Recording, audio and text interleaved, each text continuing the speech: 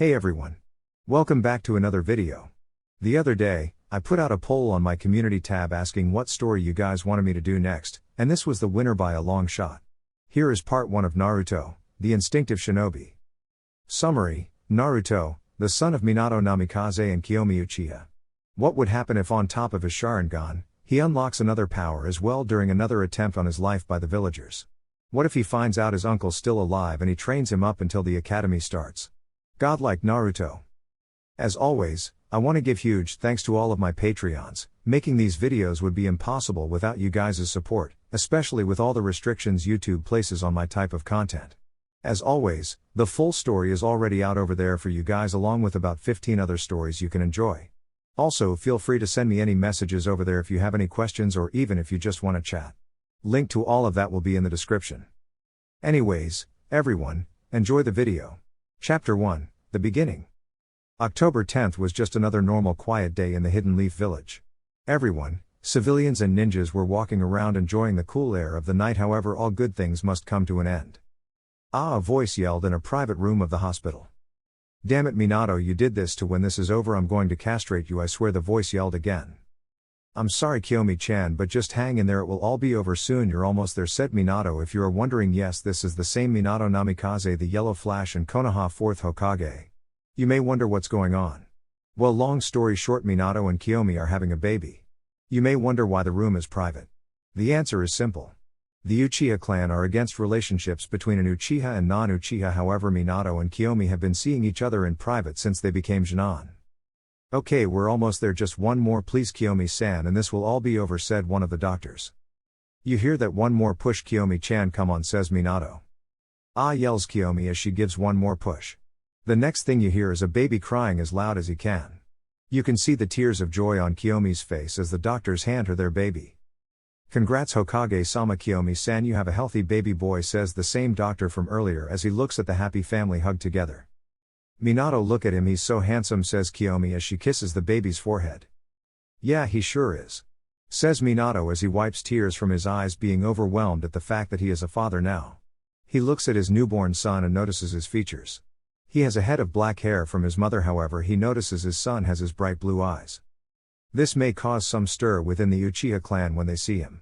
"I don't want to have to take out some of my wife's own family to protect my child," Minato says.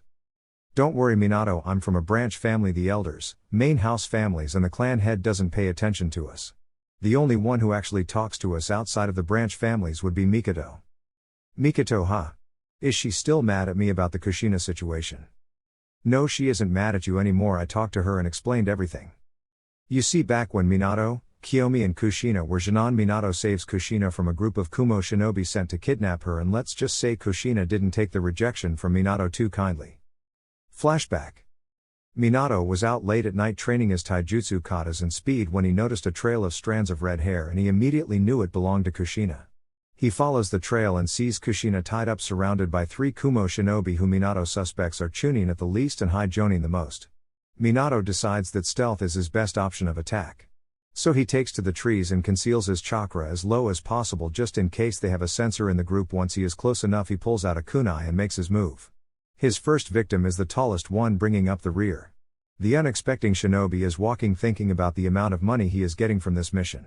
He was so in his thoughts that he didn't recognize the mop of blonde hair sneaking up on him until it was too late when he felt his throat get slit and stabbed in his temple before the assailant was gone. All the 2 shinobi in the front heard was a thud and looked back to see their leader on the ground dead. "Shit, we were followed," said one of the Kumo shinobi.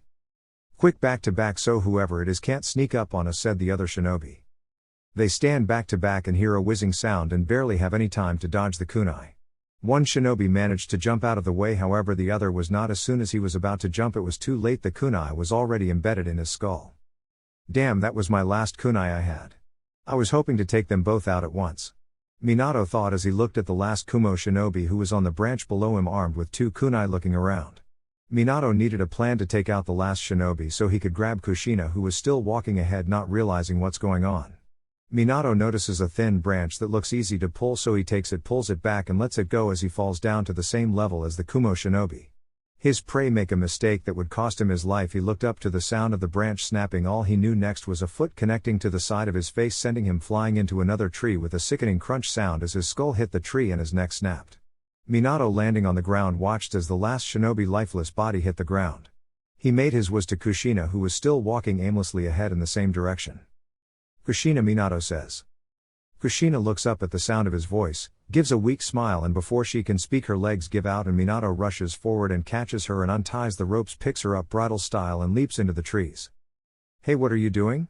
Kushina says while trying to hide her blush as she looks up at Minato and notices how handsome he looks with the moon shining on him. "I'm rescuing you. What does it look like I'm doing?" "You're hurt and can barely walk. This is the quickest way to get back to the leaf and have a doctor check you out," he says with a smile on his face. "No, I mean, why are you saving me? Everyone thinks I'm an outsider and picks on me. During the academy you never stood up for me, only stared at me with a look of pity and always looked away when I saw you staring. How did you even find me?" She replies, "I'm helping you because you are a leaf shinobi and we always stick together and help our comrades. I never stood up for you in the academy because I knew you could handle yourself against those bullies. I always stared at you because you were cool and I was hoping we could become friends one day, but you looked at me as if you wanted to hurt me as well, so I never bothered, and I found you because I seen the trail of red hair you left behind and I immediately knew it was yours." While he is talking, she is looking up at him with a slight blush on her face that he doesn't see due to him looking ahead, leaping through the trees. "Hey, Minato." "Yeah, Kushina." While he was cut off by her lips meeting his eyes are wide while she stops and has a huge blush on her face. After a moment of silence due to him getting his brain functioning again and her looking away with a nuclear blush on her face, Minato speaks. "Kushina, I'm sorry, but I can't be with you if that's what you are hoping for. I'm sorry." At this she explodes. "What do you mean you can't be with me? You were the only boy I've kissed and I love you, but you want to reject me? Are you serious?" "I'm sorry, Kushina, but I have somebody else and we've been together ever since we became Jinan. I'm sorry, but if I never met her I would be open to dating you or seeing where this goes, but for now all I can give you is friendship." Kushina, still mad, replies, "Whatever, Minato, just take me to the damn hospital." After Minato takes her to the hospital he heads home but stops at a training ground where he sees his girlfriend Kiyomi training her shuriken jutsu, and before she can start again she notices Minato, but the look on his face is a look of sadness and guilt. She asks what's wrong and he breaks down and tells her everything. She comforts him over his first 3 kills, and although she was originally mad at the kiss, it wasn't his fault and she couldn't blame Kushina since she didn't know.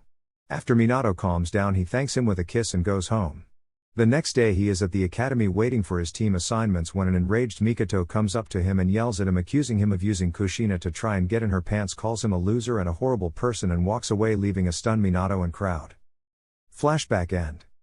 After that, Mikoto became cold to Minato and had a deep hatred towards him. Even after Minato and Kushina made up, they even became friends. Actually, they were more like brother and sister.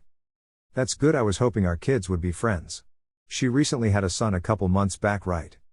"Yes, she named him Sasuke," she replies. "Well, congrats to her. We will have to." He is cut off by a loud roar. What the hell was that? A shinobi has busted through the doors he was guarding. "Hokage-sama, this is horrible. It's the Kyuubi no Kitsune." "What? How?" "Never mind, get all Jonin and Onbu on the front lines to fight. I want all Chunin and Jinan to get the civilians to the bunker. After the civilians are safe, tell the Chunin to come to the battlefield except Kakashi. He is in charge of watching the Jinan guarding the civilians. Hurry up." "Hi. Kiyomi-chan, I know Minato, go, I'll be waiting." He kisses her and disappears in a yellow flash. Battlefield. Minato is standing on his face on the Hokage monument when the Kyuubi starts gathering red and purple chakra into a ball. Minato sees this and gets out a tri-pronged kunai, going through hand signs. When he is finished, the Kyuubi launches his tailed beast bomb, but a barrier appears absorbing the attack, sending it far away into the forest. However, before Minato can breathe, a man appears behind him and tries to absorb Minato into some kind of vortex. However, Minato escapes and the man leaves to find him. Canon fight between Minato and Madara aka Obito, however they don't know it's Obito. Minato flashes back to the battlefield to face off against the Kyuubi. After going through hand seals, Minato yells out, summoning Jutsu Food Cart Destroyer. Out comes a giant reed toad named Gamabunta, who lands on top of the 9 tails. "Bunta, I need you to hold down the 9 tails while I get ready. I have a plan." "Easier said than done, Minato, but I'll try." "Minato, what's the plan? What are you doing?" asked an elderly man holding a staff known as the Professor of Shinobi and the 3rd Hokage Hiruzen Sarutobi. "I'm going to seal it away to save the village from any more destruction. I'll be back." Before Hiruzen can reply, Minato flashes away. Hospital Kiyomi room. Minato arrives at Kiyomi room to tell her his plan, and what he sees before him is heartbreaking. Kiyomi is dying while shielding her son from the ki and demonic chakra in the air from the Kyuubi. She smiles weakly at Minato with tears in her eyes, knowing she won't live after tonight. No words are said as she already knows what Minato plans to do, and he begs him to come along to be with her family one last time. Minato grabs her as she holds on to their son and flashes away to start the sealing process. Battlefield. Minato arrives back on top of Gamabunta and asks him to hold him for a little while longer so he can gather enough chakra. Once he has enough chakra, he flashes himself, his family, Gamabunta and the Kyuubi away. After they land in another part of the forest, Minato sends Gamabunta back to his summons world and faces the Kyuubi. The Kyuubi, realizing he is free, gets ready to attack when golden chains made of chakra hold him in place while creating a barrier to keep anything from leaving or entering. Kushina, Minato and Kiyomi yell seeing her condition. She is battered and has bruises all over her body with some cuts on her arms while her clothes are torn up. Minato: I was attacked by a man in a mask claiming to be Madara Uchiha. He ambushed me and ripped out the Kyuubi from the seal. I know Kushina, it's not your fault. He snuck up on you. He also fought me, but I managed to get a hit on him with my Rasengan and he retreated. Now I'm about to seal him into my son. I know it's wrong, but it's the only option. I can't reseal it into you as it would just break out again. This is the only way. Kushina smiles sadly, knowing he is right. Can I hold him, please? She asks weakly. Kiyomi smiles and hands her their son. What's his name? Kushina asks. His name is Naruto, they both reply. The Kyuubi roars as he fights against the chains, but they won't budge. Minato, seeing this, summons an altar and places Naruto on it. He begins going through hand seals to start his plan. Reaper Death Seal. Hiruzen arrives at the sealing area and recognizes those hand signs and tries to stop Minato from summoning the Shinigami, but it's of no use as he can't enter the barrier. He can only watch on as his successor and two of the best kunoichi sacrifice their lives to save the village. After Minato finishes the hand signs, a spectral of the Shinigami appears. Mortal, why have you summoned me to this world? The Shinigami asks. Shinigami: I would like to seal the Kyuubi into my son Naruto, Minato says. Very well, however, the cost of this sealing is your own soul, says the Shinigami as he begins to chant while he stabs and cuts open his stomach. After the chant is done, the Shinigami reaches out and his spectral-like hand goes through Minato as he winces from the pain. The hand then grabs hold of the Kyuubi, but for some reason the chains weaken enough and the Kyuubi lashes out at Naruto to kill him. However, Minato, Kiyomi and Kushina jump in front of the Kyuubi claw and are impaled by it. On the outside, Hiruzen can only watch in horror and sadness as all of this is happening when two Anbu appear behind him. Hokage-sama: the civilians are secure in the bunker with Jinan on watch with Kakashi Hatake on standby, says one Anbu. Good, I want you and all available Chunin and Jonin Anbu to start looking for any and all casualties while you two stay with me. Hi Hokage-sama, they reply. Both Anbu leave, however both Jonin stay behind. In the barrier, Minato and Kiyomi have just finished saying their last words to Naruto. Canon speech: just replace Kushina with Kiyomi. Meanwhile, Kushina says a few words of her own. Naruto, this is your Oba-chan. I wish we could have had more time to be together. You would be like the son I never had. I leave to you all the Uzumaki sealing items. It's all I have left in life. Something tells me with you being the son of Minato you will be interested in Fuinjutsu. She pauses to cough, but blood comes out. I know how the life of a Jinchuriki is. It will be hard, but you can't let the hate and anger of the Baijuu take over. You must counter it by love and happiness. So please, no matter what happens, do not go down a dark path in life. I love you. I wish you the best in life. She finishes with tears coming down her face. Minato looks on, sad that neither will be allowed to live to raise his son, but trusts the Sandaime to look after him. He smiles as he says his finals word. Seal: the Kyuubi roars one last time as he is sealed inside Naruto. After the seal is complete, the Shinigami removes his hand from Minato while removing his soul. At the same time, Kushina and Kiyomi both fall to the ground on their last breath. The barrier drops and Hiruzen and the two Jonin with him come rushing in. Kiyomi: Kushina, hang in there. I have medical help on the way. It's no use, Hokage-sama, we're done here, it's time for us to move on. Kiyomi says his name is Naruto. She says, motioning to her baby boy, I want you to give him Kushina, last name of Uzumaki. I don't want him to be used as a weapon for the Uchiha clan if he awakens the Sharingan, and he can't take Minato last name due to Iwa being willing to do anything to kill him or his legacy. Wait until he is a Chunin or Jonin to tell him about us. Unless he awakens his Sharingan, you can tell him about me, but you must not tell him about his father until he is Chunin or Jonin or when you deem him worthy of knowing. I left him all my notes on my taijutsu style. If he is like me, he won't be really good at the Uchiha style of taijutsu even with the Sharingan. She reaches in her robes and pulls out a scroll. This is for him. For me, I want you to give this to him after you tell him about me. Minato has one as well, but it is sealed in your office with a blood seal only able to be opened by Naruto. Please take care of him, Hiruzen, that's all I ask, please. I love you, Naruto. She kisses her son one last time before she takes her last breath. Hiruzen looks down in sadness with tears in his eyes. He looks over at Kushina and sees that she is no longer breathing but has a scroll in her hand and assumes it's for Naruto, so he takes it and puts it away. As that happens, the Jonin appear and help him with the bodies, looking down in sadness and hatred at the bodies of the Hokage and two of the most powerful kunoichi from the Leaf Village and the newly born Jinchuriki who they wish they could kill. Hiruzen, seeing the hatred in their eyes, can only sigh as he knows he would have to retake the mantle of Hokage to protect Naruto. They collect the bodies and leave to deal with the backlash of the attack. Chapter 2, Friends, Food and a New House. Kill the demon. Why would you bring that thing in here? Let's burn it alive. Throw it in the forest of death to be eaten. These were some of the things being said by the civilian council. You may wonder why. Well, Hiruzen Sarutobi just announced to the council about Naruto being a Jinchuriki, and as you can see, things did not go so well. Having enough of the bickering and screeching of the civilian council, he lets out an enormous amount of ki which causes everybody to be quiet and stare at him scared. While the civilian side of the council is scared, the shinobi side and's clan heads are smirking or openly laughing except for two who have stoic looks on their faces, these two being none other than Fugaku Uchiha, the head of the Uchiha clan, and Hiashi Hyuga, head of the Hyuga clan.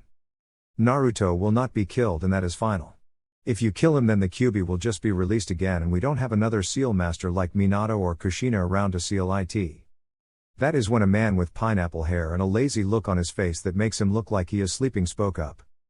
Hokage-sama, not that I am against Naruto, but we still have Jiraiya as our final remaining seal master. Says Shikaku, head of the Nara clan. Yes, we do have Jiraiya, however, as great as he was at seal something like sealing a tailed beast as powerful as the Kyuubi, at best he would be able to suppress it with another seal should it try to break out. Compared to Minato and Kushina, Jiraiya was an amateur in sealing despite him being a seal master. He hasn't mastered the Uzumaki level of sealing like Kushina has, and Minato was well on his way to mastering them before he perished. Hiruzen responded. Suddenly a man with bandages over his right eye, short shaggy dark brownish hair with a scar on his chin, speaks up. Hiruzen, what has happened to the Uzumaki Fuinjutsu scroll? If you would like, I can hold on to them for safekeeping for you and keep them out of the wrong hands. He says while barely hiding his hunger for knowledge. That is a question I cannot answer. Danzo, for Kushina was the only person who knew where they were and what would happen to them should she die. Hiruzen calmly replied to the now named Danzo, who had to hide his frustration at not being able to get his hands on something so powerful. Hiruzen, however, had a good idea where all the Uzumaki Fuinjutsu notes and scrolls were, and it might have something to do with the scroll he found in Kushina's hand. Getting over his anger while hiding it rather well, Danzo makes a suggestion. Very well, however, this brings up the question of the Jinchuriki. If you want, you may hand him over to me and I can give him the proper training and conditioning to use his powers, make him a powerful tool. He was cut off by Hiruzen. No, Danzo, you will not be getting Naruto to turn him into a mindless weapon to use at your own disposal. Now with the passing of Minato, I will be taking over as Hokage once again, starting now. He says there were no objections except from Danzo and the two elders, but he ignored them. Now the status of Naruto being a Jinchuriki is now a S-class secret and nobody will speak on it. No one of his generation shall know about it, nor will any harm be done to the boy. Minato wants him to be seen as a normal boy and not the beast he contains. The punishment of revealing this is death. Do I make myself clear? He yells out the final part, adding ki to get his point across. Everybody nodded. However, the civilian council and elders have already begun plotting ways to harm the Jinchuriki or break him mentally to become a weapon for the village. Now on to the casualties and repairs we need to make for the village. He say while on the inside he is thinking, I'm too old for this shit. 4 years later. And stay out, demon, yelled a lady who looked to be in her mid-30s. That was what he has been called since he can talk and understand what people were saying. Why they called him this he didn't know and nobody would tell him. He had no friends in the orphanage except a girl with 2 buns in her head. However, she was adopted a little over a year ago, so he was alone now. He knew his name only because of an old man he liked to call his. Gigi always reminded him of his name and showed him kindness. This man was the 3rd Hokage and the only other person in the village to treat Naruto with respect and showed him love. Now, however, little Naruto is walking through the village late at night, hungry and tired. When he smells something lovely, he follows the scent and finds a small little restaurant called Akirakas. However, Naruto, having been treated bad by all adults, he sees, turns and walks away until he bumps into an older man with a chef hat on his head. The man looks down at Naruto and smiles sadly. He knows who Naruto is and who his parents were because they were close friends. Hey young man, I'm Tucci. Are you hungry? You look like you could use some food. He says as he introduces himself, but couldn't help but be angered by how frail Naruto is, so he offers some food. I would, but I don't have any money, mister. I'll be fine. I always go a week without eating food at the orphanage, sometimes two, so we'll be okay for a couple of days. Naruto responds in a small yet shy voice. Now Tucci was pissed. How dare those idiots at that orphanage treat Minato's son like that? Wait until Hokage-sama find out about this. He thought to himself. However, he cleared those thoughts away as he looked back at Naruto. Nonsense, come on, it's on the house. I couldn't charge you even if I wanted to. He says and grabs Naruto by the hand and leads him into his shop.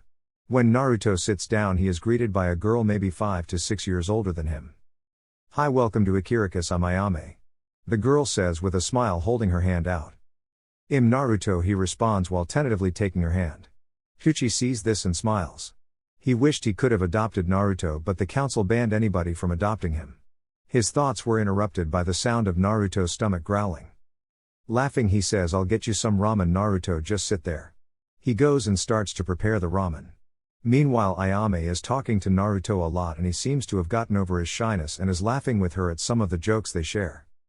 So Naruto, what is your dream for you when you get older? Ayame asks. I want to be Hokage and maybe start a family with a girl I love. I don't want to marry anybody I don't love or have a lot of women. It's not really my style. He says, which is weird for a 4-year-old to say. Naruto, how do you know about love and marriage? She asks. Well, I couldn't get any kid books at the orphanage so I could learn how to read, so I seen some orange book with a man and women on the cover of the book and started reading it. I didn't understand some of the workouts, but they sounded interesting to try out, I guess because in the book the man and women were sweating and breathing hard after they were done, but I got uninterested when he started working out with 10 women at one time. Like, how can he do that? It's not possible. He says while Ayame is blushing up a storm at Naruto for reading a porno, but he didn't know. Meanwhile, Tucci was finished with the ramen for Naruto and had a tray with 3 large bowls on it. If he is like his parents, this won't even be enough to fill him. He thought as he remembered his best customers spending a fortune on ramen. However, he pauses when he hears Ayame ask Naruto what his dream was and couldn't help but cry, as those were the same words Minato said when he became a Jonin.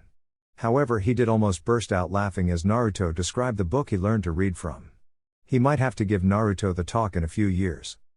Alright, 3 large bowls of miso ramen. Naruto on the house, eat up. Tucci says as he comes out the back with a tray of ramen bowls. Naruto is intoxicated by the smell and couldn't help but drool at the food in front of him.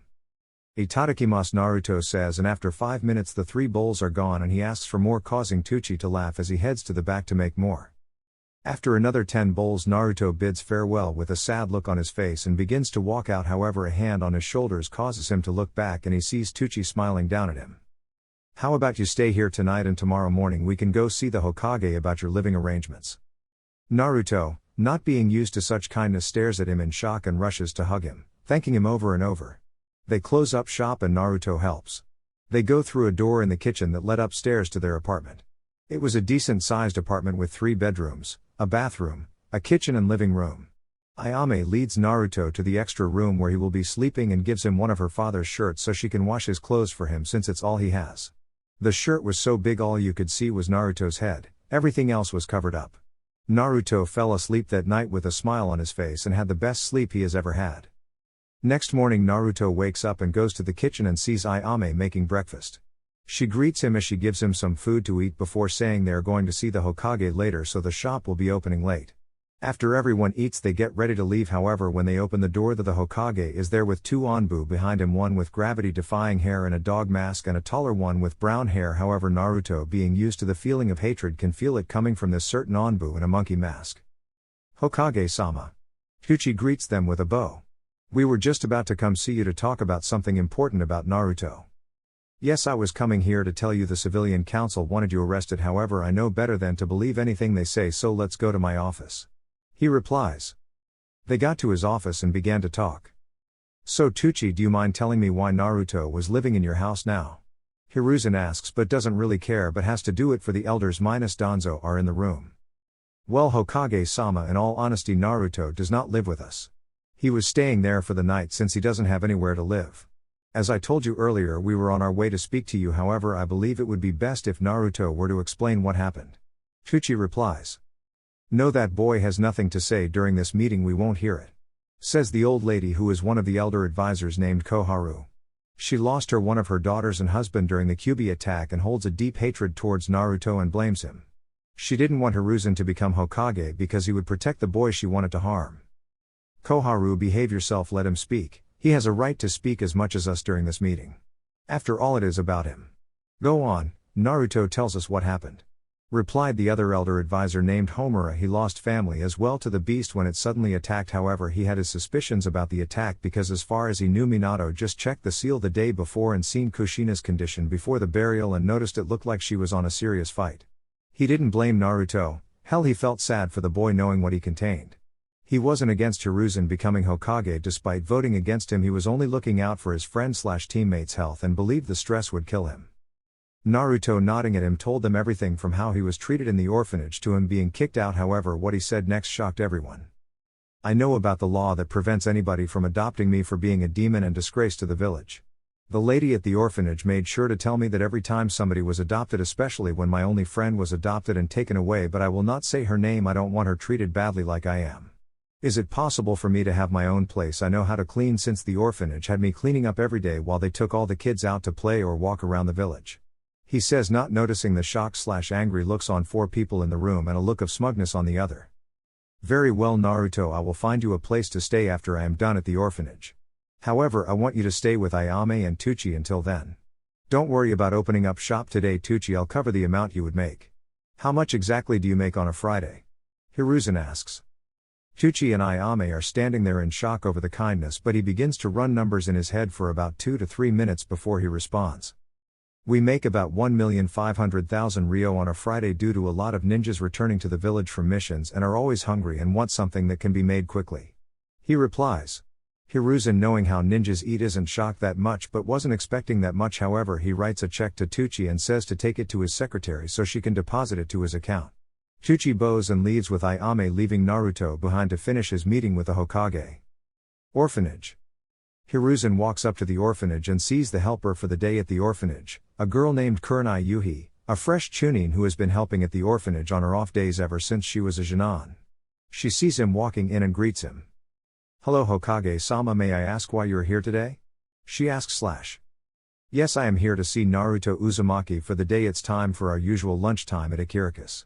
He says, but it's a lie since Naruto just met them yesterday. While inwardly seeing how she would react to his name, knowing she lost the only remaining family during the Kyuubi attack when he went to the front lines to hold the beast off. She later found him dead under rubble during the cleanup, and it took a lot for her to get back into training.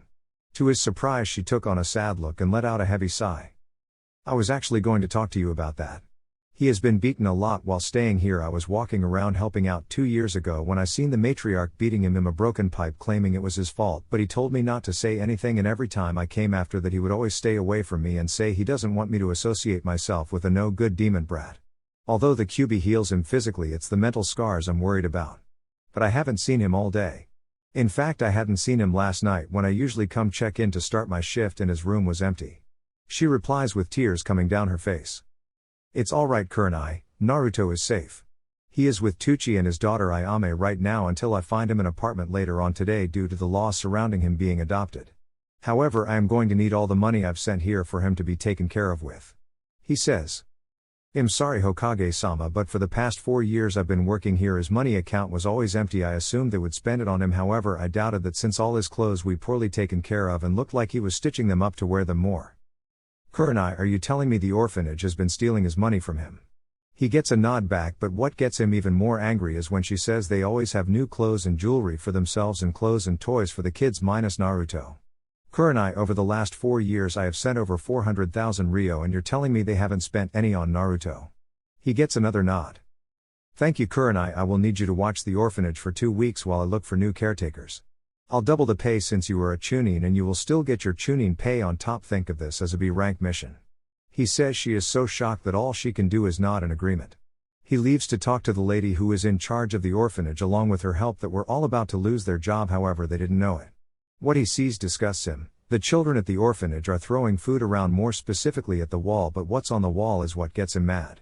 On the wall is a picture of Naruto that looks to be taken right after he was beaten with the words demon on it, and somebody drew 9 tails behind him, most likely one of the adults who are sitting in a chair laughing about getting rid of the demon child while counting money. He walks up to them slowly before speaking. "Good afternoon, ladies, how are you today?" he says with a fake smile, scaring them in the process. "GG, good afternoon Hokage-sama, how may I help you?" she replies while inwardly scared because she knows why he is there after looking at the clock. "Oh, I'm just here for Naruto. It's time for our daily walk that we do. I figured I would take him to get some lunch, anything that gets me away from my paperwork." He says while this was true he wanted to get away from paperwork, he was still setting them up. "I'm sure you are Hokage-sama, paperwork is indeed troublesome, always having to make every single thing is accurate and on point," she says while laughing, not realizing she fell for his trap. "So do you mind if I go up and get him now? I'm sure he is getting impatient," he says. "No, that's okay Hokage-sama, we can go grab him," she says as her and the rest of the helpers rush up to Naruto's room. "What are we gonna do? He is here for the demon brat and we kicked him out last night," says the lady from the front desk. After a while one speaks up. "I have an idea, he gets the demon brat and we keep our jobs," she says, then explains the plan and they all grin. After a while they all return with Naruto and they start along with the plan. Everything was going good and fine until Hiruzen asked a question. "Naruto, are you ready to head out and grab some lunch at a ramen stand that I'm sure you'll love?" he says with a smile. Naruto responds in a tone too happy to be him, and that's when they fall into his trap. Hiruzen snaps his fingers and suddenly 4 Anbu appear and release the henged orphanage worker who was a former ninja. "Now did you really think I would fall for a simple henge? I know Naruto isn't here and I know you have been stealing his money that I've been sending for his care. Now Anbu, take them to the tea department, I want to know everything they've done to Naruto and how much money they have stolen." He turns to Kurenai and smiles at her. "Kurenai, I will be sending some help for you over the next 2 weeks until I replace the workers and head of the orphanage. After that I have a request that has come into my office that I think you would like."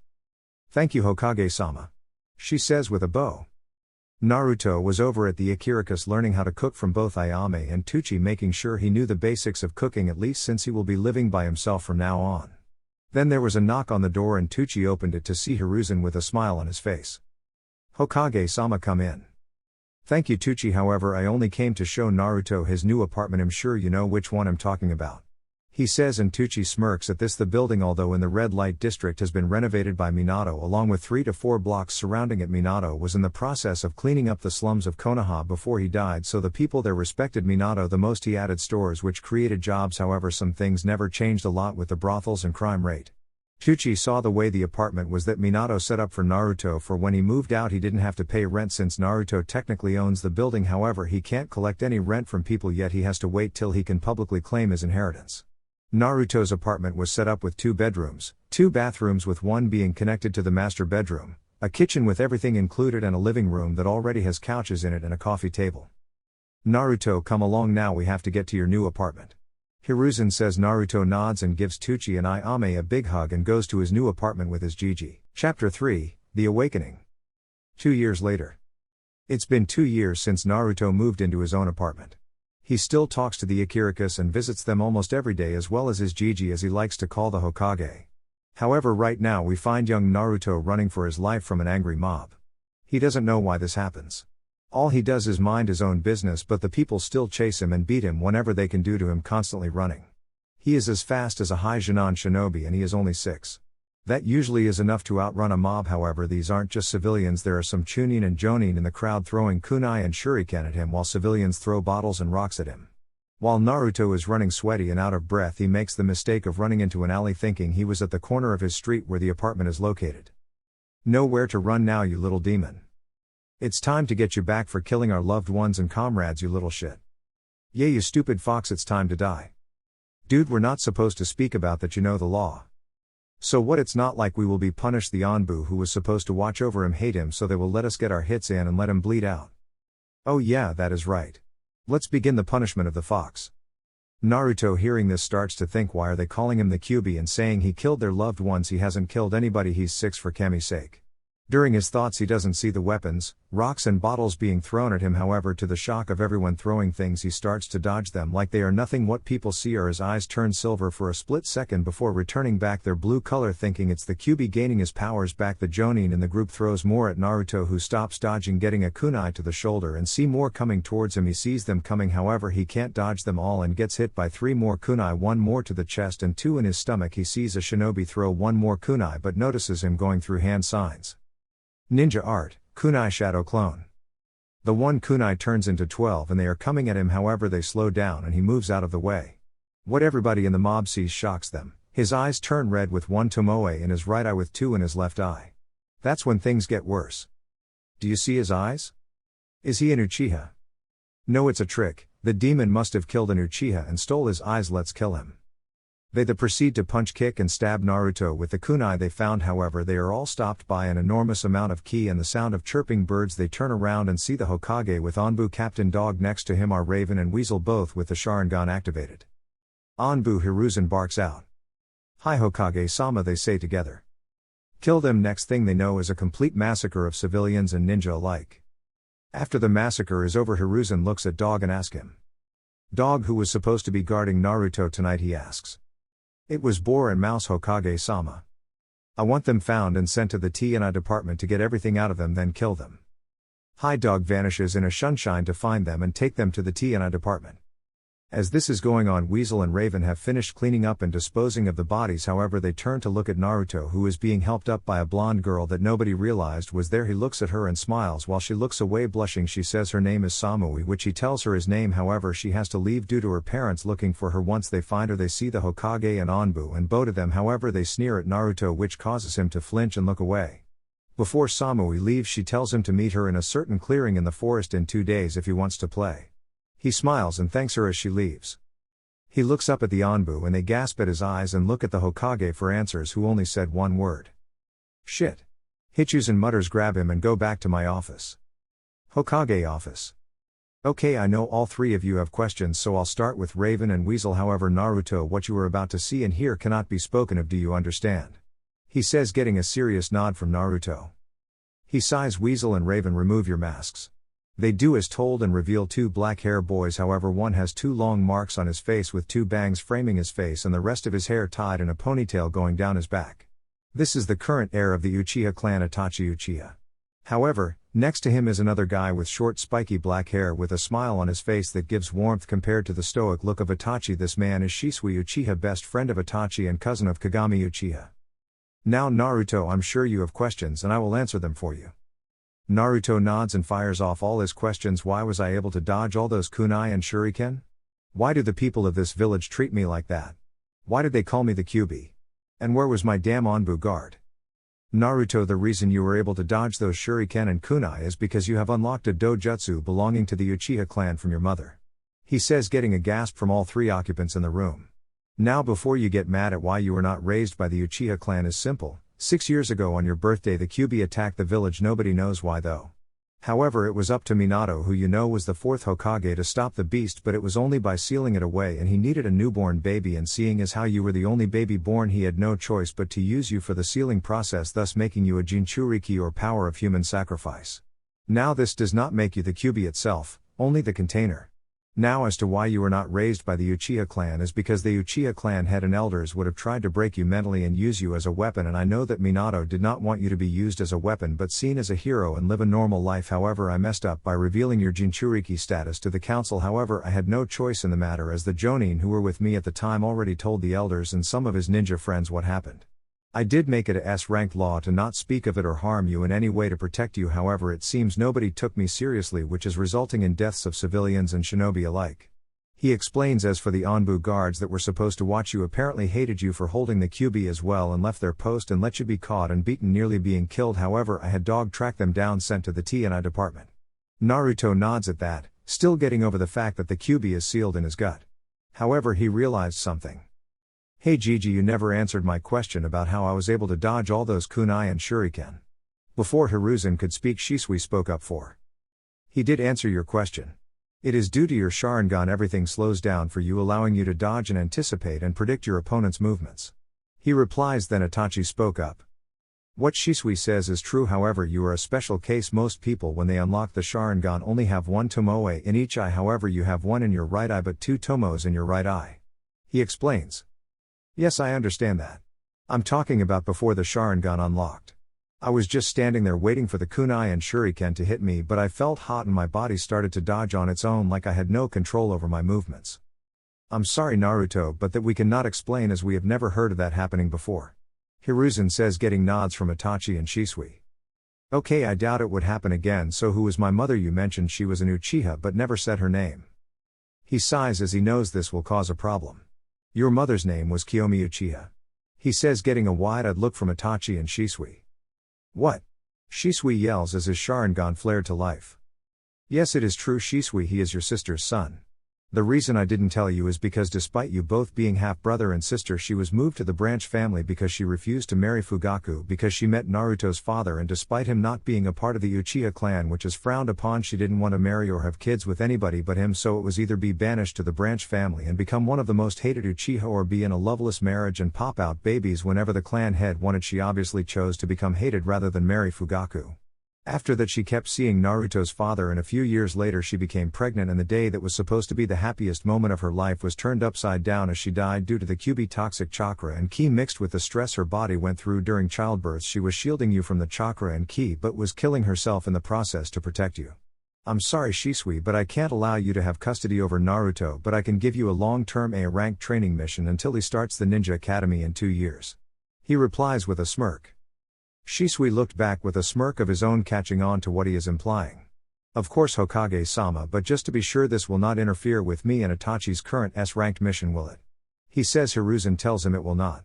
However, Naruto has a couple questions. Hang on Gigi. I have 2 questions. Number 1, what will he be teaching me? He asks with a smile on his face. That will be up to Shisui, however you can sort that out when you guys see me next week to iron out the details. Now what was your second question? He asks, and he was not ready for it. I didn't know you read those orange books too, they must be really popular, he said, pointing to the orange book that fell on the floor from his robe. Hiruzen had just stood there in shock and was curious as well. Naruto, where did you read this book at? He asks, hoping Kakashi didn't give one to him. Oh, those were the only books I was able to find and read at the orphanage. Somehow when I wanted to read, all the kid books would be missing. So I found those and taught myself how to read. He replies innocently. Okay Naruto, just don't read them anymore. Okay Gigi, but I have another question. What's a pussy and why would a guy want to pound it hard and fast? He asked innocently. The result of the question was 3 men falling to the ground, having no choice but to give him the talk now. After a long and embarrassing talk with Itachi, Shisui and his Gigi, Naruto went home and went to sleep. 2 days later Naruto is in the forest around the village looking for the girl Samui. He finds her sitting by a river and they play tag, hide and seek, and Naruto has to save her from invisible ninjas, promising to play again. They play some more throughout the week and even bought a yin and yang necklace with each other's name on the back. Samui has the yin symbol but with Naruto's name on it, while Naruto has the yang symbol with Samui's name on the back. They even went as far as to be each other's first kiss, which had them both blushing up a storm and sit in awkward silence, unaware of the blank-masked Anbu that had been watching them, that left and reported to his master, who told Samui's father, and the next day she was told Naruto had been killed by a rogue ninja and they were moving to Kumo. After that day Samui never showed any emotion towards anybody but still wore the necklace she had with Naruto. A couple days later Naruto is in the Hokage's office. He was down these past couple of days not seeing Samui. He still wore the necklace but kept it tucked in so nobody would see it. Naruto, it's good to see you now. All we need is for Shisui to arrive. No sooner than he said that did Shisui appear via Sunshine. Now Shisui, since you are here, the details of this mission are simple. You are to train Naruto as much as possible for the next 2 years until he starts the academy, because I fear that the teachers will try to sabotage him and teach him wrong. He says. Hi Hokage-sama. Shisui replies. Now Naruto, this scroll is from your mother. It has her taijutsu style she used because she was no good at the Uchiha style. Shisui laughs at this because he remembers his sister when he was younger watching her struggle with the Uchiha interpreter fist. Anyway, she left this for you along with her ninjutsu she created.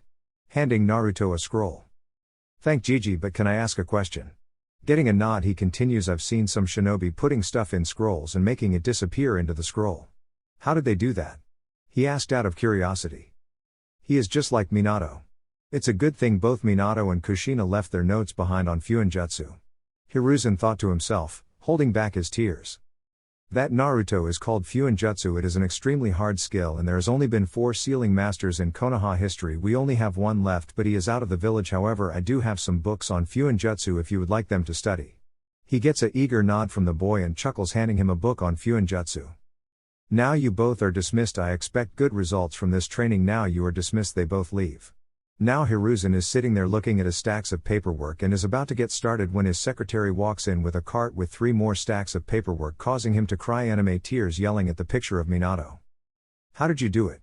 Causing his secretary to walk out with a sweat drop. In the training field, Shisui is sitting with Naruto going over what he will teach him. Okay Naruto, first things first, I'm going to teach you how to unlock your chakra. After that we will be working on your taijutsu, ninjutsu, shuriken jutsu and genjutsu. I'll leave the Fuinjutsu to you since I know nothing about it. Finally we will work on upgrading your Sharingan to its mature state. It becomes mature when you have 3 tomoe in each eye like I do. As he turns on his Sharingan. Now I want you to sit in a lotus position and try to unlock your chakra. You've only unlocked a small amount due to the Sharingan activating, however it isn't completely unlocked. Try to remember what you felt in your eyes when the Sharingan activated and pull it to the surface, you understand? He gets a nod from Naruto and lets him begin. After about 3 hours, Shisui was about to call it quits for the day, however he felt something coming from Naruto. Inside Naruto mind. He was trying to search for his chakra when he wound up in a sewer-looking area with pipes leading in 2 different directions. He feels hated coming from his left, so he goes the opposite way to his chakra, and instead of finding a small amount he sees quite a lot and pulls it, and all of a sudden he was fading from his mindscape. Outside his mind. Shisui is walking to Naruto when all of a sudden chakra starts to flow from him and it hits a certain point before stopping. Naruto opens his eyes to see Shisui staring at him with a smile on his face, but inwardly he is freaking out. Geez, he already has as much chakra as a mid-chunin. I need to teach him chakra control ASAP. He thought before he could speak. Naruto said something first. Shisui, I thought we were here alone. Getting a confused look from Shisui. What do you mean we are alone? He says. Naruto only looks over the shoulder of Shisui and nods his head slightly. Shisui, understanding, asks how many. Naruto holds up one finger. Shisui, getting the hint, sunshine in front of the person in the trees, which happens to be a blank masked Anbu with Ni written on it. Before the Anbu can react, Shisui puts his tanto through his chest, killing him, but takes the mask for evidence. He teleports in front of Naruto and tells him they're going to the Hokage's office. They get there to see Hiruzen reading his orange book while giggling perversely with blood coming out of his nose. Naruto gets an idea. He walks slowly behind him, looks over his shoulder and yells, "Hey Urogigi," causing the professor of Shinobi to jump up and land at his desk in a battle stance with a serious look on his face. However, he feels a hit to his pride as he sees Naruto and Shisui laughing on the floor with tears in their eyes. He sighs, gets off his desk, clears his throat and asks what they need, trying to save himself from further embarrassment. "We have a problem, Hokage-sama," Shisui says with a serious voice, causing Hiruzen to go into what Naruto calls Hokage mode. "What problem?" he asks in a serious voice. All Shisui does is pull out the mask of the Anbu he killed. Hiruzen gets pissed and Naruto asks what that mask means, and they tell them about a secret Anbu division that was around during the Third Shinobi War who were trained as emotionless shinobi who would go out and take the most dangerous missions and would complete them, no questions asked. Who would do such a thing to their own shinobi? Taking away is not right and makes them basically mindless drones, or better yet monsters who could possibly turn on their own comrades. Naruto says angrily as his Sharingan turns on but quickly turns off before anybody can notice. Hiruzen answered this question. His name is Danzo and he is cold and ruthless. He claims all he does is for the good of the village, but in reality it's for himself. He wants to be Hokage and tried to kill me once, but I couldn't put it on him due to him being able to use his evidence as if it never happened. This is what he looks like. Hiruzen shows him a picture of Danzo. Naruto, seeing him, gains a wide-eyed look on his face. I've seen him at the orphanage a lot.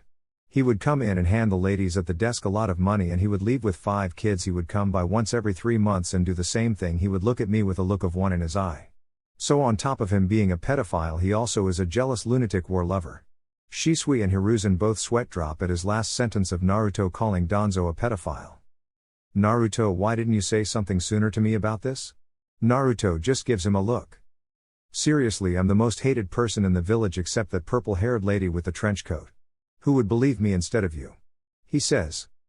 Hiruzen nods at this. Nobody would believe a child about this, let alone the demon brat. He sighs and says he will deal with Danzo in due time. In the meantime, you can use the Hokage's personal training ground around behind the Hokage monument. I'll key in your chakra signatures. Minato put a seal back there that keeps any chakra from getting out and another so you can't see anything from the outside, only from the inside. Getting a star-eyed look from Naruto saying how cool the Yondaime was. Hiruzen chuckles at this and leads them to the Hokage training ground after keying in their chakra signatures so they can just walk through the shield with no problem. They all leave Shisui to continue his S-ranked mission with Itachi and Naruto to go spend some time with the Ikirakas before going home to get started on his Fuinjutsu. Chapter 4, Meeting the Fox. It's been 6 months since Naruto has been training with Shisui and has been working on his chakra control and Fuinjutsu. So far Naruto knows leaf balancing. He can do that with multiple leaves, senbone balancing, tree walking and water walking. Now he is trying to combine the leaf and tree walking exercise. He does this because he and Shisui estimated by the time he graduated he could have as much chakra as an elite Jonin or Anbu, so due to his reserves constantly growing. Dang, Naruto mumbles under his breath as the leaves fall off his body again while walking up the tree. Shisui, seeing this, just chuckles slightly. He's upset that he can't get the leaves to stick to his body while tree walking, while most Chunin wouldn't even try this. He will be a splendid ninja. He thought. He then clapped his hands, getting Naruto's attention. Okay Naruto, it's been 6 months and you have low Chunin control over your chakra, which is good since you have mid Chunin reserves. However, due to the seal your reserves will start growing faster the harder you train. Now I want to know how far along you've come in your Fuinjutsu. He asks. Oh, that it's really easy. I'm already at level 3, so I can make storage scrolls, explosive tags, security tags, and my personal favorite, a tag that shoots out paint and feathers at anybody who activates it. He proudly says, getting a sweat drop from Shisui. Seriously, the hardest area to study in ninja training, and he makes a pranking seal as if it was nothing. I know he would be good, but not this good so fast, sheesh. Okay, I'm not going to ask about that last one. Getting a sheepish grin from Naruto. Now we will begin working on your taijutsu with and without the Sharingan, so you can get used to fighting with and without it. You never want to become too reliant on your eyes. Now let's begin. He says with an evil grin, scaring Naruto, who barely dodged the punch. You have good reflexes, that's good. Now get out the taijutsu scroll your mother left behind for you. I can tell by the way your body moves. The Uchiha style would not fit you. It's all about anticipation and you don't need to be very fast to use it since it relies on the Sharingan. He explains, getting a nod and return from Naruto, who gets out the scroll of the taijutsu style she uses. Kame style was written on the scroll. It was about endurance and strength. However, Naruto would have to make some minor adjustments to adapt to it so he would be able to use it along with his speed without losing the strength, but it was perfect for him since he could use it with and without the Sharingan. 3 months later. The past 3 months could be described as hell or fun depending on who you are. For Naruto it was torture, but if asked Shisui, life couldn't have been better. He introduced Naruto into a training regime that would leave him battered and bruised at the end of the day. In the last 3 months his taijutsu reached academy level, which is ahead of most kids going to the ninja academy except for some clan heirs. Speaking of clan heirs, he met some of them. Shikamaru and Choji, they hit it off. Naruto and Shikamaru would play shogi sometimes, or sometimes just lay down and watch the clouds, and Naruto found out how relaxing it can be and made it a habit to watch the clouds after a training session of it ended early. Choji on the other hand was more interested in eating all the time, having challenged Naruto to multiple ramen eating contests that would put grown men to shame. Naruto leads the series 11-10. Naruto met some more as well, and he met Hinata Hyuga, who was shy and had confidence issues. Kiba Inuzuka, who was brash and kind of rubbed Naruto the wrong way, but he was a good guy. He met Shino, who he thought was weird at first but learned that his clan is really antisocial and only speak when needed. He also found out about the insects and how the Aburame clan used them to Naruto, fascinated by this. He met Ino Yamanaka, who Naruto wasn't really a fan of. She was always trying to boss somebody around and yelling about something. It was annoying, but her blonde hair reminded him of his first and only best friend Samui, who he hasn't seen in a long time and always gets sad thinking about her. Then he met Sakura Haruno, a civilian from a merchant family. He recognizes her pink hair from an older lady who would always lead the mobs when they would chase him and beat him before he started training and got his new apartment. Last but not least, he sort of met Sasuke Uchiha, who he later found out from Shisui was Itachi's younger brother. He stumbled upon Sasuke watching him practice a jutsu he could never get right and would see his father walk away when he couldn't perfect it.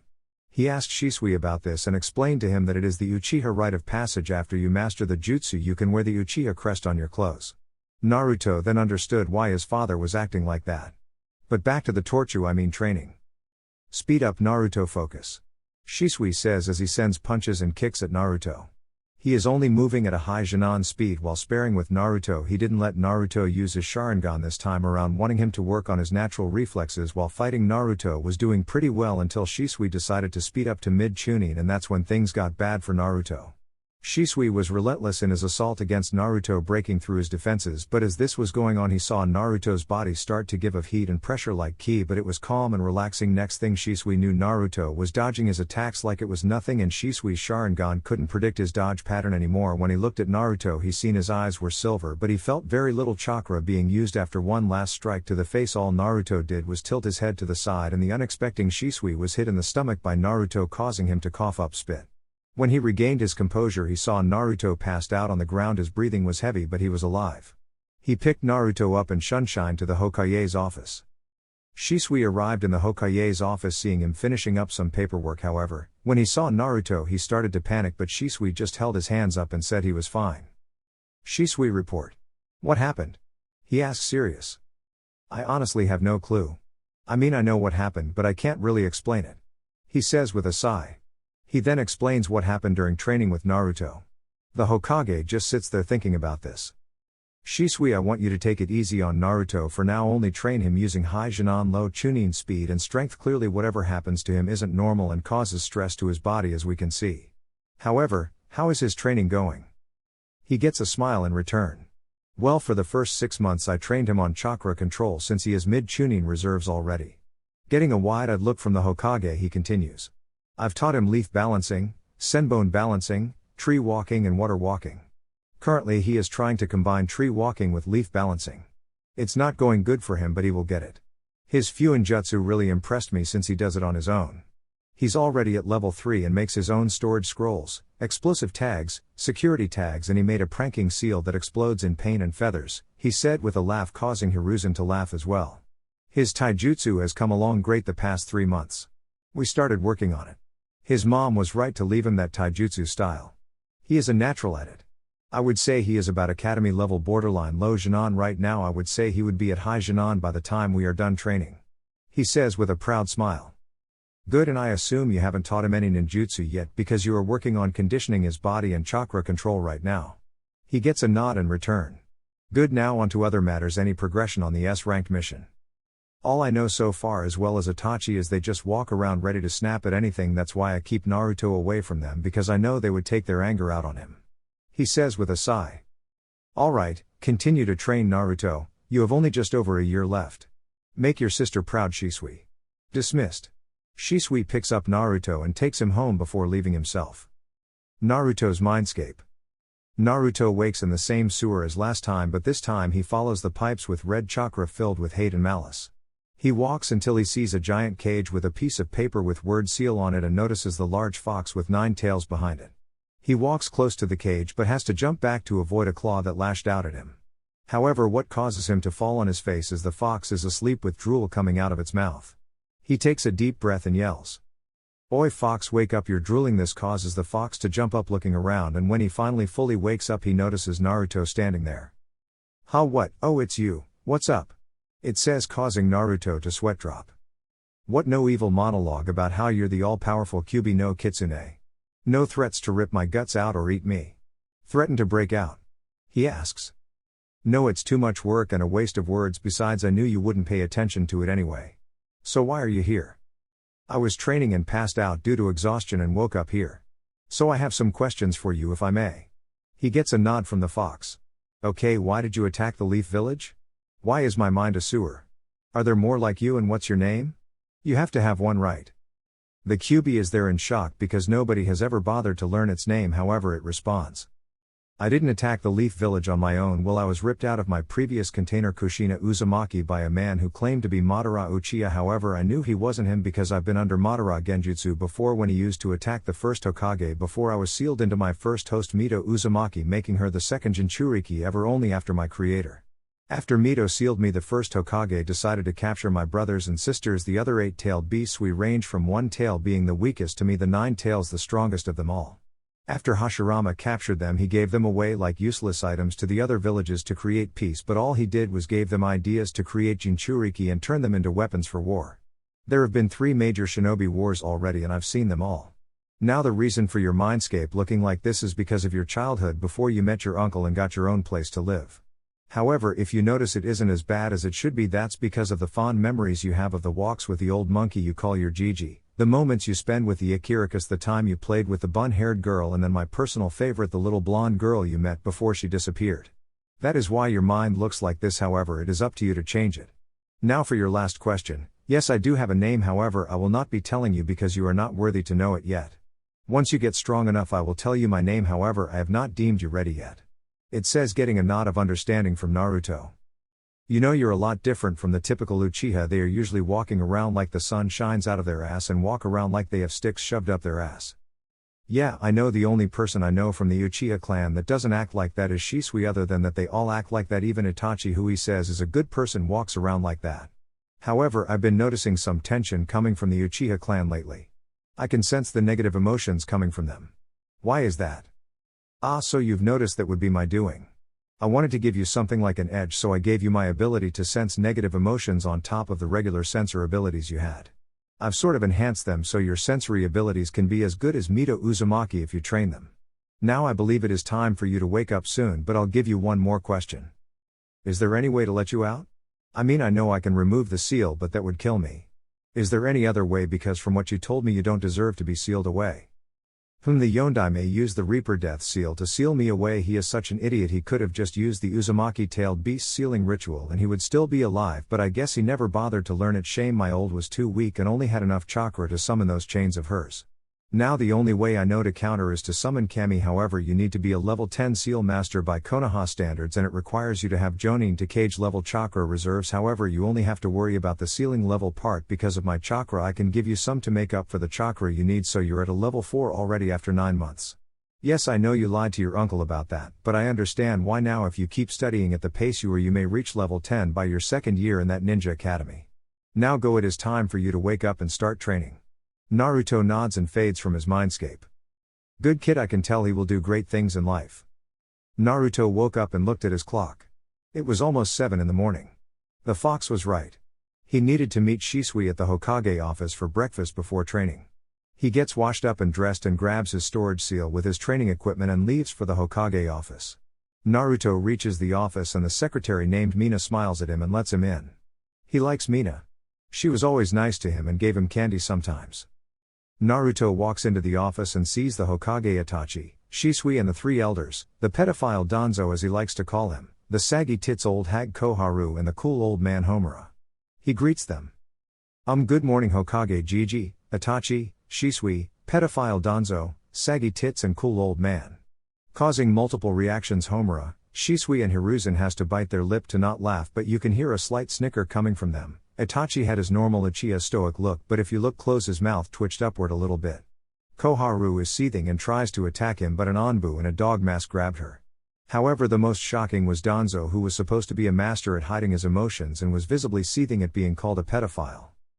Naruto, you should show more respect to Danzo and Koharu. They are elders of the village and should be treated as such, Hiruzen said in a false scolding tone. Everybody but Homura and Shisui believed, but to their shock Naruto wasn't even paying attention. He was reading the Hokage's orange book. When he looked up he saw everybody staring at him, so what he did next nobody expected. Did you say something? He says innocently. The Hokage drops his head on his desk. Shisui openly starts laughing. Itachi as well. Itachi. The 3 elders I twitch in annoyance at having another Kakashi possibly, and a certain dog-masked Anbu sneezed, causing everyone to look at him. Okay, you all are dismissed. We can finish this meeting at a later date. Everyone leaves to go their separate ways. However, Shisui comes back to have breakfast and start training. Naruto's sensor abilities go off when somebody else enters the room and is masking their presence like the Anbu, but he can still sense them. Hokage-sama, how many guards do you have in your room? He asks quietly, shocking Hiruzen because he only calls him this when it's a serious matter. I have 3. Why? He asks. Instead of answering, Naruto grabs a piece of paper and writes on it, bookshelf closest to your desk on the left. Another person is there. Hiruzen reads this and signals the cheetah masked Anbu to get the intruder, and it's a blank mask Anbu with knee on it. He knocks him out and Hiruzen orders for him to go to the tea, but Naruto speaks up. It's a waste of time to send him there. Gigi, look at his tongue, he has a seal on it which I'm guessing prevents him from talking. Making Hiruzen sigh and just had him killed. Naruto, how did you know he was there? Shisui asks. Hiruzen nods. Did you guys forget I'm a censor? He asks with a deadpan voice and they smack their head with their hands. Speaking of sensors, I talked to the Nine Tails and he gave me his negative emotion sensing abilities as well as the reason for attacking the village.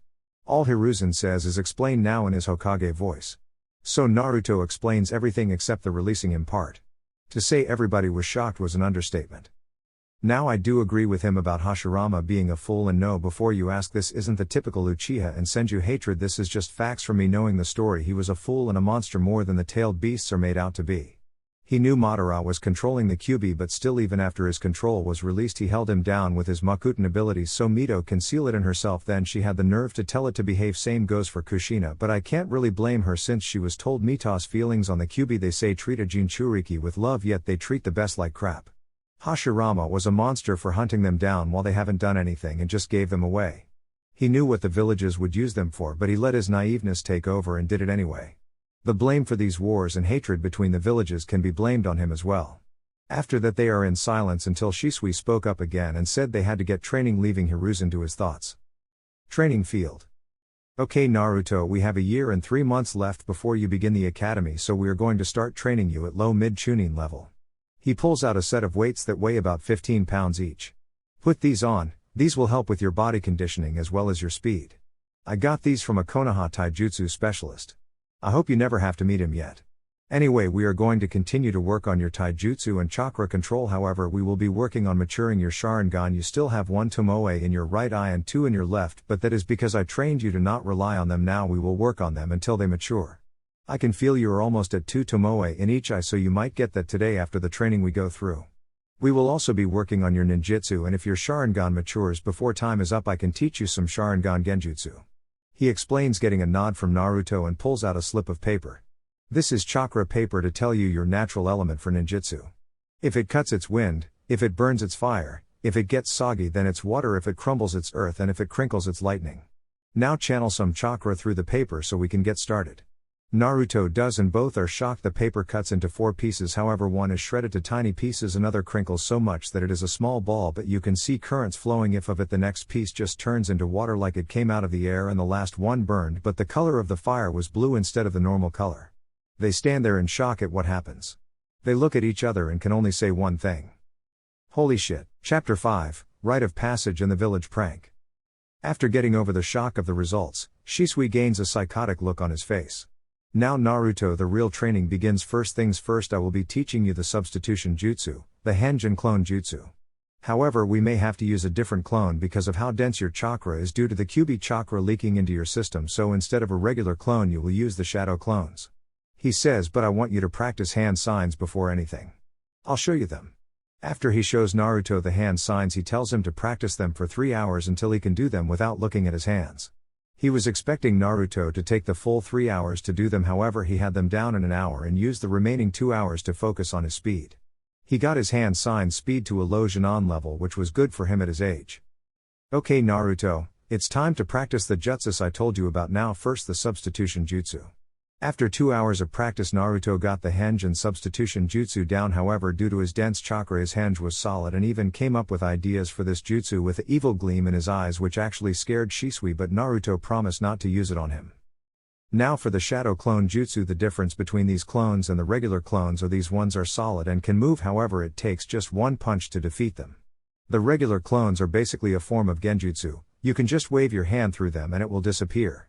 Now let's get started on the shadow clone jutsu. He demonstrated the hand signs to Naruto and told him to practice. He was in for a shock when it took Naruto only 30 minutes to get the jutsu down. Naruto, it's been 5 hours, so go have lunch and meet me back here at 2 o'clock. Shisui says. Naruto hurried over to his favorite ramen stand where he sees Choji and Shikamaru eating. Choji, Shikamaru, how's it going guys? It's going good Naruto, I can eat food and take a nap here without my mom yelling and nagging me like does at home. Shikamaru replies while muttering troublesome mothers, getting a laugh from Naruto. Choji, what about you, anything new? Naruto asks. No, not really, I've just been hanging out with Shikamaru, Choji said. You guys have been hiding from Ino, haven't you? He asks. Choji replies, no, we invited her but she and her mother are hanging out with Sakura and her mother today. I see, well I'm hungry. Hey Ayame, hey old man Tucci, can I get 5 bowls of miso ramen with extra toppings? He asks. Sure thing Naruto, coming right up. Tucci replies as Ayame finishes taking his order. However, Tucci goes to make the food as Ayame is running the register today, so she stays back but goes around the counter to give little brother figure a big hug. So Naruto, how've you been? We haven't really been seeing you around as much as usual. Nothing much Ayame, I've just been hanging out looking at the clouds and reading some books.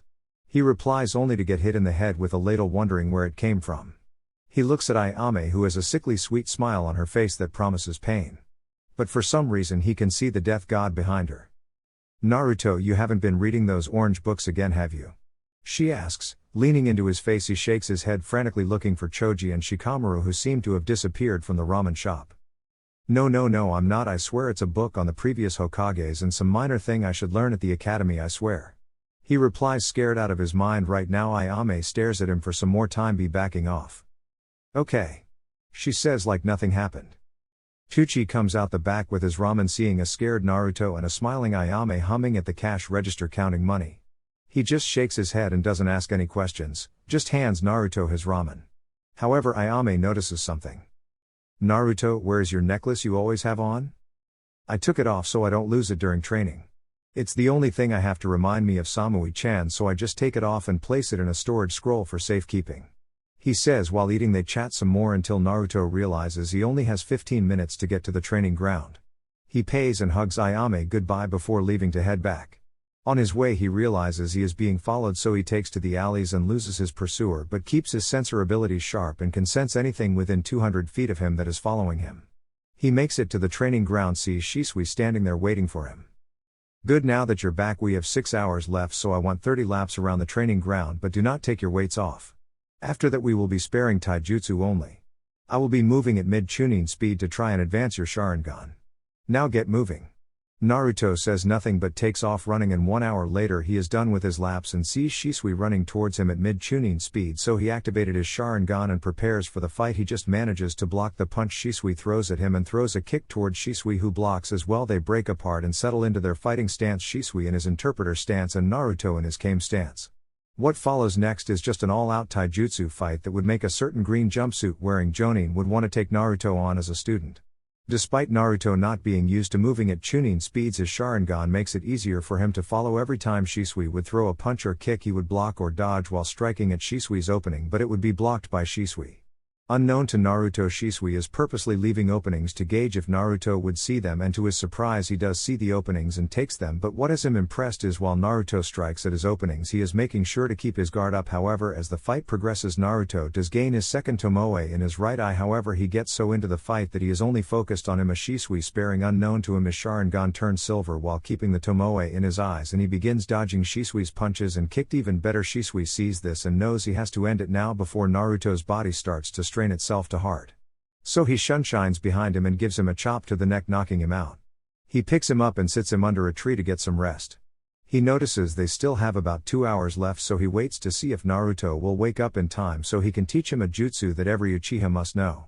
To his surprise, Naruto wakes up only an hour late and realizes his bruises are gone. Must be the fox's healing ability, he thought.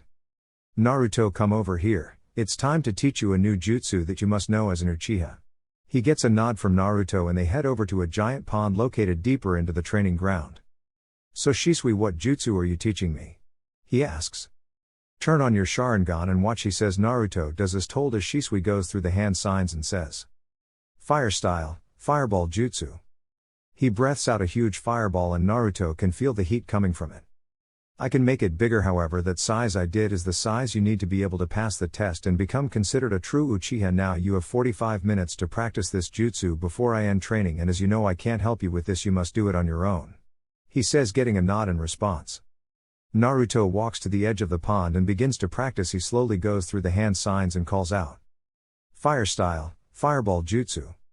What comes out is what you would call pathetic if you can say a small stream that makes a barely recognizable fireball, but unlike Shisui's, Naruto's flames were blue due to his unusual fire affinity.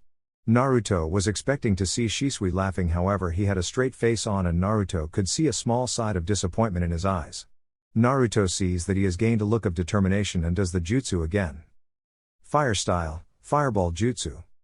This time the jutsu was not the right size, however it was close to half the size of Shisui's. Naruto, seeing this, gains a proud look on his face as he finds out the problem: he isn't using the right amount of chakra and isn't letting it build up properly. He practices a few more times before Shisui calls for an end of training. Naruto was able to get his fireball to half the size of Shisui's fireball and knows he needs maybe 2 more days of training this jutsu to get it down.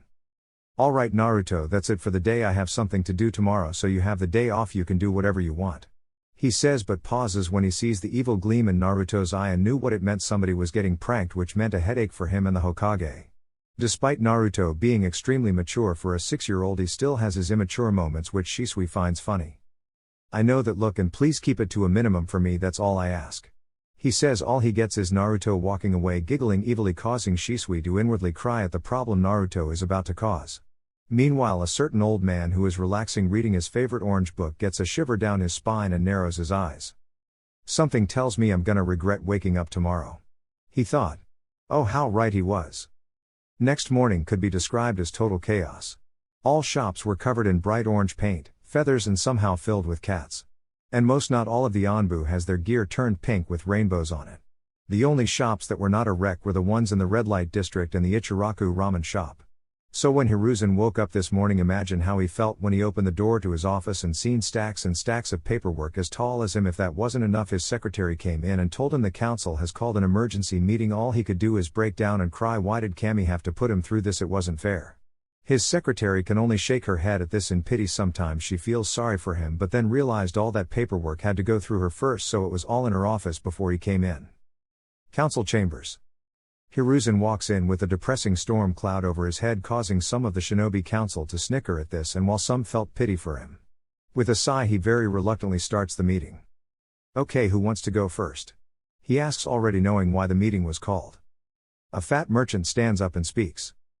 Hokage-sama, this is an outrage. Somebody has broken into my bakery, put laxatives in my baking ingredients, and covered the shop in paint. Another stands up. Every single shop in the village minus the red light district and that ramen shop were hit. What are you gonna do about this? Who could have pulled something off like this overnight? Suddenly everybody cringed when a certain pink-haired merchant spoke up. I bet it was that damn child. You should have let us kill him when we had the chance. I demand he pays for his actions. This is unacceptable. How am I supposed to run my business with paint, feather, and cats everywhere in my store? She screeched, causing the head of the Inuzuka clan ears to bleed. Hiruzen just sighs and motions for his Anbu. Yes, Hokage-sama, said an eagle-masked Anbu. Please bring me Naruto Uzumaki, he says, and the Anbu nods and leaves. 20 minutes later he returns. I am sorry, Lord Hokage, but I can't seem to find him, the Anbu says. Hiruzen can only sigh and dismiss the Anbu. But what gets everybody is that when the Anbu turns to leave, he has a kick me sign on his back. I'll go get him, I might know where he is. Hokage training ground. Here we find young Naruto meditating in a lotus position, thinking about how his latest prank went and how he can finish the fireball jutsu. When he feels his Jiji chakra signature enter the barrier, so he stands up and greets him. Hey Jiji, what are you doing here? I thought you were in the office right now. Hiruzen, I can only twitch at this. No Naruto, I am not. I'm in the middle of a meeting with the council and I need you to come with me. He doesn't give Naruto time to respond and just grabs him. A shunshines to the chambers. Council chambers. He and Naruto arrive and then shouting starts, however Hiruzen shuts them up with key so he can speak. Now Naruto, the civilian council is charging you with destroying property and breaching security throughout the entire village last night, as well as attacking an Anbu officer. How do you plead? Not guilty, Naruto replies with a straight face. Liar, we know it was you who did this. Just because you have no parents and nobody to love you doesn't mean you can destroy our stuff, you little shit, I want him dead. The same pink-haired lady screeches again, causing everyone but Naruto to cringe, who wasn't even paying attention. He was too busy thinking about what kind of ramen he would eat later. Mebuki, please stop yelling, you've already caused the Inuzuka clan head ears to bleed any louder and you may kill her due to scrambling her brain, and that can get you executed. Now as for Naruto's charges, the death penalty isn't even needed. If anything, he would have to pay a fine for the damages and do community service since he is a minor. He explains. Now Naruto, how do you respond to this? He gets no reply. He looks at Naruto, who is just staring off into space, and snaps his fingers in his face, getting his attention. Did you say something? Causing everyone to sweat drop and wonder if he met Kakashi before, while a gray gravity-defying haired shinobi sneezed. I asked how do you respond to what Mebuki said. Naruto, not hearing what she said, simply says. Do you have any evidence that it was me? Well, does anybody have any evidence or proof that it was him? Hiruzen asks. Well, no, but it was him. We know it was said one merchant that refused Naruto service when he entered his shop. Wait, so you mean to tell me that the entire village was pranked overnight? He gets a nod from Hiruzen. So you all blame me, a 6-year-old, for doing all this? I mean, seriously, I'm 6, how could I possibly do all this overnight? It doesn't make any sense. I mean, I know you all don't like me, but man, this is low even for you guys. He says with a fake hurt expression, but nobody can tell it was fake, not even the shinobi and elders could tell. Well, since nobody has any evidence that Naruto did it, the case is dismissed. Hiruzen says, secretly wondering how Naruto did it. What, Hiruzen, this is an outrage, you know he did it, this boy is nothing but trouble, yelled Koharu. Hey saggy tits, I didn't know you would be here, how are you doing? What's up, one-eyed pedophile and cool old man? He says, getting 2 out of the 3 elders to bristle in anger while the Inuzuka clan head lost it and started howling with laughter. That is too damn funny. She says while banging the table, getting snickers from the Yamanaka, Nara and Akimichi clan heads while the Hyuga and Uchiha clan heads have their normal blank faces on. Can I go now, old man? I'm hungry, Naruto said. He gets a nod from the Hokage and walks out, but if you looked you could see that he had a smug look on his face knowing he got away with it. Later we find Naruto at the Hokage's training ground practicing his fireball jutsu. It's been 2 hours since his meeting with the council. After a quick stop at Ikirakus, he only stayed for 30 minutes and ate 13 bowls. He came to train his taijutsu and his ninjutsu. He wanted to perfect the fireball and felt he was close. So here he is after an hour and 15 minutes of trying. Naruto feels like this time he has it. He takes a deep breath and exhales and starts going through the hand signs. Fire style, fireball jutsu. Out comes a huge blue fireball 3 times the size of the one Shisui showed him. He looked at it and was proud that he mastered it faster than he thought. He was cut off by the sound of hands clapping. He turns around and sees Shisui with a proud smile on his face. Good job on the fireball, Naruto, you are officially worthy of wearing the Uchiha symbol now. So other than that, I know I said you had the day off, however now I'll start working on maturing your Sharingan. He says. Shisui, you mentioned maturing the Sharingan, but is there a level above the 3 Tomoe Sharingan? Naruto asks, causing Shisui to freeze. Should I tell him about the Mangekyo? I don't want him to try and gain just for the power and drive him crazy. He looks at Naruto and sees him playing with some foxes that usually hang around the training ground. He smiles at how pure-hearted Naruto is despite everything he has been through. He decides to tell him about the Mangekyo Sharingan. Naruto, come here. Naruto walks over with the pack of foxes he was playing with and sits down while they lay down next to him while the smallest climbs in his lap. Okay, you asked if there is a level above the 3 Tomoe Sharingan and the answer is yes, there is. He activates his Sharingan, but what shocks Naruto next is his 3 Tomos spin and morph into a 4-sided shuriken pattern in both eyes. This is called the Mangekyo Sharingan, the 4th stage of the Sharingan. To unlock these eyes you must see your best friend or somebody extremely close to you die. The rush of emotions triggering something in the brain causes a surge of chakra to go into your eyes, thus causing the Mangekyo to activate. But these eyes come with a price. The more you use them, the light in your eyes deteriorates, causing the person to go crazy and eventually they go blind. However, there is a way to avoid blindness. You must replace your eyes with a family member of yours to retain eternal light. However, this information is not known by anyone but me, and I am trusting you to keep this information to yourself. Not even the Hokage knows this. Can you keep this a secret for me? He deactivated his Sharingan and got a yes in return from Naruto. Great, we have a little over a year left and I want you to be at least high Genin by the time the academy starts. Right now you are above academy level but not quite Genin level. Now let's begin. He says as he activates his 3 Tomoe Sharingan and rushes at Naruto, who activates his 2 Tomoe Sharingan and rushes at Shisui. Chapter 6, More Training and Meeting Anko. The sound of metal clanging against each other can be heard throughout the Hokage's secret training ground. If you look close you can see Shisui and Naruto fighting with taijutsu as well as using kunai and shuriken. It's been 3 months since Naruto mastered the fireball jutsu and so far has only done the nature manipulation for fire and water. However, he doesn't know any water ninjutsu yet. For fire, Shisui taught Naruto the fireball jutsu, fire dragon jutsu and phoenix flower jutsu. Originally Shisui wanted Naruto to be a mid to high Genin when he reached the academy, but at the rate Naruto was growing faster than he thought, at this rate Naruto would be high Chunin by the time the academy starts. His taijutsu due to the constant sparing is at low mid Chunin level with his Sharingan and high Genin to low Chunin without it. Speaking of his Sharingan, the 7-year-old finally matured his Sharingan when 3 rogue Chunin tried attacking him while he was out in the forest during a morning run before meeting Shisui. He was on his last lap when he sensed them. They came at him from different directions. He had no choice to use his Sharingan. He was doing good, however he just ran 49 laps, so he was tired. Just as he was about to pass out, he was saved by Shisui, who knocked them out before turning them in.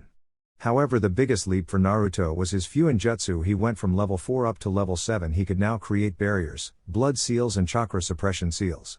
He hasn't talked to the Kyuubi, however he understood why the fox didn't want to talk. It was waiting for Naruto to become worthy enough to know his name. However, what Naruto didn't know, he was closer than he thought. His Genjutsu would never work without his Sharingan due to how dense the Kyuubi chakra made it. However, he could detect and break up to high B rank Genjutsu and high A rank with his Sharingan. He was broken out of his thoughts when Shisui landed a punch to his gut, knocking the wind out of him. Good spar, Naruto. Now we have 1 year left and I will teach you some Sharingan Genjutsu and wind manipulation. I don't have any lightning or water jutsus in my arsenal, however I'm sure your month we left you some water ninjutsu in that scroll of hers. Now another thing we will work on is your hand speed and work on cutting down the amount of hand signs you would need for a jutsu. Now do you have any questions? Shisui says. I do have a question, but it isn't about the training. He says. Okay, ask away. What's going on with the Uchiha clan? Why do they all seem so tense and on edge? I've noticed they've isolated themselves even further from the village by not allowing any non-Uchiha clan members in. And the other night I heard 2 of them talking about some kind of plan that would take place next year. So what's going on? And don't bother lying to me, I'll be able to tell. Shisui was inwardly cursing his luck for his nephew being so observant. With a sigh, he decided to tell Naruto the truth. After the Kyuubi attack, the Uchiha clan was blamed for the attack after some people, ninja and civilians, claimed to see a Sharingan pattern its eyes during the attack, and we weren't on the front lines the entire fight. We were told they needed us to help secure civilians after and injured to safety and keep watch. Shortly after the attack, 2 of the elders, I'm sure you can guess who, had the Uchiha clan relocated to the outskirts of the village, claiming it would be for better security of the village. However, we were the only clan moved around. All this happened before Hiruzen officially retook the Hokage position, so he couldn't do anything about it since it happens in private while Minato was alive, so since it during his reign he would be the only one to cancel that order. However, he is dead now. Years later, the village continued to ostracize the Uchiha clan and they have gotten tired of it, so me and Itachi have been undercover trying out the plot. However, with what you just told me, I can only think of one thing they would result in doing, and that is a coup d'etat, but that would just cause a civil war and possibly start the 4th Shinobi War, and the world cannot handle another war. Shisui explained. Naruto took all of this in shock that the Uchiha would really go as far as starting a civil war to get the respect they want and to clear their name. I think you should tell Gigi what we just found out, but leave me out of it. I won't tell anybody about this because I know there are spies in the village, from the one-eyed pedophile and his emotionless booty tag Onbu. He probably plays with it while they sleep. He says, getting a sweat drop from Shisui. Seriously, he's only 7 and he already knows about that kind of stuff, he thought. However, Naruto had a point. He did need to tell the Hokage about this. Alright Naruto, you're dismissed for the day. We start the rest of your training tomorrow. He says as he shunshines to the Hokage's office, leaving Naruto by himself.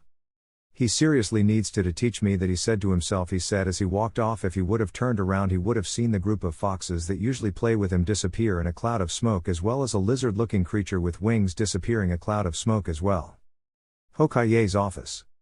Shisui arrived in the Hokage's office, but to his shock and luck both Hiruzen and Itachi were in there. Good, you're both here. I think I made a major breakthrough in our mission, Itachi. As soon as he said that, the Hokage put his hand up and dismissed his Onbu. He let out a chakra pulse looking for any intruders from root and found none. Then he put up a privacy seal in his office and let Shisui speak. Okay, the only thing that I've been able to come up with is that the Uchiha clan are planning a coup d'etat, he said, getting a shocked look from both Hiruzen and Itachi. How did you come up with that idea, Shisui? It doesn't make sense. The Uchiha clan isn't that big and are outnumbered in the shinobi side by a ratio of 25-1. How would they possibly plan a coup with such low numbers when luck clearly isn't on their side? Itachi says. However, Shisui instantly replies. Think about it, Itachi. The Uchiha clan have grown tired of how the village and people are treating them. What better way for a power hungry that thinks with their fighting instead of their actual brain? A coup d'etat is the perfect plan to overthrow a village that treats them like shit. You are the most level-headed Uchiha and a Sharingan prodigy, second to none other than Madara Uchiha himself, yet your eyes are not good enough to see what's right in front of you.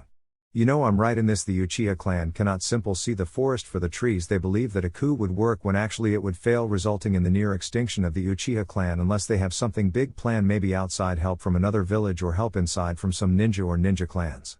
He says. Hiruzen meanwhile has a serious thought on his face, then decides to speak up. Shisui, although I am not disregarding your assumption, you've given me some good points to look at, but I need actual proof. If they are planning a coup d'etat, then I will try to sort this out peacefully. We cannot afford to have a civil war break out. He replies, getting a nod from Shisui. He looks at Itachi, who has a thoughtful look on his face. Itachi and Shisui, I want you both to try and figure out what they are planning and report anything you find to me. If they are planning a coup, I want to know when and how they will pull it off. Dismissed. He drops the seal and Itachi vanishes while Shisui stays behind. So Shisui, how is your A-rank mission? I assume he has made progress. Hiruzen days. Yes, he has made a lot of progress. It's a good thing you had me train him before the academy. They would have wasted his talents. I did, however, lie to Itachi about him being the most level-headed Uchiha and being the best Sharingan user, only behind Madara. Those titles belong to Naruto, but he doesn't train with his Sharingan all the time. Sometimes I fight him with my Sharingan activated. Why he leaves is off. If I had to gauge his skill level, I would say without his Sharingan he is high Jinan to just under mid Chunin taijutsu wise. However, with it I would say mid to high Chunin. However, his speed I would day high Chunin. Ninjutsu only, since he only knows jutsu for only one of his chakra natures. However, I have a feeling that he will be an all-around shinobi with skills in every area. I do have one request. I suggest introducing him to Anko. I believe she would do great, knowing Kiyomi had a child and is around. You know how much Kiyomi helped her after she returned to the village and how much of a mother figure she was to her.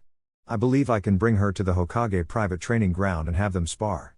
I'm sure his stance will make her realize who his mother is. I think they would do well for each other. I can key in her chakra signature to give her a place where she can train besides the Forest of Death, since nobody can spy on her. Also, I believe in a few years Naruto will be able to remove her curse mark. The Hokage is shocked by this. What makes you think he will be able to remove it even when Jiraiya can't and he is a seal master? He asks. Well, according to Naruto, Jiraiya must be a seal master at suppressing things and creating barriers. However, Naruto says that if Jiraiya wasn't specifically studying Junjutsu and how to remove them, then he will never be able to remove it. Which makes me wonder what he was doing while he was supposedly checking her seal to see if he could remove it. Anyway, can I bring her to meet Naruto tomorrow? Hiruzen thinks but finally agrees to this, however tells Shisui to tell her what she discovers tomorrow is a S-rank secret. Shisui nods and vanishes to the Dengo stand, where he sees Anko sitting with Kurenai, another purple-haired kunoichi named Yugao, and another one with black hair and red marks on her face. This was Hana Inuzuka, the current heir to the Inuzuka clan. Hello ladies. He greets them. Kurenai, Yugao and Hana gives him a regular greeting. Anko on the other hand. Hey Shisu-chan, what's up? Are you still looking for that date for me? Sorry, but I'm currently looking at somebody else to break my barriers down and ravish me like a wild stallion. She says, getting a shake of the head from Shisui and a blush from Kurenai, Yugao and Hana. No, I'm not here for that. I'm here to tell you I need you to meet me at the Hokage's training ground tomorrow. He says. Shisui, I told you I'm not interested, she says with anger in her voice, thinking he is just looking for a quickie with the snake whore. Anko, he says, seriously shocking her since he never speaks to her like that. Meet me at the Hokage training ground tomorrow morning at 8 a.m., please. He says. She nods her head and he vanishes. What do you think he wants, Anko? Asks Yugao. Yay, from as long as we knew him he was never serious with you like that? Says Kurenai. I think you should go and not treat this like the dates you say you'll go on and stand them up. Says Hana. I was going regardless, and those men only wanted one thing from me, to get in the snake whore pants. I don't want that. I want a man that wants to actually get to know me. Have a future with me, raise a family. I may dress like this, but it's to get a certain man's attention. If he gives me a chance and we work out, I will stop wearing such revealing clothing, you know. No more mini skirts that show off my panties or see-through shirts with only a little padding that covers just my nipples, you know. She says. Her friends nod at this. They know Anko only dresses like that for attention, but what only they know, she is as pure as the day she was born, never even kissed a guy. She has problems trusting men after Orochimaru betrayed her. However, she has her eyes a certain shinobi with a scar across his nose, but she rarely sees him in the village. What she doesn't know is that her crush is in the Anbu due to her going missing, so he doesn't even know she's back in the village. I'm gonna get going, guys. Apparently I have to be up early tomorrow, even though it was supposed to be my day off. They all hug her and she leaves to go home for the night. Next morning Naruto arrives at the training ground at 5:30 am to get so light early training, and he begins with some stretches, push-up, sit-ups and finally some laps around the training ground, 30 with his weights on and 30 with his weights off. After that it was 7 am, so he decided to start making a resistance seal for his body that would make it harder to move around. He wanted to use gravity seals, however he was stopped by a note that says it would stunt the growth of somebody if they were not finished growing, so he figured he would just use it to weigh his opponents down. After creating the seal and applying it to a shadow clone, however, he got the memories from the clone about how the resistance seal felt like. He would have to ask Shisui about that later. So he creates another clone and has him draw the seal on his body, and it feels like he has a 30-pound body suit on. He looks the clock he brings with him and it shows 7:15 am, so for the next 45 minutes he is jogging around the training ground until he senses Shisui enter the barrier. However, he has the same purple-haired lady with the trench coat he sees walking around. "Okay Naruto, this is Anko, I brought her here to meet you and spar with her," Shisui says while Anko gets pissed. "You brought me here to spar with some gaki, are you fucking serious?" "Shisui, I don't have time for this, it's my day off." She turns to leave but feels somebody grab her shoulder. It's Shisui. "Anko, just do it please, you'll understand why I brought you here," he says softly to her. She sighs and nods. "Alright Gaki, let's just get this over with," she says, getting into her taijutsu stance while Naruto drops into his kame stance, causing Anko to freeze and tears build up. "How do you know that stance?" she whispers. "How?" she yells. Before Naruto responds, Shisui beats him to it. He knows because it belongs to his mother Anko, he says, causing her to break down. "I'll leave you two alone, I'll let you two spend the day together. Naruto, you have the day off today, spend it with Anko, you'll understand why," Shisui says and leaves them alone. Naruto walks to her and sits down and she stops crying but still has sniffles. "You knew my mother?" He gets a nod from her. "What was she like?" "She was the nicest person I knew and took me in after a tragic incident happened. I was what you would call a prodigy during my years in the academy, so of course I caught the eye of a lot of people willing to train me. However, the one that wanted me the most was Orochimaru. He was one of the legendary Sannin who wouldn't want to train under him, so after I graduated the academy he took me under his wing and trained me. However, we went on a training trip and that's when things went horrible. I didn't know he was experimenting on humans and killing them. I didn't even know he was responsible for a lot of our Jonin and civilians going missing, so during our training trip he trained me in poisons and medicine. However, the medicine was his way of covering up for his experiments and had a hidden section of his lab where he would take what I made and inject them into humans and none of them would survive. One day he made a breakthrough in cursed seals in his search for immortality, and since he ran out of guinea pigs he strapped me down and bit me on the neck, giving me the very first curse mark." She pulls down her trench coat and the left side of her shirt, showing him the curse seal on her shoulder. "I was branded and left alone to die, however he came back a week later and I was still alive. He was surprised by that but was mad I wouldn't use the curse mark, so he changed it up and all it does is cause me pain. I was rescued by a squad of Anbu who were returning from a mission and brought me to the Hokage, who had to have me taken to TNI department, get everything he did out of me, but to their surprise my memories of all the experiments he did were wiped out by one of the Anbu who was a spy for Orochimaru and part of the Yamanaka clan, however didn't cover his steps and was executed. However, the village found out about me and treated me like shit. Ever since, because of the curse make, I became known as the Snake Whore and I was ready to kill myself because all of the friends I had betrayed me and treated me like the rest of the village. That's when I met your mother, who took me in and placed me on her Jinan team with Kurenai and Yu Gao. She became like a mother to us, but me and her were the closest, and she tried to adopt me at one point, but the Uchiha clan head at the time found out and forbid it to spite your mother for not wanting to marry his son. He also banished marriage and relationships outside of the clan because she showed no interest in marrying somebody from the clan. There you have it, my story. I was close to being raised as your sister and I was robbed of that. I didn't even know she was pregnant with you. I guess she kept it a secret since I have a feeling your father isn't an Uchiha. So tell me about your life." He sighs and tells her everything from his life in the orphanage, the beatings they gave him, his first friend with the 2 buns in her hair and his best friend Samui meeting the Ikirakus, and then about the beating from the villagers and meeting Shisui and some of his training. "Anko, I know we don't know each other, but I wouldn't mind having you as my friend or sister." He gives her a hug as she starts crying again, saying thank you over and over again. After she gets done crying she speaks. "Naruto, with your training I can teach you a jutsu your mother taught me, but first, have you learned all the steps to fire manipulation and learned the fire dragon jutsu yet?" He nods. "Great, now watch me." She goes through 20 hand signs and calls out, "Fire style, dragon rain jutsu." What happens next leaves Naruto in shock and awe. She breathes out a huge flame in the air, but it doesn't go away, it stays there. Then large dragons made of begin to fall out onto the ground and explode on contact. "Wow, Anko, nay, that was so cool. I need to learn that as well as the other jutsus she left behind." he says with stars in his eyes.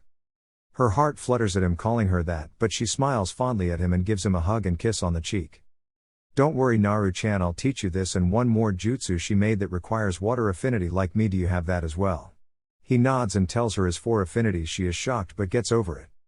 Okay good, I can only help with your fire and water, those are the only 2 I have, but I'll teach you what I can for the next year. She says. Now this jutsu requires a high water affinity due to the fact that it's an offensive and defensive jutsu at the same time. She goes through 20 hand seals. Water style, Octo Shield Jutsu. What happens is she is surrounded by a large body of water acting as a shield, however there are 8 tentacle whips of water at the top of the shield. She moves her hand and one of them moves towards a small tree, knocking it over. Whoa, cool. But do you really need to use all 20 hand signs? Shisui told me I can perform jutsu with less hand signs if I practice. You must have known these jutsus for at least 10 years, how come you use all 20 hand signs still? I don't get it. He says. Oh my dear little Naru-chan, I can do the Dragon Rain Jutsu with 3 hand signs, however I need 5 for the Octo Shield Jutsu. I should be able to get the fire down to 1 but the water will stay at 5 since my fire is the strongest of the 2 affinities. Okay, that makes sense I guess. Now let's eat before we start training. We have about 8 hours left until my training is done for the day. He says as he unseals 2 bento boxes with chicken teriyaki, rice and vegetables and 2 bottles of fruit juice. Why do you have 2 bento boxes and bottles of juice? She asks. Well, one of them was for Shisui but he left so I figured you can have it. He says they began eating and Anko is shocked at how good it is and compliments him. As they eat they talk about dreams for the future and whatnot and she can't help but smile at his dream. After they finish she stands up and stretches. Alright Naru-chan, time for training. She says with a certain glee and sickly sweet smile on her face, making Naruto regret this. Oh shit, what have I done? He thought, crying anime tears. Chapter 7, Academy and Tragedy. 1 year later. It's been a full year since Naruto met Anko and it's been hell for the last year. He has been coming home with bruises that even the Kyuubi had some trouble healing for a while until it was used to healing them and only took a few minutes. Anko trained him in dodging, poison, and some water ninjutsu outside of the jutsu his mother created. She taught him water dragon jutsu, water wall, water prison, and water clone. However, them hanging out also got Anko kicked out of the Dengo shop. The result was a prank done by Anko and Naruto so bad that the shop still isn't open again yet. So now she usually eats at the Akimichi barbecue shop or the Ichiraku's ramen shop, which now sells dango and sake. Of course the civilian council tried blaming Naruto and Anko for the prank, however like last time it resulted in Naruto getting off with no punishment along with Anko, who openly laughed when Naruto openly insulted Danzo and Koharu to their faces. Now however we find the 8-year-old sitting at the training ground working on his wind chakra nature by splitting a rock in half but can only get it halfway. He would use shadow clones but he rises to use them except for jutsu practice and not chakra control or nature manipulation. Shisui taught him 4 wind jutsus from scrolls he collected. He taught him wind style, gale palm, wind style, vacuum blade, wind style, wind bullet and wind style, sonic boom. This is Naruto's favorite wind jutsu because you clap your hands and it creates a tunnel of wind while crescent-shaped blades of wind move around in the tunnel and cut the opponent up.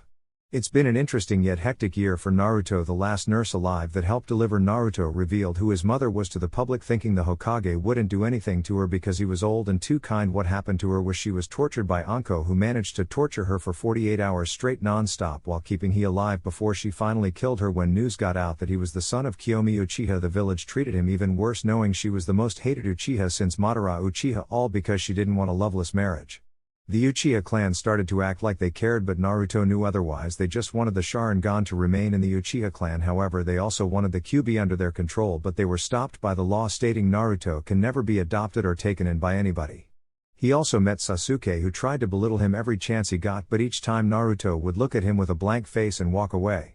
He also met Kurenai, who he recognized from the orphanage, and she became somewhat friends with her, only somewhat, because he told her he learned to read from the Icha books and Kurenai hated those books. He also met Yugao and Hana. He didn't mind Yugao since he knew she was the same cat-masked Onbu that used to watch him. Now Hana was a different story because she tried to tease him, not knowing he already had the talk. After she got done teasing him, he told her if he was a few years older he would put a ball gag in her mouth, cuff her hands and fuck her doggy style while pulling her hair and slapping her ass and destroy her insides until she couldn't feel her legs anymore like the dirty little bitch in Heat that she was. The result was Hana being put in the hospital via a severe nosebleed causing blood loss. After that she never teased him again. She did say she was willing to let him do it, but he said he was saving himself for the love of his life but wouldn't say who. Only Anko knew who he was talking about. After getting rid of those thoughts, Naruto got up and made his way home since he would be starting the academy tomorrow and Anko said she would walk him. Next morning Naruto wakes up and gets ready for his first day at the academy. Naruto knows he is well above academy standards. He was taught a lot by Anko and Shisui and Anko said without his Sharingan overall he can take on most high Chunin, and with the Sharingan he was able to take on a mid-Jonin opponent. His ninjutsu, they put him at low Jonin. His genjutsu was non-existent without the Sharingan, however due to some training with Kurenai he can break out of A-ranked genjutsu now.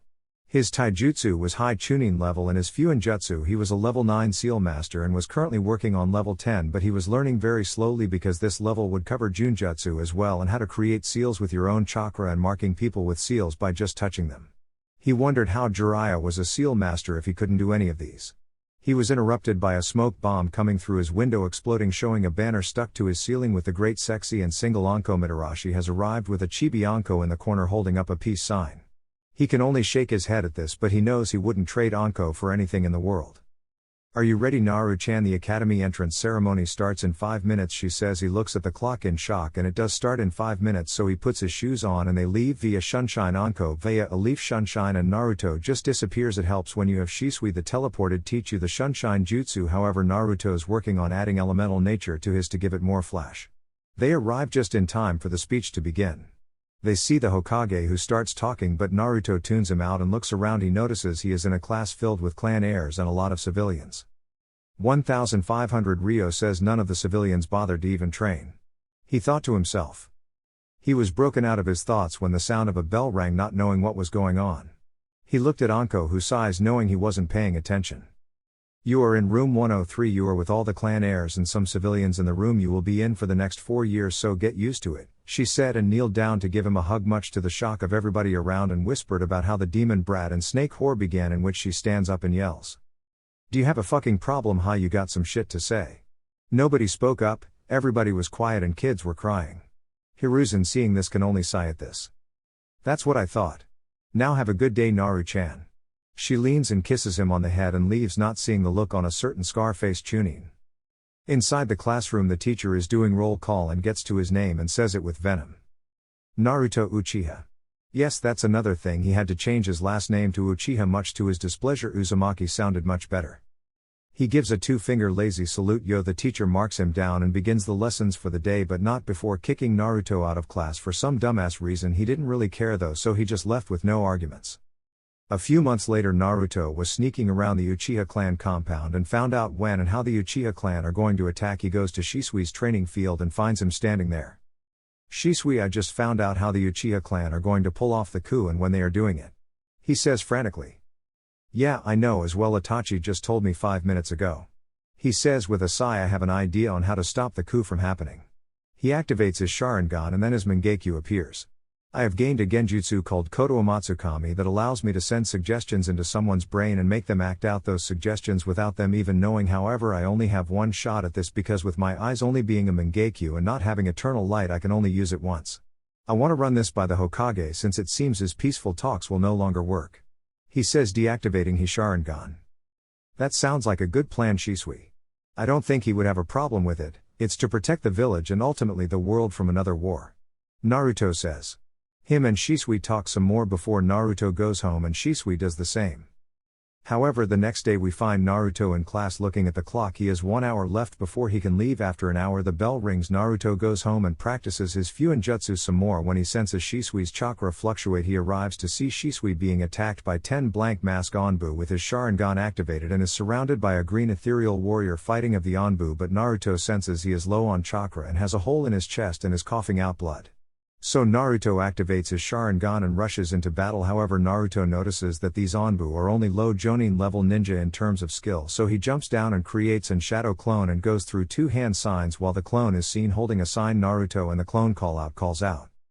Wind style, Sonic Boom Jutsu. Fire style, Fire Dragon Jutsu. Collaboration style, Dragon Cyclone Jutsu. The wind tunnel and crescent wind blades combined with the fierce blue fire of the clone's fire dragon created a larger dragon that ate up 4 Anbu who were not expecting this and burned them alive while cutting them up. Seeing the other 6 Anbu distracted momentarily, Shisui uses his Susanoo to kill them. However, one escaped before he could get hit but was intercepted by Naruto, who caught him in a Sharingan genjutsu, paralyzing him, and before Naruto could do anything, the Anbu but down on a pill and began to foam out the mouth, falling to the ground dead. Damn it, he swore until he's seen Shisui barely standing up, and Shisui tells him follow him to a cliff and tells Naruto to stay hidden in the trees and do not come out. Naruto does as told, and few seconds later Itachi arrives concerned for his friend, and Shisui explains everything to him, planning on using his Mangekyo Sharingan genjutsu to stop the coup and telling the Hokage, and him approving of the plan to Danzo trying to steal his eyes with 25 root Anbu backing him up but failing. He didn't mention Naruto at all. After all that is done, Shisui summons a raven that produces a scroll, and Shisui creates a clone and has it remove his eyes and put them in a container with liquid in them before handing it to the raven, who disappears in a puff of smoke, already knowing what to do. Shisui steps back to the edge of the cliff and tells Itachi he is sorry he failed in his mission to stop the coup and entrusts him to stop the coup. By now Itachi has his eyes closed, and Shisui looks in Naruto's direction and gives him one last smile before falling off the cliff, ending his life. Shisui, Itachi yells as he tried to stop his friend from doing this and fails. He closes his eyes and blood starts to come from his eyes. He opens them to reveal his 3 pinwheel Sharingan eyes and leaves, not even noticing Naruto up in the tree crying his eyes out. He opens them to reveal his Mangekyo Sharingan. His has 4 choke tomoe spinning around his pupil. Imagine Madara's Mangekyo but with 4 instead of 3. A week later, news has gotten out that Shisui was dead and everybody mourned for his death via suicide. They couldn't believe it, but it was true. But some people within the Uchiha clan claimed it was Itachi, even after finding Shisui's suicide note, causing him to lash out and attack 3 members of the police force before his father stopped him. Meanwhile, everyone who knew how close Naruto was to Shisui went to check him, and he wasn't home, and he wasn't at the Hokage training ground. They looked all weak but gave up knowing he was alright, since it's literally impossible to sneak up on him, and they didn't feel his chakra spike. Meanwhile, Naruto was sitting in the same tree he watched Shisui take his life in, staring at a kunai, activating and deactivating his Mangekyo. He hasn't been training with it yet because he doesn't know what his can do. He is removed from his thoughts when the same raven Shisui summoned appeared in front of him. It dropped a scroll in Naruto's lap and disappeared. Naruto opened the scroll and channeled chakra into it before a bot fell out along with the vial with Shisui's eyes. Naruto. I know this will be hard for you to cope with it. My death was necessary for the village. Even if I succeeded in stopping the coup d'etat, I would most likely have died within the year anyways. You see, Naruto, what nobody knew was that I had multiple tumors grow in my body that would have required the world's best medic to remove, and she is no longer in the village. I am talking about Tsunade Senju, the granddaughter of the first Hokage Hashirama Senju. Now do not go blaming her for not being here to save me. I didn't find out until a week before we discovered the Uchiha clan's plan to take over the village. I am happy, Naruto, that I got to meet you and spend time with you. I cherished every single moment I spent with you. Despite you being my nephew, I couldn't help but look at you as my little brother that I always wanted but never got. I have left my eyes to you because, like I told you before, you will need to gain eternal light, and despite having the QB sealed in you, it cannot stop your eyes from losing the light, only slow down the process. I want you to practice with your Mangekyo and master them and transfer switch my eyes with yours. When everything starts to become a blur, once your eyes reach that stage, they will deteriorate at a faster pace. I would suggest you having somebody you trust do the transplant for you. Keep my eyes on you at all times. You cannot let them fall into the wrong hands like someone likes Danzo. The ability to basically control someone's mind would be dangerous. I so suggest placing a barely noticeable blood seal on your body and keeping them there until you need them. Now I'm here to tell you the abilities of the Mangekyo Sharingan. The first is the Genjutsu Eye of Koto Amatsukami. It lets you go into the mind of someone to either give them suggestions or take info out of them without them even knowing you did it. The second ability is the most powerful genjutsu that can only be broken by another Mangekyo Sharingan only if their will is stronger than the caster of that Tsukiyomi. This genjutsu lets traps your opponent in a world you control for 3 days. However, in the real world it only lasts 3 seconds. Third, we have Amaterasu black flames that burn for 7 days and 7 nights and can only be extinguished by the caster of the flames. Next, we have the ability to control the shape of the Amaterasu flames called Kagetsuchi. Next, there is the Kamui and long range and short range move to absorb anything including yourself into your own pocket dimension. The left eye is long range while the right eye is short ranger. Next, we have the Susanoo, an ethereal warrior made of chakra, the ultimate defense of the Mangekyo Sharingan used for offensive and defensive fighting. Finally, we have the Izanagi and an Izanami. Izanagi is a genjutsu that allows you to control reality and cheat death. The cost is the eye you use goes blind, and the only way to regain the eyesight is an eye transplant or unlocking the Rinnegan. The Izanami is a genjutsu that affects your opponent through physical contact between them and the user, and unlike the Izanagi where you alter destiny, the Izanami decides for you. That is all I know about the Mangekyo Sharingan and abilities. I need you to burn this note after you read it. You cannot afford to let the Uchiha clan find this note. I'm sorry, but this is goodbye forever. Naruto, please do not fall down the path of darkness and do not go looking for revenge. I have a feeling Danzo may come after me for my eyes, since I seen how he was looking me when I told my plan. Let things run its course, and if Danzo comes after you, then you may take him out. However, don't do anything foolish. I have high hopes for you, and I know your mother would be proud of you to see the man you will become. I'll see you again someday, but not to swoon. Hopefully grow up and start a family, preferably with that girl Samui if you ever find her again. I'm sure your mom would like some grandbabies. I'm rambling now. Stay strong, work hard, and never forget who you are. Shisui Uchiha. Naruto burns the note after reading it again one more time and using his Sharingan to remember it word for word. He gets up with a look of determination. He places a small blood seal on the inside of his bicep and stores Shisui's eyes in it. Then he gets up and begins practicing his Mangekyo abilities. Meanwhile, a certain fox in a cage looks on at Naruto's determination and notices the darkness that was forming again simply vanished. It was at that moment where the Kyuubi deemed Naruto worthy and would leave him a few parting gifts for when he is finally set free from his prison in a few years. After a few hours of practicing his Mangekyo, he found out he can use Kamui, Amaterasu, and Tsukuyomi, which means he will be able to use Kagetsuchi and the Susanoo, but isn't pushing it. He needs to master what he is now, and with it he returns to the village and enters his apartment to see Anko sleeping on the couch peacefully. He grabs a blanket and places it over her, causing her to wake up, and when she notices him, give him a hug and asks if he's okay, and he tells her about the letter Shisui wrote for him, excluding the part about Danzo and the Uchiha coup d'etat. He did however scare her. She found out he will go blind, but she was relieved when it was a way around it, so she was determined to learn medical ninjutsu to help him out. When the time came for the transfer, it was past midnight. When he finally went to sleep, he still has the academy to go to after all. He wakes up the next day feeling like a huge weight was lifted off his shoulders. He decided to walk to school for one and can already feel the hateful stares he is getting, but ignores them. He also senses the Onbu following him. One is Cat aka Yugao, another is Boat, who is leaking hated at him. However, he also feels one more hanging far back that is emotionless and knows that one belongs to Root. So Danzo already is trying to get me. Sorry you pedophile, I don't roll that way. He thought as he turned down an alley and shunshines to the school, losing both regular and Root Onbu that was following him. He arrives at the classroom just as the teacher says his name. Naruto Uchiha is absent yet again. He goes to put another red mark, but Naruto stops him. I'm right here, sensei, he says, causing everyone to look at the door. Yo, he says. However, everybody starts calling him names which he doesn't listen to because he is busy thinking about Samui again. She should be here with me right now.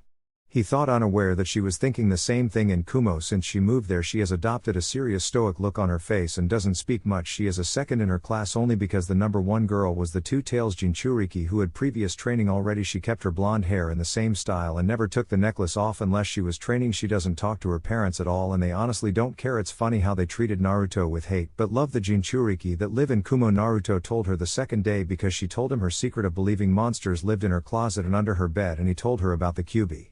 She can't wait for the day she can go on a ninja mission to look for him because she still believes he is alive.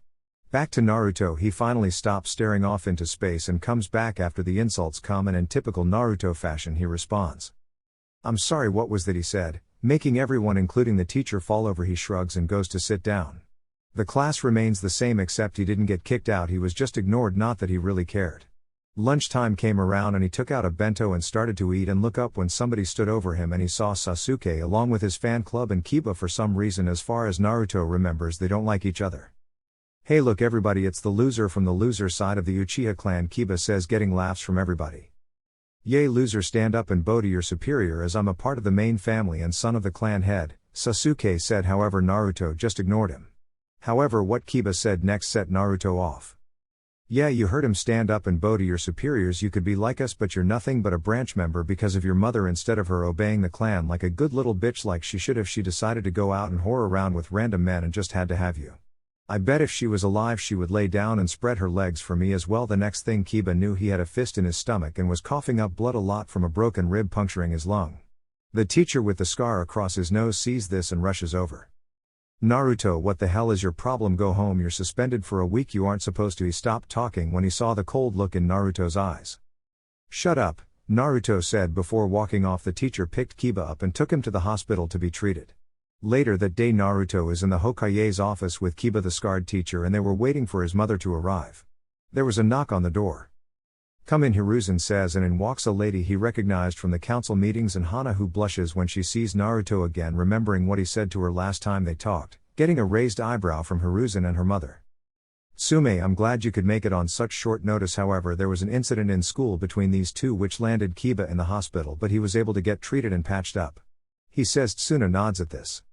I'm aware there was an incident at school, however I want to know what happened because I've met Naruto before and it would take Kiba doing or saying something stupid for Naruto to react like that. So what happened? Kiba stayed silent and refused to answer, so Naruto said everything that happened, which Kiba denied. So Tsume asked if Inoiki can come search his memories, and within 20 minutes he came and searched Kiba's memories for the incident and revealed what Naruto said was indeed true. Kiba had a scared look on his face from the looks his mom and sister were giving him because they knew who his mom was.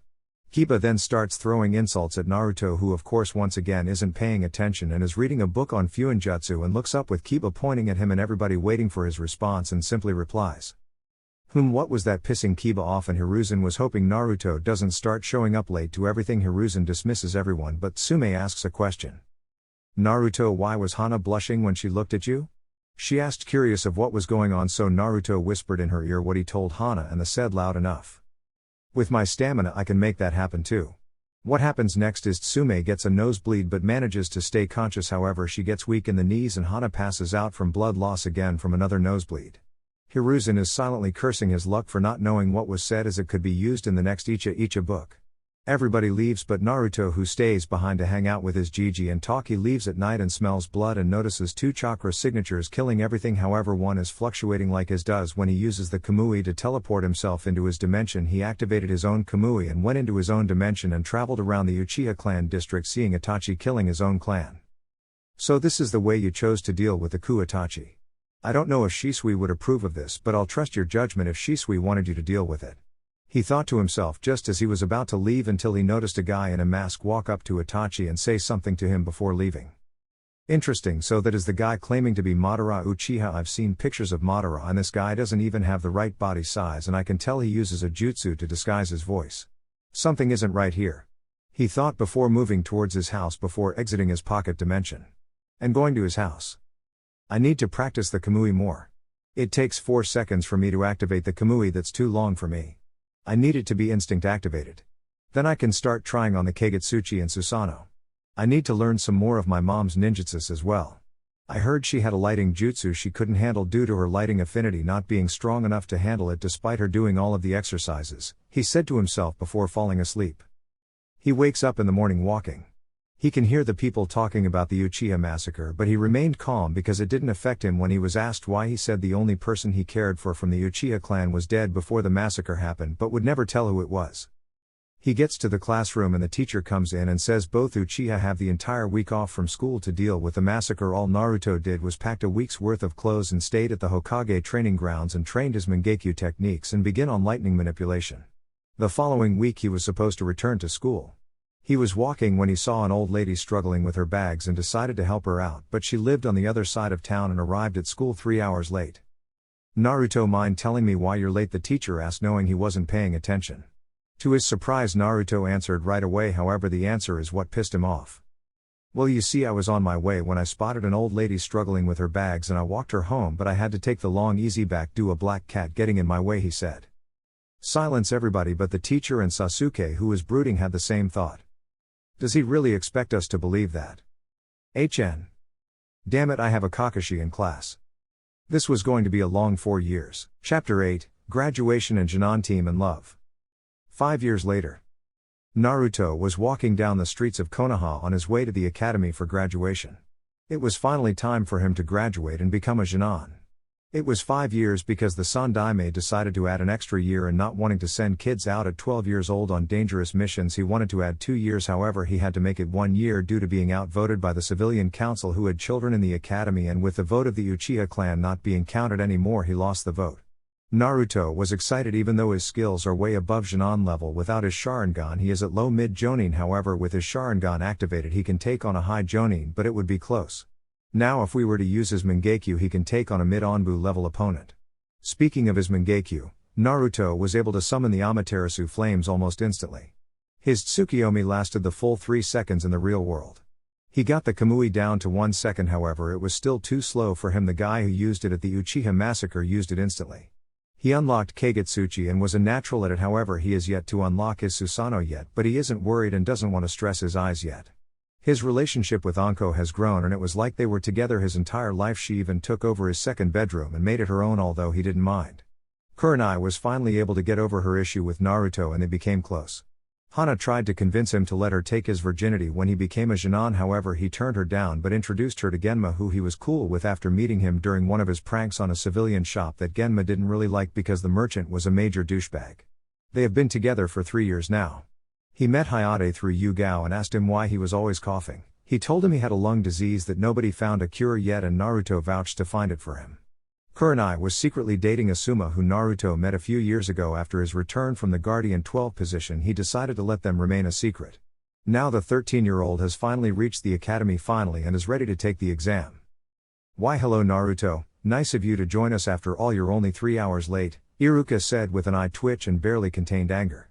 He took over after Naruto's second year after he decided to retire from Onbu. After seeing Anko back in the village, he tried to talk to her but both of them would stutter and blush before saying goodbye. Naruto found it pathetic and decided after he graduates he will get them together as he already had a plan. However, Iruka's assistant Mizuki was pissed that Iruka waited for him to show up. He wanted the demon brat to fail and he would make sure he did. "Well, you see Iruka-sensei, I was walking to school when I must have taken a wrong turn along the road and got lost," he says, which was true, however nobody believed him. "Whatever, just sit down," he said. "Now since Naruto is here we can begin the first test, which you have 45 minutes. The first test is a written test." The sound of a head hitting the table was heard and it was Naruto who did it. It wasn't a secret, he hated written tests, he found them pointless even though he always passed. 45 minutes later, all the tests we completed. "Alright everyone, outside for the next portion of the exam, kunai and shuriken throwing followed up by a taijutsu spar against Mizuki in which you have to last at least 2 minutes. The clan heirs all did good except Ino Yamanaka, who got a 4 on kunai throwing and a 5 on the shuriken throwing. The only person who did worse than her was Sakura Haruno, who got a 3 on the kunai and a 2 on shuriken. Naruto was wondering how she was the best kunoichi in the class with skills as pathetic as hers. It was now Sasuke's turn, in which resulted in high-pitched squeaking from the Sasuke fan club. "Okay Sasuke, go ahead," Iruka said. Sasuke says nothing and just throws the kunai, land in 9 out of 10, causing his fangirls to scream, then throws the shuriken and hits 9 as well. "Ah, Sasuke-kun is so cool. Marry me Sasuke. Look at Sasuke-kun go." The fangirls screamed out. "Alright, last up Naruto," Iruka says. Naruto walks up and throws one kunai out. A pulse of chakra from Mizuki causes it to move to the left and he completely misses. Everyone laughs but Naruto releases ki, shutting them up. "Hey Iruka-sensei, can I restart? Apparently Mizuki can't control his chakra and it interfered in my test." Mizuki agrees because he also felt the chakra pulse. Naruto throws at kunai and shuriken and hits all 10. "He cheated. Yeah, there's no way, he is better than my Sasuke-kun." "You're Sasuke-kun, he belongs to me." "No me." "Shut up," Iruka yells with his big head jutsu. Now everyone inside for the genjutsu portion of the test. You have to break out of a D-rank genjutsu, then we move on to the final part of the test. However, Mizuki will be doing the genjutsu while I grade them. However, I will be in charge of the ninjutsu portion, he says. Everybody breaks out of the genjutsu portion until it's Naruto's turn. Mizuki goes through hand signs for an B-ranked genjutsu, however Naruto still breaks out of it faster than most did on a D-rank genjutsu. Iruka, not knowing it was B-ranked genjutsu, past Naruto, missing the smug look Naruto gave Mizuki for knowing what he did. "Alright class, everybody wait here and I will call your names for the ninjutsu portion and determine if you passed or not," he explains. After the ninjutsu portion is over, Naruto will put his plan into motion to get Anko and Iruka together. After a while, all of the class had taken the test except Naruto, which baffles him how Ino took hers before him and her last name begins with the letter Y, but he doesn't dwell on it. So after Ino comes in, it's finally his turn. "Okay Naruto, for this I need you to perform the substitution jutsu, the henge, and make at least 3 clones." Naruto shocks them by doing the first 2 without hand signs, substituting himself with Mizuki's chair, causing him to fall and switching back, making the chair fall on his face. He then henged into Shisui even with the Sharingan activated when he released the henge. Iruka noticed the sad look in his eyes and realized Shisui was the person Naruto cared about the most in the Uchiha clan. "Okay Naruto, I need you to make at least 3 clones for me." Naruto nods and uses the one hand sign. Shadow clone jutsu. 3 perfect copies of Naruto appear and Iruka has his jaw on the floor but recovers from his shock. "I'm sorry Naruto, but we can't pass you since you have to make a regular clone." Mizuki says with a smirk, however that smirk goes away when Iruka speaks. What are you talking about, Mizuki? Of course if he passes he could have used an elemental clone if he wanted to, all the test said was to create 3 clones, it never mentioned what kind. Congratulations Naruto, you passed. He hands him his headband with a smile. Shisui would be proud of you Naruto, he thought to himself. Meanwhile Mizuki had to come up with another plan to get the forbidden scroll to take to his master. Naruto puts the headband in his pocket and slips a piece of paper into Iruka's pocket before leaving. Hokage Monument at the top, 8 p.m. Don't be late, dress nice. Iruka only looks at the note before burning it and wondering why he should go, but trusts Naruto and walks back to the classroom. Naruto enters and Kiba has to open his big mouth. I guess the loser couldn't pass a simple exam, what a idiot, he says, causing everybody to laugh at Naruto except Shikamaru and Choji, who can see the headband in his pocket, and a certain pale lavender-eyed Hyuga who watches him from afar. Iruka enters and shuts everyone up with his big head jutsu. Congratulations to everyone that passed the test. Tomorrow will be team assignments in the morning at 8 a.m. However, before Iruka can finish, Naruto leaves. Well, once again congratulations and good luck in your ninja careers, he says as he goes home, having 3 hours to get ready. Naruto arrives at Anko's house with a black dress she left at his house that showed off her womanly figure that would have made any man pass out with a nosebleed, but Naruto didn't mind, he only had eyes for one person. The dress went down to her knees and had a slit going down from the middle of her left thigh to her knee, showing off her leg, not in a slutty way but enough to tease the man she wore it for. Naruto remembers taking the dress off and taking care of it while staring at it with a sad smile, thinking she would never get to wear it. However, today was the day she would get her chance. Naruto hung the dress on the front of her bedroom door with the same note and vanished when he felt her chakra signature closing in on her apartment. She walked in, saw the note and wondered what he was up to, but decided to go anyway. At 8 p.m. Iruka arrived in a black suit with a red shirt that had left the top button unbuttoned. He finished with it off with red dress shoes that looked really expensive. As he was waiting, Anko arrived in her black dress with some black 6-inch heels that complemented the dress, and she is on purple lipstick and eyeshadow. She saw Iruka there and blushed at how handsome he looked since he had his hair down and Iruka had his jaw hanging open. He couldn't believe how beautiful she looked. She had Kurenai come over and do her hair for her. She has her hair down, which reached her mid-back, which was straight but at the end was curled up due to a curling iron. Hey Iruka, what are you doing here? She asks, looking away shyly with a blush on her face. Hey Anko, I was told to come here at 8 and it seems you got the same note. You look very beautiful. I mean that's a nice dress. He responds. Thanks, why you don't look too bad yourself. She replies. Damn it Anko, get it together, you don't stutter, you're better than this. She thought to herself. They stood there in awkward silence between the two of them until somebody clearing their throat made them turn around. It was Naruto with his usual spiky black hair slicked back, thanks to 15 jars of hair grease, and has on a waiter's outfit with a white towel on his left arm, standing next to a table with candles and some sake and wine glasses. Good evening Umino-san, Mitarashi-san, welcome to the Hokage Monument private restaurant. My name is Naruto and I will be your server this evening. If you follow me to the table I will go and grab your meals while you enjoy the sunset. He says. They both walk over to the table and Iruka pulls the chair out for Anko while Naruto pours them some sake. He leaves to get the food prepared for them. Wow, the sunset is so beautiful from up here, she says, gazing out at the view before her, unaware of Iruka staring at her with a loving smile. Not as beautiful as you Anko, he says, making her blush and look away. However, he reaches over and grabs her hands, making her look at him. Anko, I have to be honest, you are the most beautiful girl I've ever met, and I have been wanting to tell you that since the academy, but I was too shy to say anything. When you went away with Orochimaru I was happy but sad at the same time. Happy because you were living your dream of training to become one of the best kunoichi, but I am sad because I didn't know when I would see you again. When I heard Orochimaru was a criminal wanted for human experiments and killing multiple of our shinobi during the process, I begged Hokage-sama to go after you, but he couldn't let me go. So we made a deal that if I passed the Chunin exams in 6 months and impressed the judges, he would promote me and personally place me in Anbu to look for you. I looked for you every mission I went on and had to give up 5 years ago because I couldn't find you. I retired from the Anbu and became an instructor at the academy. I was gonna walk away after the speech, but then I saw you standing with Naruto and I felt relieved that you were alive, and every time we talked I would want to tell you how I felt, but the nerves just got in my way. I guess what I'm trying to say is I love you Anko Mitarashi more than you can imagine. He finishes and looks at her. She has tears in her eyes and he reaches over to wipe them away. Why now? Why tell me this now? I thought when I returned you hated me like everyone else. You were one of my best friends. I thought you betrayed me like the rest did, avoided me and talked shit about me being the snake whore that nobody wants just to use me for a quick fuck and move on.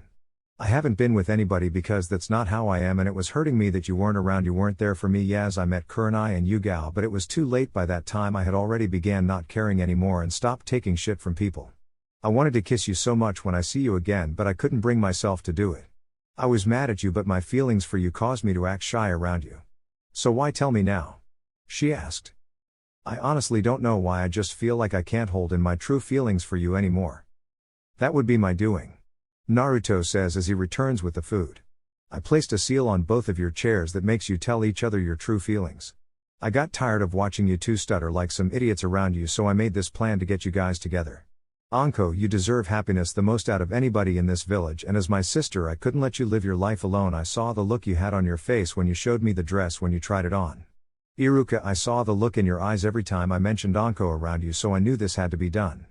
He says as he takes the seals of their chairs. Now before we get to the food, I have one more surprise for you, Anko. She gets a curious look on her face. I have finished studying Junjutsu and mastered all levels to sealing levels by Konoha standards, and the first two of the Uzumaki sealing levels left behind by a woman who would have been my godmother. The reason I am telling you this is because when you were sleeping over my house I took that time to study that curse seal on your neck. He says as she reaches up to her neck to cover the seal. What I've discovered about the seal is it has 3 layers. The first layer is one that feeds off nature energy, and it mixed with his own sinister chakra that gives a rush of power and acts like a drug that should be addicting. My guess is whoever he puts the curse mark on uses the power once and immediately get addicted to it, drawing them to him for training to get more power. The next layer is a mutation layer with DNA from all kinds of animals.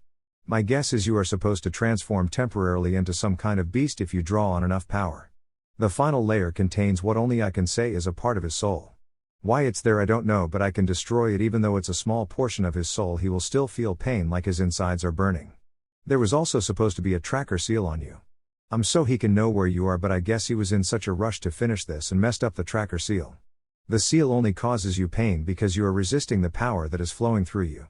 He says shockingly that he studied the seal without her knowing and found out all of that, while Jiraiya only found out about the nature chakra and Iruka because Naruto was a seal master even greater than Jiraiya. So what are you trying to say to me, Naruto? She says he knows she is serious because she never calls him that, it's always Naru-chan. What I'm saying is after your date I can remove it for you. The only downside is you will be in pain because of the nature chakra and his chakra being forcefully removed from you, and you will have severe chakra exhaustion and some of your organs will start to malfunction without a medic around. I have a medical seal that will repair your body after the seal is removed. Since I can't place it on you while I'm removing the curse seal, so I will have to place a paralyzing seal on you so you can't move. I need you to be completely still and the pain will be excruciating, and I just wanted to check if you would want to go through that or want another suppression seal placed on it. If you want it removed we have to go to the training ground we use, but Iruka will have to wait outside since he isn't allowed in the barrier that protects it from anybody not keyed into the barrier. I have everything set up there for the removal. But if you want the suppression seal I can do it now. It's up to you. He says. She gets a thoughtful expression on her face taking all of this in. She can either go through excruciating pain and almost die to have it removed, or just get a suppression seal placed on it but still feel pain from the seal, although a little. She makes up her mind. Naruto, what would happen to you during the seal removal? I know something will happen to you, so what is it? She asks. I'll only have chakra exhaustion, but due to the Kyuubi I should be good in the morning. Yes, I know about the Kyuubi, Iruka. I've known for 7 years. He cuts Iruka off as he is about to speak up. On top of that I'll just be sore in the morning, but I should be fine as the day goes on. You however, Anko, will need to be on bed rest from the strain on your body for maybe 3 days. Oh, and your chakra control will be bad, maybe taking you down to Chunin level control, but that's only because your reserves are going to expand over the 3 days bed rest, so you will go from mid-Jonin reserves with high Jonin control to low Anbu level reserves with Chunin level control. He says. Okay, I want this shit off tonight. I'll have Yugao stay with me the next 3 days. She says she is happy that it will hurt like hell, but it's worth it, and if it's anybody she trusts the most with this it's Naruto. Great. Naruto claps his hands once and clears his throat to put back on his waiter voice. He removed the lids on the plates of food. For the lovely young lady we have chicken katsu served with white rice and tonkatsu sauce with some gyoza on the side. He says. Thank you my good man, this looks divine. Anko says, playing along with Naruto in her own proper rich voice. Now for the gentleman here we have goya chanpuru served with fried rice, and on the side we have kale kabachi. He says. Iruka, deciding to play along with him, says. Thank you, kind sir, I shall recommend this restaurant to the highest people possible. They all stare at each other before breaking out in laughter. Now for dessert, I have prepared a triple chocolate cake served with ice cream. He says he puts the dish on the table and sees Anko drooling at the sight of the cake and ice cream. She stands up and gives Naruto a big hug, which he returns. Thank you so much Naru-chan for doing this for me. She whispers to him. Iruka, seeing this, can't help but smile at this. Anko sits down and they begin eating and talking about missions and random stuff.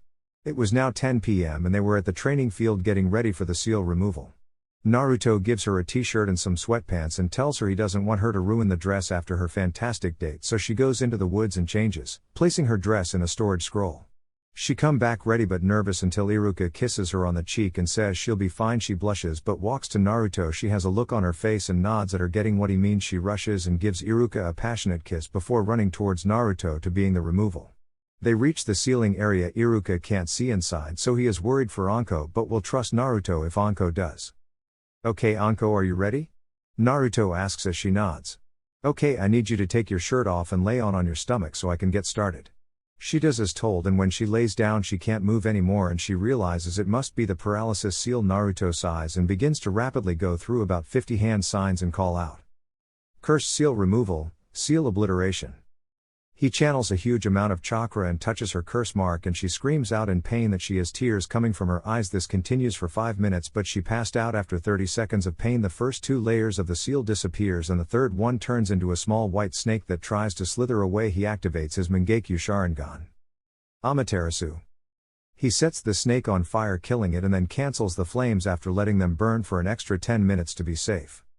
In the hidden sound village, Orochimaru is on the ground screaming on the ground, writhing in pain. It feels like his body is burning from the inside out. He medic, a silver hair med teen wearing spectacles, was doing whatever he could to stop the pain but was having no luck.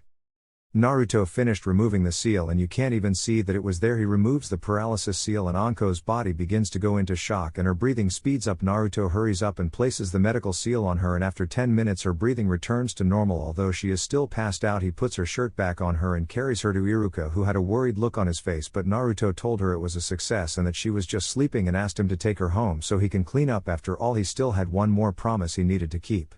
After Iruka leaves, Naruto enters the barrier again after making sure to key in some of the Kyuubi chakra so the barrier security alarm doesn't go off.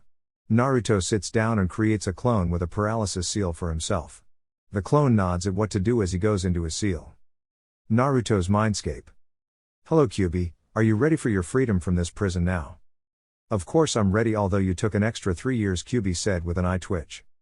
Sorry about that. I learned to summon Kami, but that process of removal would take 5 hours and I know you want to be out as soon as possible, so I learned the first 2 levels of Uzumaki sealing. Since it covered sealing and unsealing tailed beasts, the process only takes about 30 seconds, but it will hurt like a bitch on my end. He says, rubbing the back of his head, reminding the Kyuubi of a certain blonde-haired Hokage. Wow, you've really outdone yourself. You came along farther than I expected, Kyuubi said. So do you deem me worthy of your respect and knowing your name? Naruto asks. Oh, you've been worthy and had my respect since the death of your uncle. Before you interrupt me, I will explain. Now the day he died and you awaken your Mangekyo Sharingan, a darkness formed inside of you that always comes with the awakening of the Mangekyo. When you read that letter and saw that the pedophile Danzo tried to kill your uncle for his eyes and was ultimately responsible for his death, you were thinking about getting revenge, causing that darkness to grow. However, when you read that he doesn't want you to go out looking for revenge and falling down the wrong path, when he mentioned your mother and Samui, how he wants you to grow up and have a family, you started to think about that Ichiraku family as well as Anko and the old monkey. You made your resolve right then and there, and the darkness that was forming in you completely disappeared.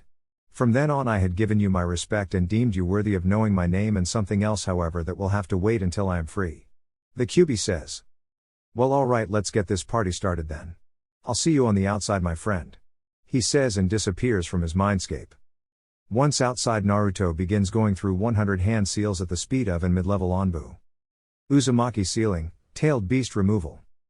He then laid down on his back and had the clone place the paralysis seal in him before dispersing itself. 5 seconds later, all Naruto could feel was pain from the Kyuubi being freed from the seal. 30 seconds later, the Kyuubi was outstanding at all its might.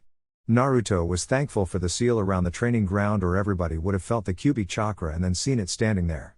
The paralysis seal wore off and Naruto was in pain all over his body.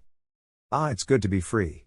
Now for my two gifts. The first is you may have noticed the seal still in place now within that I've left all but 1% of my chakra in there for you to use. But I would recommend not touching it yet. In order for you to use it you must separate the hated within the chakra. When you separate it you need to lock it back up and let it regenerate before you can take the rest. Once you separate it you will gain a chakra cloak that is a yellowish orange color. When you do that you will be faster than you can ever imagine and will be able to use the tailed beast bomb, but I would have to train you for that. You will also be able to create chakra arms. However, once the chakra regenerates that you resealed you should go and absorb that as well, and everything I just described to you will be enhanced by 100. Now on to the second gift. I left you the same healing ability that I have, which will be able to get passed down to your kits if you have some.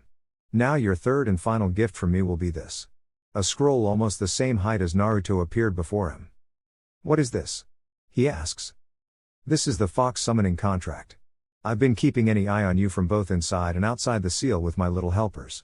The Kyuubi motions to the three foxes coming out of the forest that Naruto always played with. One was all black with a red patch on its chest. The second one had the orange fur, but its paws were covered in white fur and the tips of its three tails were white as well. And the final one, the one that always climbed into Naruto's lap to sleep, was still small enough to sleep in his lap and had red fur with a white patch on its chest and its eyes were silver. These are three summons that I had watch you and saw your progress. Although I gave you my respect and found you worthy of knowing my name, it is up to them if they find you worthy of the fox contract. So do you three find him worthy of signing the fox contract?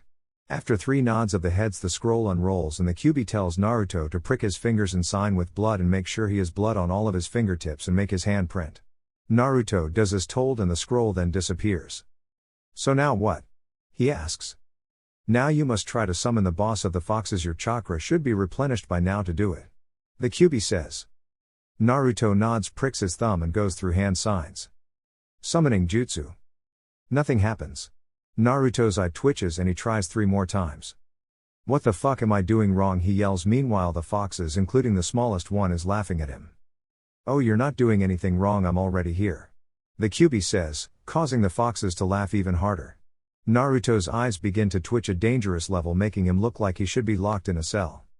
Okay, enough of the jokes. The foxes that are currently with you don't talk, however the smallest one will be able to talk. As she grows a little bit more she will become your personal summons, however you must name her. The other two are both messenger foxes, however the black fox prefers to work at night while the orange fox prefers to work during the day. Now Kurama, the strongest of the tailed beasts and boss of the fox, summons, hereby welcoming Naruto Uchiha as the first person worthy of signing the fox contract.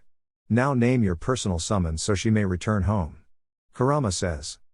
Naruto thinks of a name and finally decides. He looks at the fox kid who is staring at him waiting for a name. Scarlet will be her name.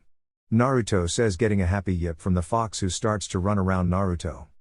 While this is going on, Kurama notices the same small lizard creature with wings that was watching Naruto before. It makes eye contact with Kurama before looking at Naruto and back to Kurama as if asking a question without speaking. Kurama nods and the creature disappears in a poof of smoke. So they want him as a summoner as well. That is interesting, but they have my blessing to give him the contract. Kurama thought. Well, I better get going. I only have a few hours left before I have to be at the academy for team assignments and my body hurt. He gets a chuckle from Kurama, who nods and disappears along with the other 3 foxes. Naruto collects everything and shunshines to his house. He decides to sleep on the couch, too tired to move to his bed. He wakes up the next morning at 7:30, so he showers and puts on his outfit. It's the same thing Shisui wore, except Naruto's didn't have the high collar or the Uchiha clan symbol. He simply refused to wear it, and he didn't have a sword on his back. His headband was on his forehead, brushing the bangs out of his eyes, but he had 2 of them going down the side of his face. He walked to the academy ignoring the stares and glances towards him, and he made it to the academy 45 minutes, gets to the classroom, and of course Kiba speaks up. Hey loser, this is for people who graduated, now get lost. Causing everybody to laugh at Naruto. Yeah, Naruto Baka, you failed yesterday, only 1 Uchiha passed and the best one at that, so leave, said the pink-haired Sakura. Yeah, Naruto, are you that dumb to forget that only people with a headband are allowed? I know your mother did something dumb, but that doesn't mean you should follow in her footsteps, yelled the blonde, but I mean Ino, causing the other kids to laugh even harder. Before Iruka could respond, Naruto spoke in a calm voice that reminded Sasuke of his brother, which pissed him off. You idiots clearly didn't learn from the last time somebody insulted my mother. I guess Kiba wasn't much of an example when he was put into the hospital by One Punch. So clearly I need to make another example out of somebody, preferably you, Ino. Perhaps you would like to be sent to the hospital by Iruka sensei next, how about it? What about you Sakura? You're a ninja now, although a pathetic one. You're even weaker than you were when you came into the academy. You and Ino are both at the same skill level that can barely be considered academy level. For your information, I passed yesterday, just didn't put my headband on. Now shut the fuck up you good for nothing fangirls, and Kiba, stop acting tough or I'll simply tell your mom and sister. Let's see if you act like this around them. He turns to Iruka. Sorry I'm late Iruka-sensei. It's okay, mind telling me why you were late? He knew why he was late, but he had to act like he didn't. Yes, I was getting some last-minute training last night and overdid it. My body is still sore. He says and gets a nod from Iruka. However, Ino and Sakura decided to speak, but each were interrupted by a kunai landing as it was near their heads. Shut up, Naruto said with a cold glare. Okay, yes, as you've heard, Naruto did in fact pass yesterday. Why he didn't put his headband on, I don't know. Now before the teams are assigned, I have to announce Rookie of the Year, Kunoichi of the Year, and the dead last. Rookie of the Year is Sasuke Uchiha. Immediately squeals and cheers were heard from his fangirls. Kunoichi of the Year belongs to Sakura Haruno. She screams. I don't know why you're happy. You only got it because the academics and your mother fucking some of the teachers to boost your physical grades. The real Kunoichi of the Year should be Hinata. Naruto says. Shut up you baka, I'm better than her, she screams at Naruto. That's enough Naruto.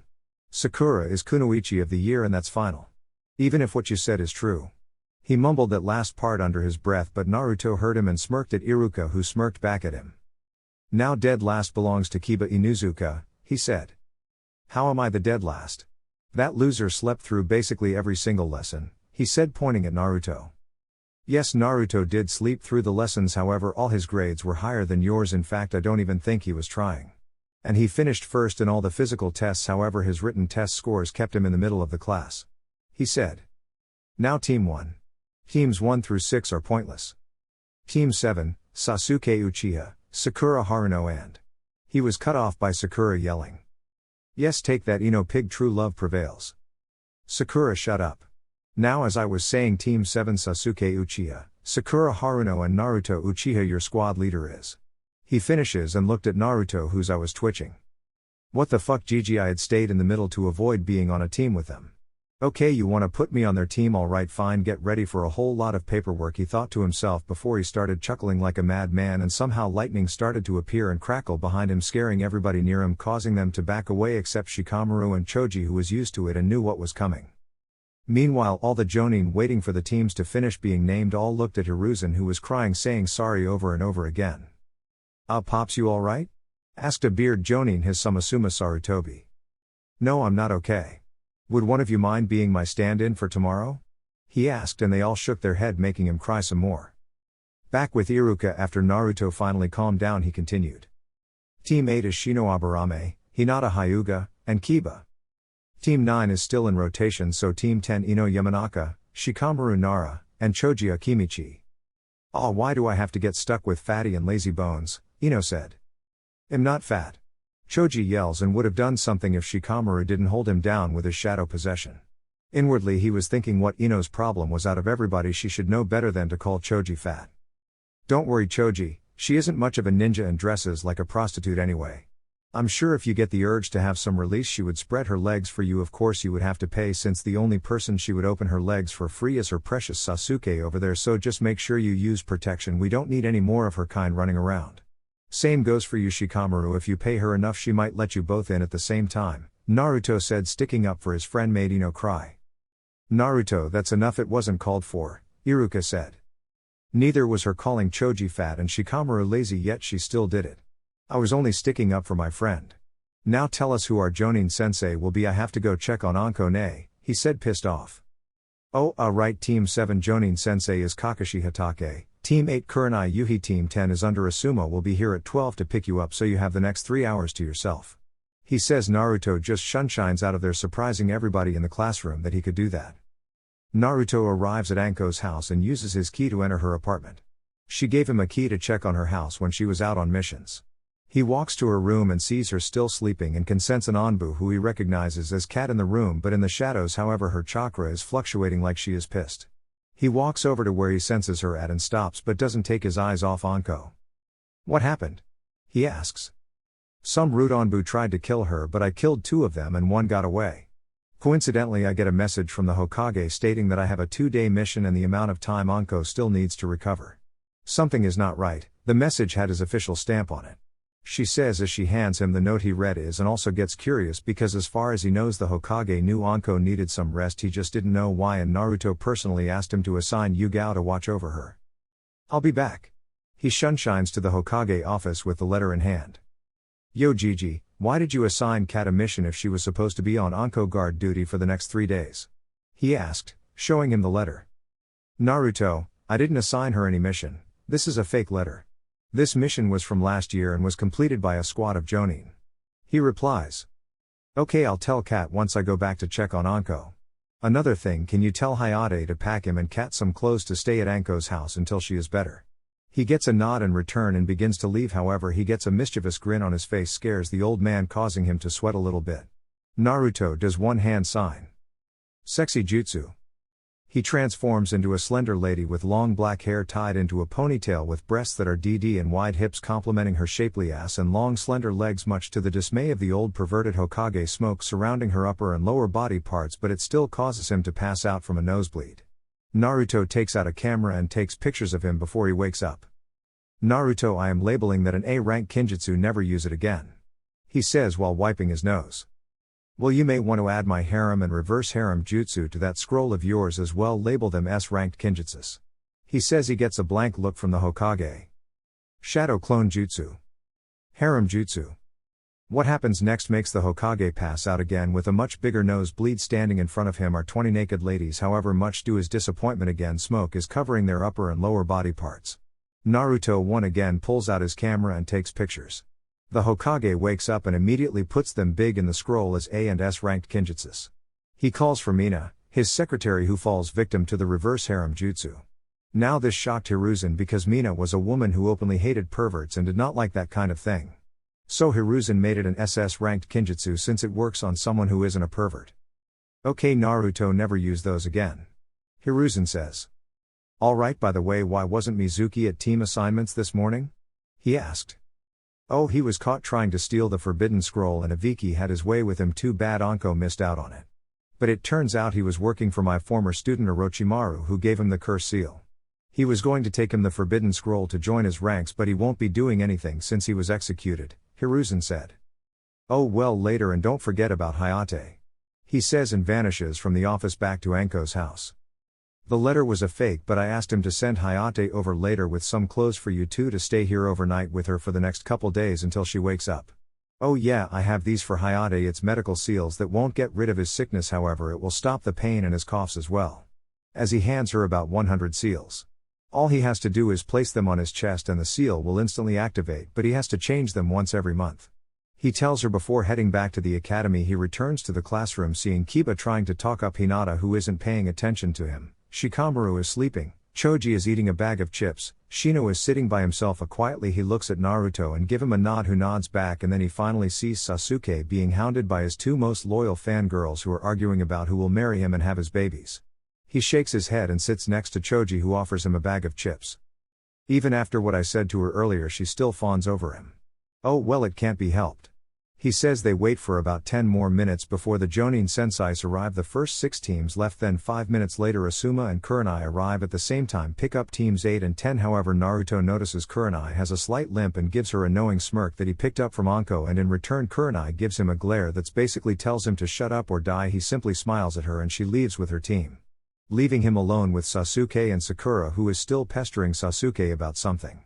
He falls asleep and wakes up 3 hours later when Kakashi decides to show up and Sakura shouts, "You're late. My first impression is that you're all idiots. Meet me on the roof in 5 minutes." He disappears in a puff of smoke and they go to the roof. Now introduce yourselves, your likes, dislikes and dreams. Kakashi says. Sensei, can you go first so we know it's done? Sakura says. Are you kidding me? She was supposed to be the kunoichi of the year. Naruto thought. Oh okay, well my name is Kakashi Hatake. I have a few likes and some dislikes as well. My dreams for the future, well I don't feel like telling you. All he said was his name. Sakura thought. Okay Pinky, you first. Kakashi says, pointing at Sakura. My name is Sakura Haruno. What I like, I mean the person I like is. She looks at Sasuke and squeals. My dream for the future. She looks at Sasuke again and blushes with a squeal. Okay, your dislikes. Kakashi asks. Naruto Baka and Ino Pig. Okay, you next, the brooding one. He points at Sasuke. My name is Sasuke Uchiha. I have no likes or dislikes. I don't have a dream because what I have I will make a reality, that is to restore my clan and destroy a certain someone. He says with a dark look on his face. Sasuke-kun is so cool, Sakura thought. Just as I expected. Kakashi thought. Dude, Itachi would kill you multiple times over before you would even blink. Naruto thought. Okay, last one, Kakashi said, uninterested in what he has to say, unlike he was with Sasuke, something Naruto picked up on.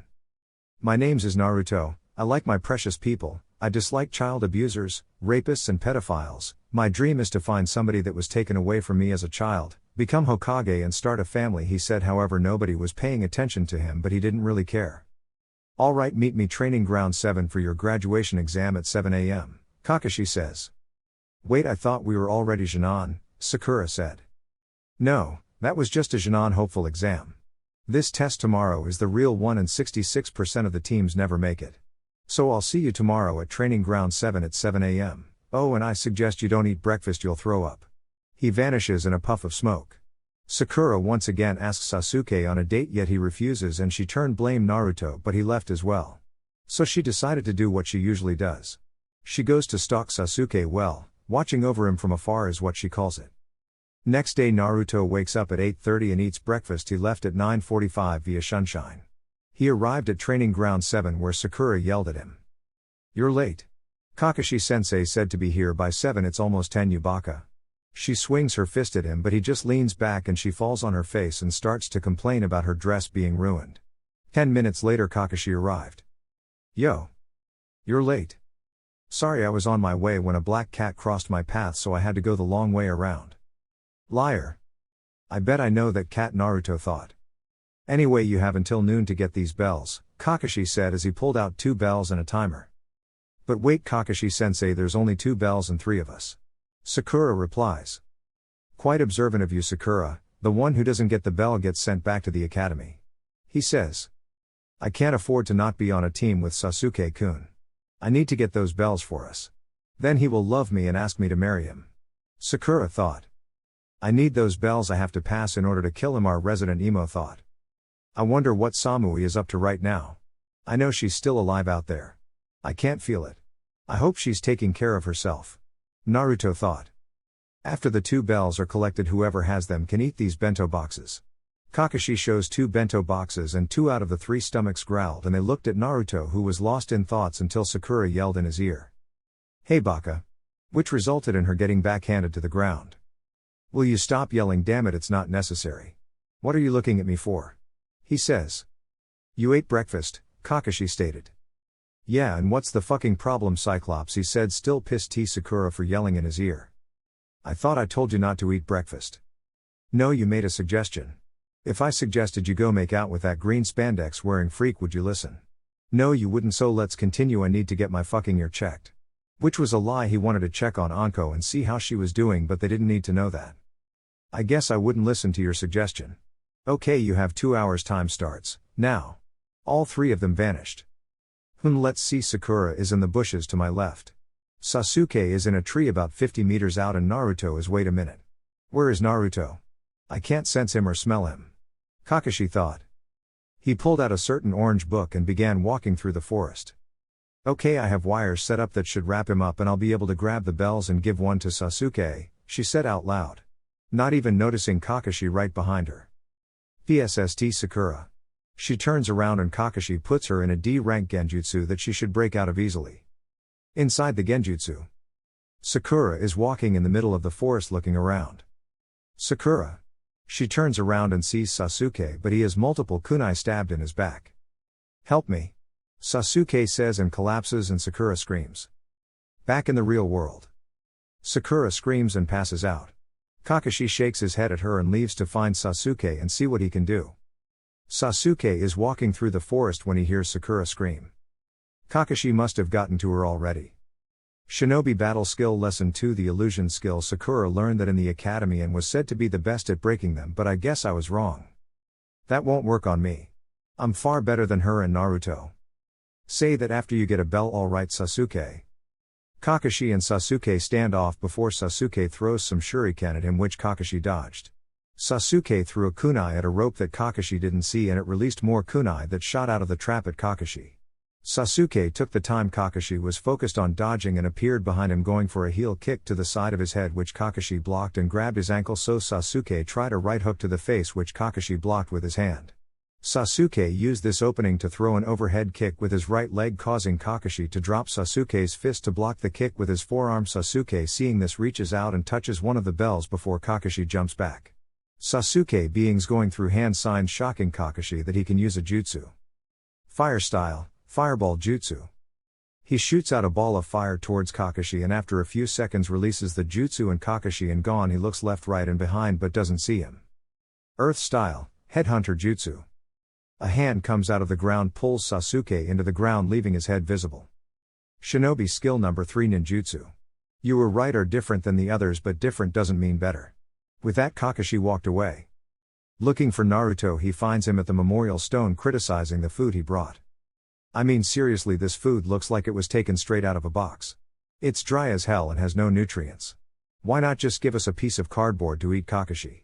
And what is in this one? Chicken teriyaki. It looks like dog food on top of mush. Naruto says he closes the food and sees because Kakashi was behind him. What do you want? Naruto asks. You're in the middle of a test and you have 10 minutes left and you haven't even tried to get a bell. Kakashi states. Oh okay, well can I have a bell? No. Oh well, I tried. Naruto, you need to actually try. Why, this whole test is farce. We both know the elders and council pressured you into taking a team with Sasuke so you can train him to use his Sharingan when he unlocks it, and you aren't a Sannin so you can't take an apprentice, so even if we fail the council will reverse the decision somehow and pass us by the eye. I did help. I released Sakura from that pathetic genjutsu you put her. Now I believe the test is about over with and I will let you tie me to the post. A couple minutes later they are all sitting down while Naruto is tied to the post. Kakashi tells them they all fail because they couldn't look underneath and says the actual goal of the test was teamwork. Sasuke attacks Kakashi but Kakashi moves faster than he can see and pins him to the ground. You are all little kids, you wouldn't last long in the shinobi world. For instance, Sakura kill Naruto or Sasuke dies. He says, putting a kunai on his neck. Sakura freezes up and Kakashi gets off Sasuke and tells them about the memorial stone having the names written off all or most shinobi who have died in battle or protecting the Leaf Village in some kind of way. Now I will give you all a second chance. Sasuke, Sakura, you can have a bento box but Naruto doesn't get any. With that he vanishes but Naruto can sense him in the trees in front of them. Sasuke and Sakura have an internal debate if they should feed Naruto. In the end Sasuke offers Naruto some food and Sakura, wanting to impress Sasuke, does the same. Kakashi appears angrily. I thought I said you couldn't feed Naruto any food. You disobeyed my orders. Do you have anything to say for yourselves? We're a team and we need him to be at full strength to take you on, so if it means failing then so be it, Sasuke said. Yeah, we're a team and we stick together. You fail one of us, you fail all of us. Naruto nods while inwardly waiting for this to be over. Well, if the case then you all pass. Kakashi says, confusing Sakura and Sasuke. You pass. Remember these words, those who abandon their mission are scum, however those who abandon their comrades are worse than scum. With that he left to report his team passing. Sasuke left and Sakura followed him. Naruto activated his Mangekyo to Kamui out of the rope he left to begin training. Kakashi arrived as soon as the Jonin for Team 6 failed his team. Team 7 passed, he said. Everyone looked at him. Explain. Was all Hiruzen said. Well, Sakura is pathetic. She couldn't break out of a D-rank genjutsu and was more worried about Sasuke than anything. Sasuke is at a high Jonin level. Maybe low Chunin. He actually forced me to try a tad bit and managed to touch one of the bells. Naruto on the other hand didn't even try. I mean, he asked for a bell and I told him no and he didn't care. He actually spent most of the time criticizing my food, saying he might as well eat cardboard. That causes Kurenai to start laughing. What's so funny? Of course Naruto would criticize your food. He was taught to cook by the Ikirakus and we all know how seriously they take food preparation. I've actually had some of Naruto's food before at Ikirakus. It's actually really good. She says, and everybody nods at that explanation. They all knew how the Ikirakus were when it came to food. They were almost as bad as an Akimichi. Team 8 passed as well. Hokage-sama Shino was the leader who came up with a plan of him trapping me with his bugs, and Hinata closed my Tenketsu points and Kiba give the finishing blow, although Kiba tried to protest with a plan that made absolutely no sense until Hinata agreed with Shino's plan and Kiba reluctantly agreed. Shino is around the same level as Sasuke, however he relies on his bugs too much and would be a sitting duck in a taijutsu fight, so I would have to fix that.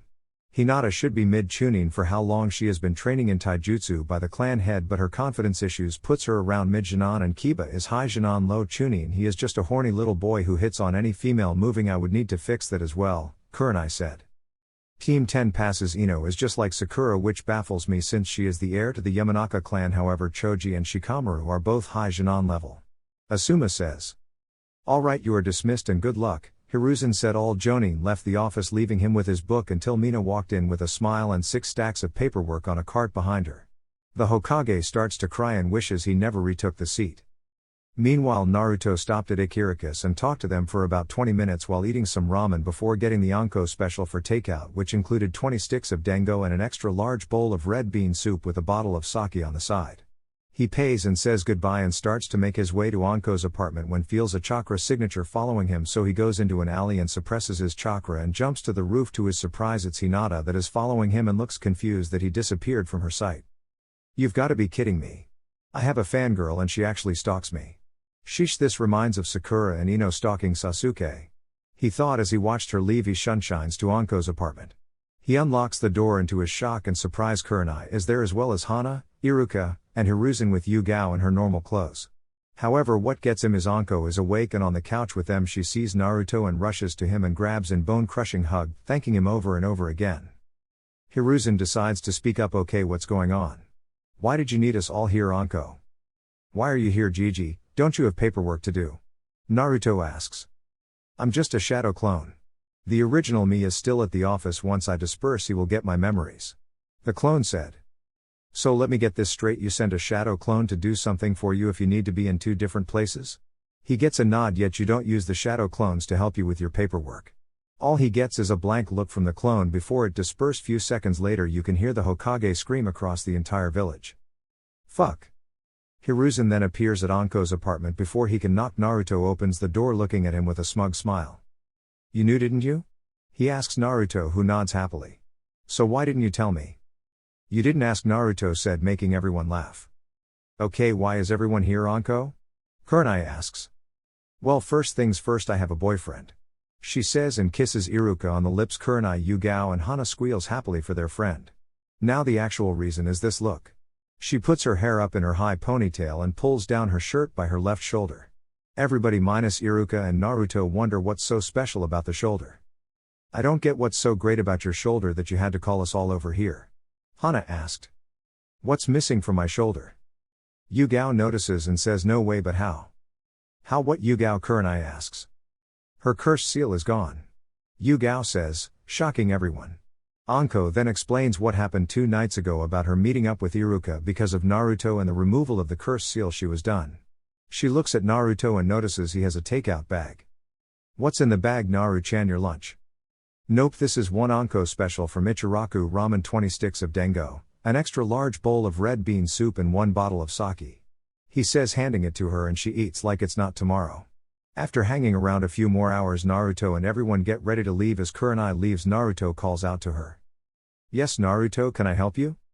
Yes, can you tell Hinata to stop stalking me around the village? It's getting out of hand. I caught her today by going into an alley, jumped to the roof and suppressed my chakra so her Byakugan couldn't find me. I've told her before I don't like her like that, and it's annoying at this point. I'll talk to her, Naruto. She said she liked you, so I told her to give it a shot and talk to you. I never knew you told her you didn't like her. I guess she thought you were joking, but I'll talk to her tomorrow. Thank you, and tell Asuma I said hey. And use protection, alright. He disappears as soon as he says that because kunai flew right when his head would have been. Chapter 9, Wave Mission and Legacies Passed Down. It's been 2 months since Naruto was assigned to this Shinan team and he hated it.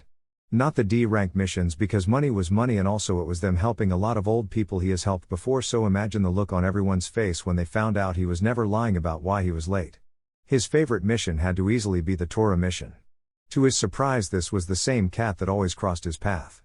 So when he saw Tora, they had a good old Texas standoff which lasted for about 10 minutes until they rushed at each other. Everyone thinks this was going to be another Shinan that gets scratched up, but to their shock and horror a field of flowers appear and they begin running in slow motion until the end, where Tora hops in his arms and Naruto gushes over Tora. "Oh Tora, you mischievous little cat, I missed you stealing my bentos in our 3-hour chases." He cries anime tears while hugging the cat, causing it to purr in happiness. However, what gets them is the shout of youth in the back, causing the sun to shine brighter. The result, an entire block of people passed out along the street. It has happened 3 times already, and the genjutsu was placed in the forbidden scroll next to Might Guy and Rock Lee's sunset genjutsu. However, the combination of the genjutsu were labeled SS rank in the forbidden scroll. However, what did piss Naruto off was his sensei's complete show of favoritism these 2 months. Although Naruto didn't need the help, the man could have at least tried to help him or Sakura. However, he didn't, and after the first 2 months Naruto doesn't even call him sensei anymore. He sees the private lessons he gives Sasuke, and well, he was less than impressed by Sasuke's development. He could only guess that Sasuke would only begin copying jutsus with his Sharingan when he finally awakens it. That's another thing, Naruto has yet shown them any skills really, or that he has a Sharingan. Now here we find Team 7 returning from another D-rank mission, Naruto's favorite, the Tora mission. "Yo old man, we're back from the mission," Naruto says as he is petting Tora. "Baka, show the Hokage some respect," Sakura says and gets ready to swing at Naruto, but Tora hissed at her with claws out and she backed off. Hiruzen chuckles at Naruto. "It's quite alright, Sakura. I allow Naruto to call me that because he is like a grandson to me. Now Tora rescue mission is complete," he says, and walks in a fat lady who they also recognize as the Fire Daimyo wife. She grabs Tora and begins to squeeze the life out of her. "Oh Tora, mommy has missed you so much, you need to stop running away from me," she says, hugging the cat to death.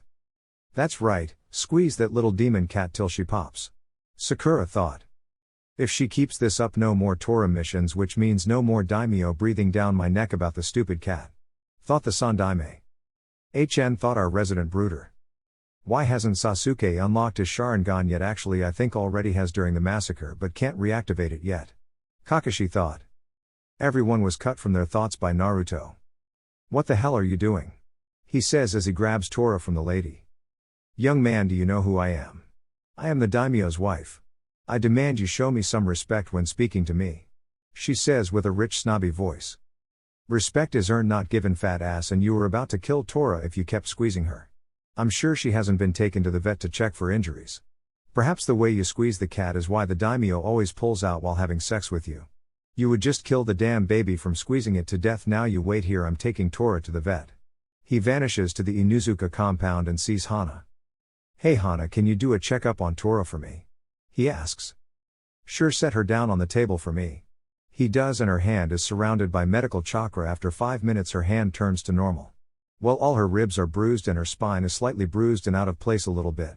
But minor surgery and 1 month of rest should do wonders for her, she says, but Tora screeches at the sound of that.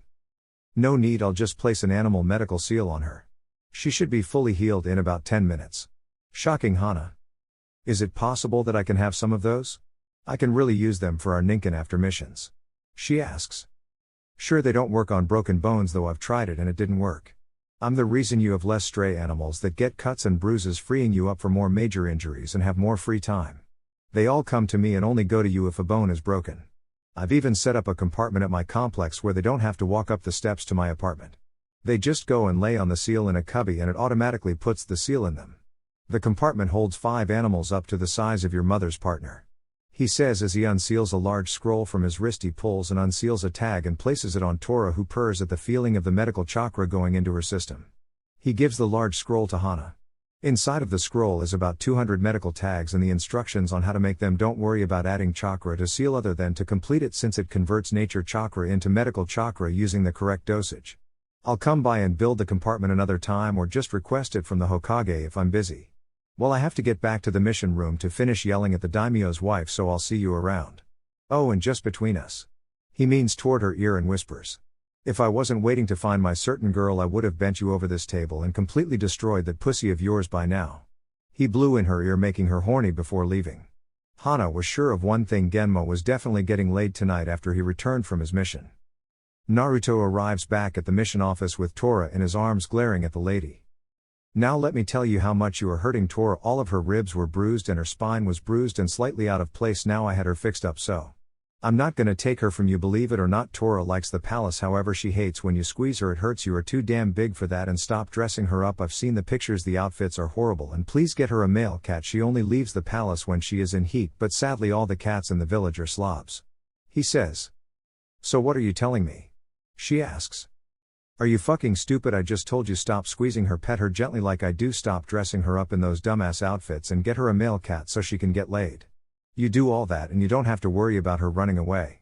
She says okay and pays quadruple the amount for the mission. I like him, Hiruzen. Not many have the courage to talk to me like that. I'll keep an eye on you and give a word to the fire daimyo. You may get a recruitment letter if you ever take the Chunin exams and can fight as good as you talk. With that she bows and gently takes wags her tail goodbye at Naruto. Everyone minus Sasuke is looking at Naruto in shock that he just got away with talking by the fire daimyo's wife like that. And put an end to the Tora missions for good. The two Chunin who were in the room walked in front of Naruto and kneeled down and bowed their head to him. We appreciate all your hard work, Naruto-sama. We bestow to you the king of the Tora mission. Out of nowhere they produce a crown and place it on his head. And bow once more. Everyone's sweat drops at this, even Sasuke. Okay, now that whatever that was is over with. Kakashi, are you taking another mission today? He gets a nod in response. Okay, we have painting some fences, cleaning a river, or... He was cut off by Sakura screeching. No, I demand a higher ranked mission. You are holding me and Sasuke-kun back from being great. Give us a higher mission now. So. She was cut off by Naruto placing a silencing seal on her neck. Thank you, Naruto, Hiruzen said. No problem, old man. However, although we have different reasons, I would like to also say we should take a C-rank mission since C ranks are relatively harmless. Although if you need to be persuaded I can do that as well. So how are we going to do this, the easy way or the hard way? He asks. Hiruzen wouldn't budge. I'm sorry Naruto, but I can't allow you to go on a C-rank mission 2 months out of the academy. He says with a no questions tone. Sasuke looked ready to explode, but Naruto held a hand up for him to stay quiet and let him handle it. Sakura was yelling but no sound was coming out, and Kakashi, although aware of what was going on, was thinking of ways for Sasuke to unlock his Sharingan. That's too bad, old man. It would be a shame if these got out to the public and ruined your good image, he said. He produced photos of the old man at a brothel in the red light district and some of him after seeing the sexy jutsu and harem jutsu. After seeing the photos, Hiruzen coughed. Well, due to some rather compelling evidence, I will allow Team 7 to take a C-ranked mission. However, he was interrupted by Team 8 walking in. Sorry Hokage-sama, we were just coming to hand in the mission report. We can wait outside, Kurenai said. Actually Kurenai, you arrived just in time. I'm assigning Team 7 to an C-ranked mission and I'm adding your team onto the mission as well, he said, shocking her. Are you sure Hokage-sama? They've only been out of the academy for 2 months. She says. Yes, I've been produced with some rather interesting evidence, so I'm allowing it, he said, glancing at Naruto, who was smiling innocently, which Kurenai knew was fake, having spent time around him and Anko quite a bit. Send in Tazuna, and walks a man with a straw hat and a sake bottle that was half empty. This is it. A bunch of kids and 2 adults. The pink-haired girl looks like she can't lift a damn twig, the one with the dog looks as dumb as a bag of rocks, the girl with short hair looks blind and seems she would cry if she spills her ice cream, the one with the duck-ass hairstyle looks constipated and has a pole shoved up his ass making it look worse. The only 2 I can tell has some skill is the blue-eyed boy with the cool hairstyle and the one with the coat covering his lower face. He looks at Kakashi. Can you even see where you're walking? Then looks at Kurenai and giggles like a pervert. How about during the travel me and you grab a hotel room or share a tent and make some babies? Faster than anybody can see, Naruto grabs Kurenai, who is about to kill the client but is struggling against Naruto's grasp. Hiruzen, seeing this, spoke up. Your mission starts tomorrow at 8 a.m. Dismissed. Naruto shunshine him and Kurenai to her apartment where she finally calms down. Thank you Naru-chan, but how do you know where I live? She asked. I brought you here a couple times after you Anko and Hana had your drinking nights at my house, since Anko has a room there and could never be left alone while drunk. He says. She nods. She remembers those nights but never remembers going home. Well, thank you for that as well. Now get going, we have a mission to pack for. She leans and kisses him on the forehead like always and goes inside Naruto shunshine home, not seeing the shock and anger on a certain Hyuga face. Next day everyone is on time except for Naruto, who is an hour late. They see him walking up to them but is surrounded by about 20 animals. I'm sorry guys, but I have a mission, it's my job now. But L left enough food for each of you for 2 months as well as the medical area. I've restocked it and added a heating compartment to it as well, so you all have somewhere to sleep at night now. He leans down and they all nuzzle you to him, walking off sad that he was leaving for a long time. Kurenai smiles at that scene, knowing how Naruto took in the stray animals. Kiba, seeing this, openly mocked Naruto. Ha, I guess you need all those animals, after all you're a street rat just like them. causing Sakura to join in. Yeah, Baka, nobody wanted those animals like nobody wanted you, it's fitting they find comfort in you.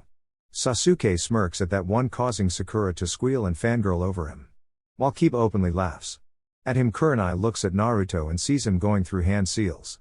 Now Kurenai, having been around Naruto quite a bit, recognizes those hand seals and immediately grabs his hand and shakes her head no. He sighs sunshined away from them, walking towards Wave. It took them an hour to catch up to him. When they do, they see him tying up two shinobi who Kurenai and Kakashi recognizes as the demon brothers of the mist. Naruto looks at them and sees the shock on everyone's face except Kurenai, and anger on Kakashi and Sasuke faces and lust on Hinata. Kakashi started to berate him. Naruto, what the hell is your problem? Why did you go off on your own? You could have been killed. I should write you up or have you suspended from the ninja program. Kurenai was about to speak up, but Naruto beat her to it. Shut up, Kakashi, we all both know you were only mad because you couldn't see your precious Sasuke in action. Don't act all disciplinary now like you actually care, since there is another Jonin around and a client to protect you. Never discipline the other two members of the team. Let me guess, you see Sasuke and see a spitting image of yourself from when you were younger, and Sakura's whore of a mother must have let you fuck her again or paid you off to tolerate Sakura. He says he gets no response. TCH, that sad, a well-respected shinobi like yourself can be bought, that's a shame. Now I've already interrogated them, you have some explaining to do, Tazuna. He says in a tone of voice that reminds Sasuke of his brother again, making him pissed off. After Tazuna explains his story, they decided to continue on, and later they set up camp for the night. Naruto is sitting by a river when he feels Kurenai walking to him. He doesn't move her because she is allowed inside the invisible barrier he set up. He can sense Hinata in the trees looking at him, but she can't get through the barrier. She is shocked when Kurenai gets tough and sits next to him. Naruto, are you okay? You let out a bit of anger back there, she says, and wrapped her arm around him, pulling him into a hug much to Hinata's displeasure. Yeah, I'm fine now. I have to vent like that sometimes to not let any darkness grow inside me if I want to master the Kyuubi chakra, he says. What do you mean by that? Can you just force it to give you chakra because of the seal? She asks. No, it doesn't work like that. The Kyuubi chakra is filled with hate and anger, and I have to separate the hate and anger first to gain control over it before taking in the rest of it. If I have any amount of darkness in my body, the hatred will overpower me, killing me in the process before disappearing, he says. What do you mean? She doesn't quite understand, so with a sigh he tells her about him freeing the Kyuubi and the truth behind the Kyuubi attack and him gaining the Fox contract. Kurenai, shocked and amazed at this, can't help but feel proud of her little brother. Summon a fox, so I know you're telling the truth about the contract. Naruto nods and goes through some hand signs before clapping his hands together. Nothing happened, Naruto, she states. I know we have a stalker in the trees. She couldn't hear us, but now she can't see us either. Not even her Byakugan can see through the barrier. He then goes through hand signs and summons Scarlet, his personal summons, who is sleeping, as proof, and sends her back. Kurenai is amazed by this and couldn't help but gush about how cute the fox was. After talking for another hour, he drops the barrier and they leave. They wake up the next morning and Naruto tells Kurenai that Zabuza of the Hidden Mist will be waiting and has an apprentice with him. She nods and tells Kakashi. A few days later, Zabuza arrives, and what should have been an easy 2-on-1 since the apprentice decided to stay back turned into a train wreck because Kakashi kept getting in Kurenai's way, resulting in them both being trapped in a water prison. Run, you guys are no match for him, Kakashi says. Kurenai doesn't say anything because she's focused on her breathing and working on a plan to try and escape. She looks up to see Zabuza create 10 water clones and Kiba and Sasuke rush in to fight them but get easily handled. Naruto, seeing this, sighs and throws 2 kunai with at the clones, but what they don't see is a third kunai with an explosive tag in the shadow that falls into the water. Kurenai saw it and braced herself. Next thing they know, the 2 kunai turned into 50 and takes out all the water clone while the kunai in the river exploded, making Zabuza lose control of the water prison and freeing Kakashi and Kurenai from the water prisons. Kurenai jumps to shore while Kakashi and Zabuza go through hand signs mirroring each other. Water style, water dragon jutsu. The 2 dragons collide while Kakashi goes through another set of hand signs that Naruto copies. Water style, giant vortex jutsu. A whirlpool of water forms and crashes into Zabuza, sending him into a tree. Zabuza gets up. How did you use my jutsu before me? Can you see the future? Yes, and your future is death. Kakashi rushes at him to end his life but jumps back when 2 senbon hit Zabuza in the neck and he falls to the ground. Kakashi checks for a pulse and doesn't find one. He's dead, he says as he covers his Sharingan. Then a person in a hunter nin mask appears at Zabuza's body. Thank you for distracting him. I'll take his sword and body to turn them in. With that the ninja disappears along with Zabuza and his sword. Naruto shared a knowing look with Kurenai, who shook her head. Good job Sasuke and Kiba, good teamwork. Sakura, Hinata and Shino, nice job protecting the client. Naruto, you're getting suspended once we head back to the village for not following orders a second time, Kakashi said. I don't really care, Kakashi. Whoever your Jounin sensei was would be disappointed in you. I hope whoever it was isn't alive so they wouldn't see what kind of failure and sellout you've become, Naruto said. Kakashi rushed at Naruto, but he simply dodged and struck a pressure point in Kakashi's back, temporarily paralyzing him. Naruto, you can't do that to Kakashi sensei, apologize right now. Sakura screeched. Shut up and go put Sasuke's dick your mouth. That's all you Harunos are good for anyway. Useless bitch. Naruto says. Now this shocks Kurenai because Naruto has a lot of respect for women and would never call one a bitch like that and not apologize. I need to get him off that team, she thought. Alright, that's enough, since Kakashi is out I'm in charge. Kazuna, how much further until we reach Wave? Kurenai said. We should be there in another 30 minutes if we keep to the road we're on. It's a small boat that can take us the rest of the way, he says. Alright, let's move out. Kiba, you carry Kakashi. Tazuna, lead the way, Kurenai said. They walked and reached Wave. Had they walked faster they would have ran into a squad of Kumo shinobi with a certain blonde on the team who just left delivering a client after the Raikage refused to help the poor country but had the team escort him back. Naruto was staring off into space looking at the unfinished bridge that is humongous. If he had to guess, it would take another 2 to 3 weeks to complete. He was broken out of his thoughts when Sakura yelled in his ear. Hey, stop daydreaming and get moving, Naruto, I swear you're such a baka. Stop screaming in my fucking ear, you stupid bitch, he yelled back. He walked away, not even caring. Kurenai stops him. You're going the wrong way, Naruto. Kazuna said his house was this way, pointing in the direction. I'll meet you there later. I can easily find you, remember I'm a sensor type as well. I'm gonna try and find out anything about this Gato by walking around the village. He says. She nods and tells him to be back by 8 p.m. That gives him 4 hours to gather as much info as needed. He walks away as they head to the house. Meanwhile, Samui, who was jumping through the trees with her team, suddenly stopped and turned around. She thought she heard a familiar name called but brushed it off as her imagination. Samui, what's wrong, why did you stop jumping? Asked a red-haired girl. Nothing, Karu, I thought I heard something, let's keep going, she said in her usual cold tone of voice. Wow, Karu, you're really worried about Samui. You should be more worried about if your flat chest will ever grow, said a light blonde-haired boy on her team. Shut up, Amoe, I'm only 13, they'll grow later, Karu said, punching the now named Amoe in the stomach. That's enough, you two, come on, we have to get back to Kumo. Samui, I'm very impressed with your work on missions. You too as well, if you keep it up the Raikage may give you all a field promotion to Chunin. Now let's go, said their Jounin sensei, who had blonde hair but had it in a long ponytail going down her back. It looked almost like a cat tail.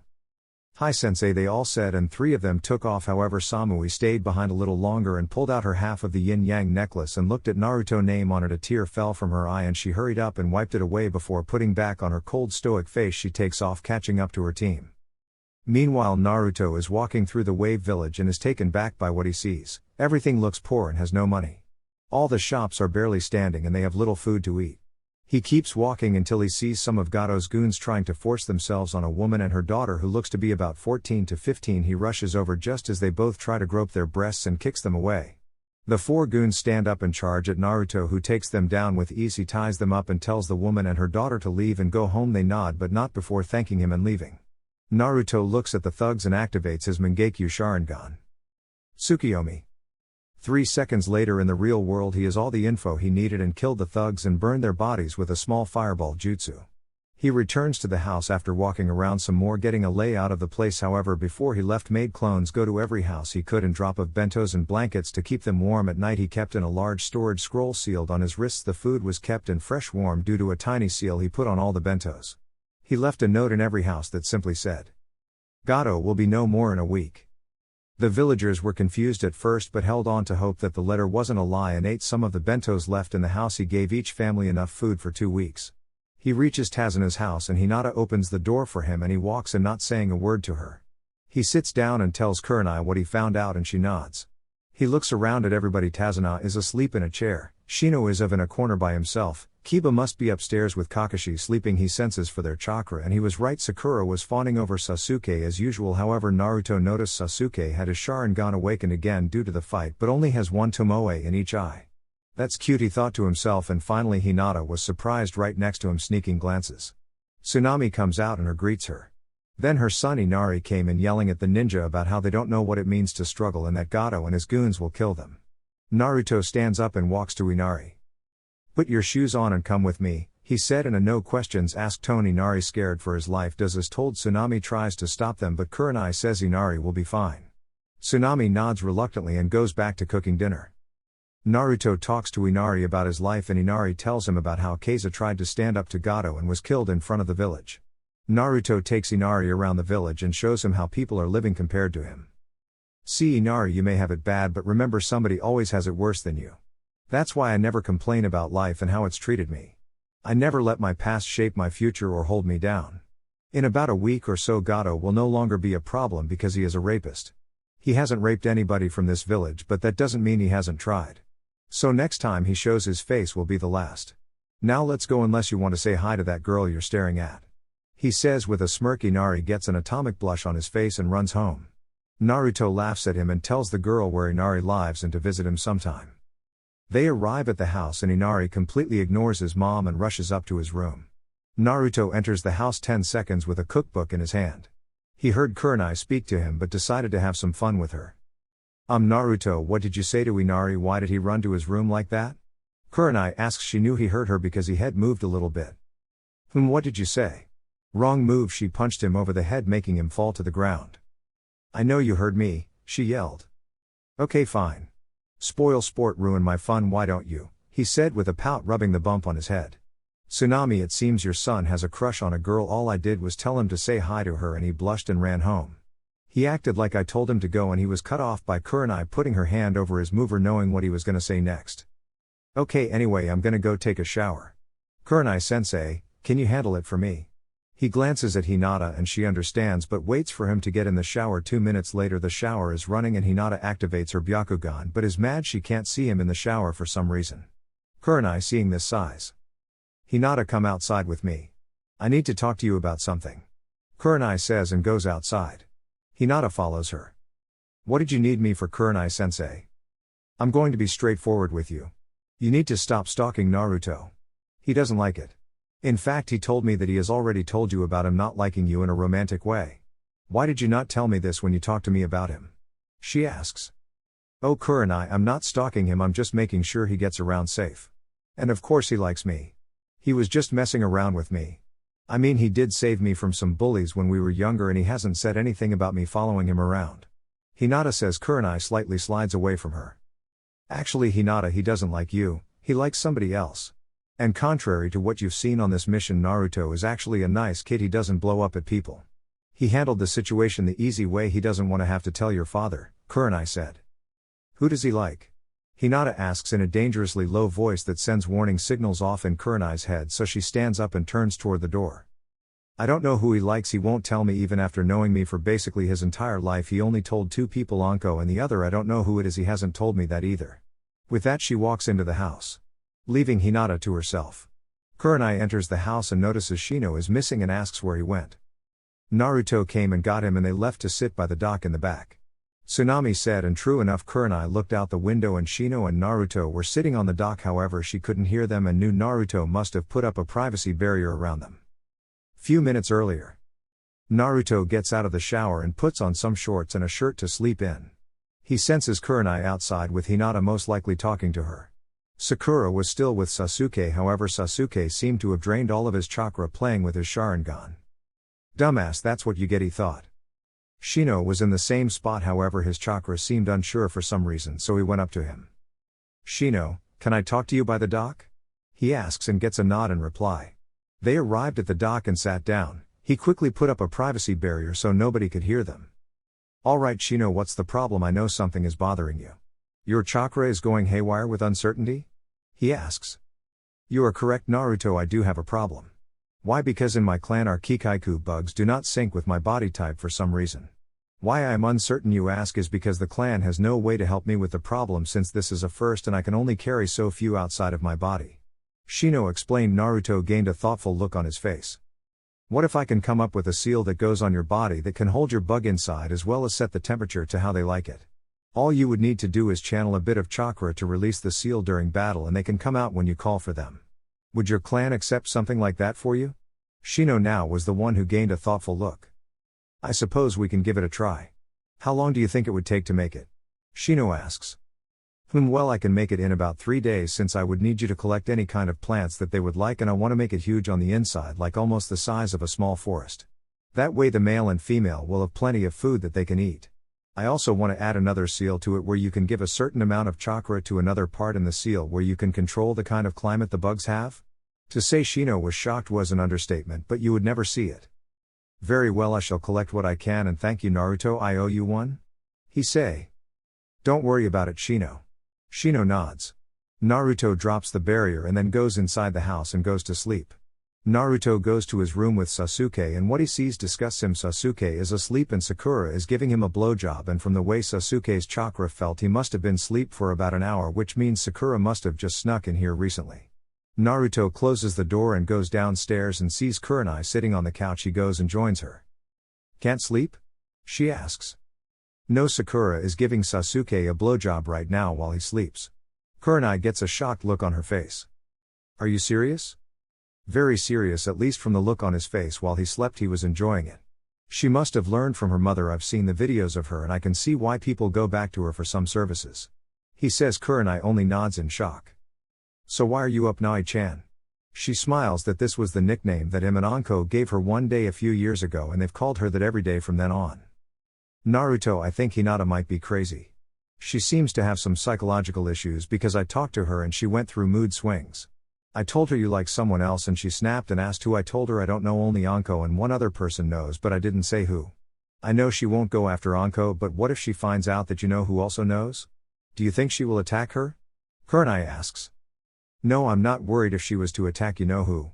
She would lose. She is as strong as a mid-jonin taijutsu wise and is deadly accurate with a knife or anything she can throw and has the speed of an high jonin, and her taijutsu relies on hitting pressure points and she is really skilled at that. I think besides me, Anko, the green spandex freaks and another Hyuga, she is somebody who can go toe-to-toe with the gentle fist style and win. He says, shocking Kurenai. They sit in silence until Naruto breaks it. Samui, he says. Kurenai raised an eyebrow at this. That's the name of the girl I love.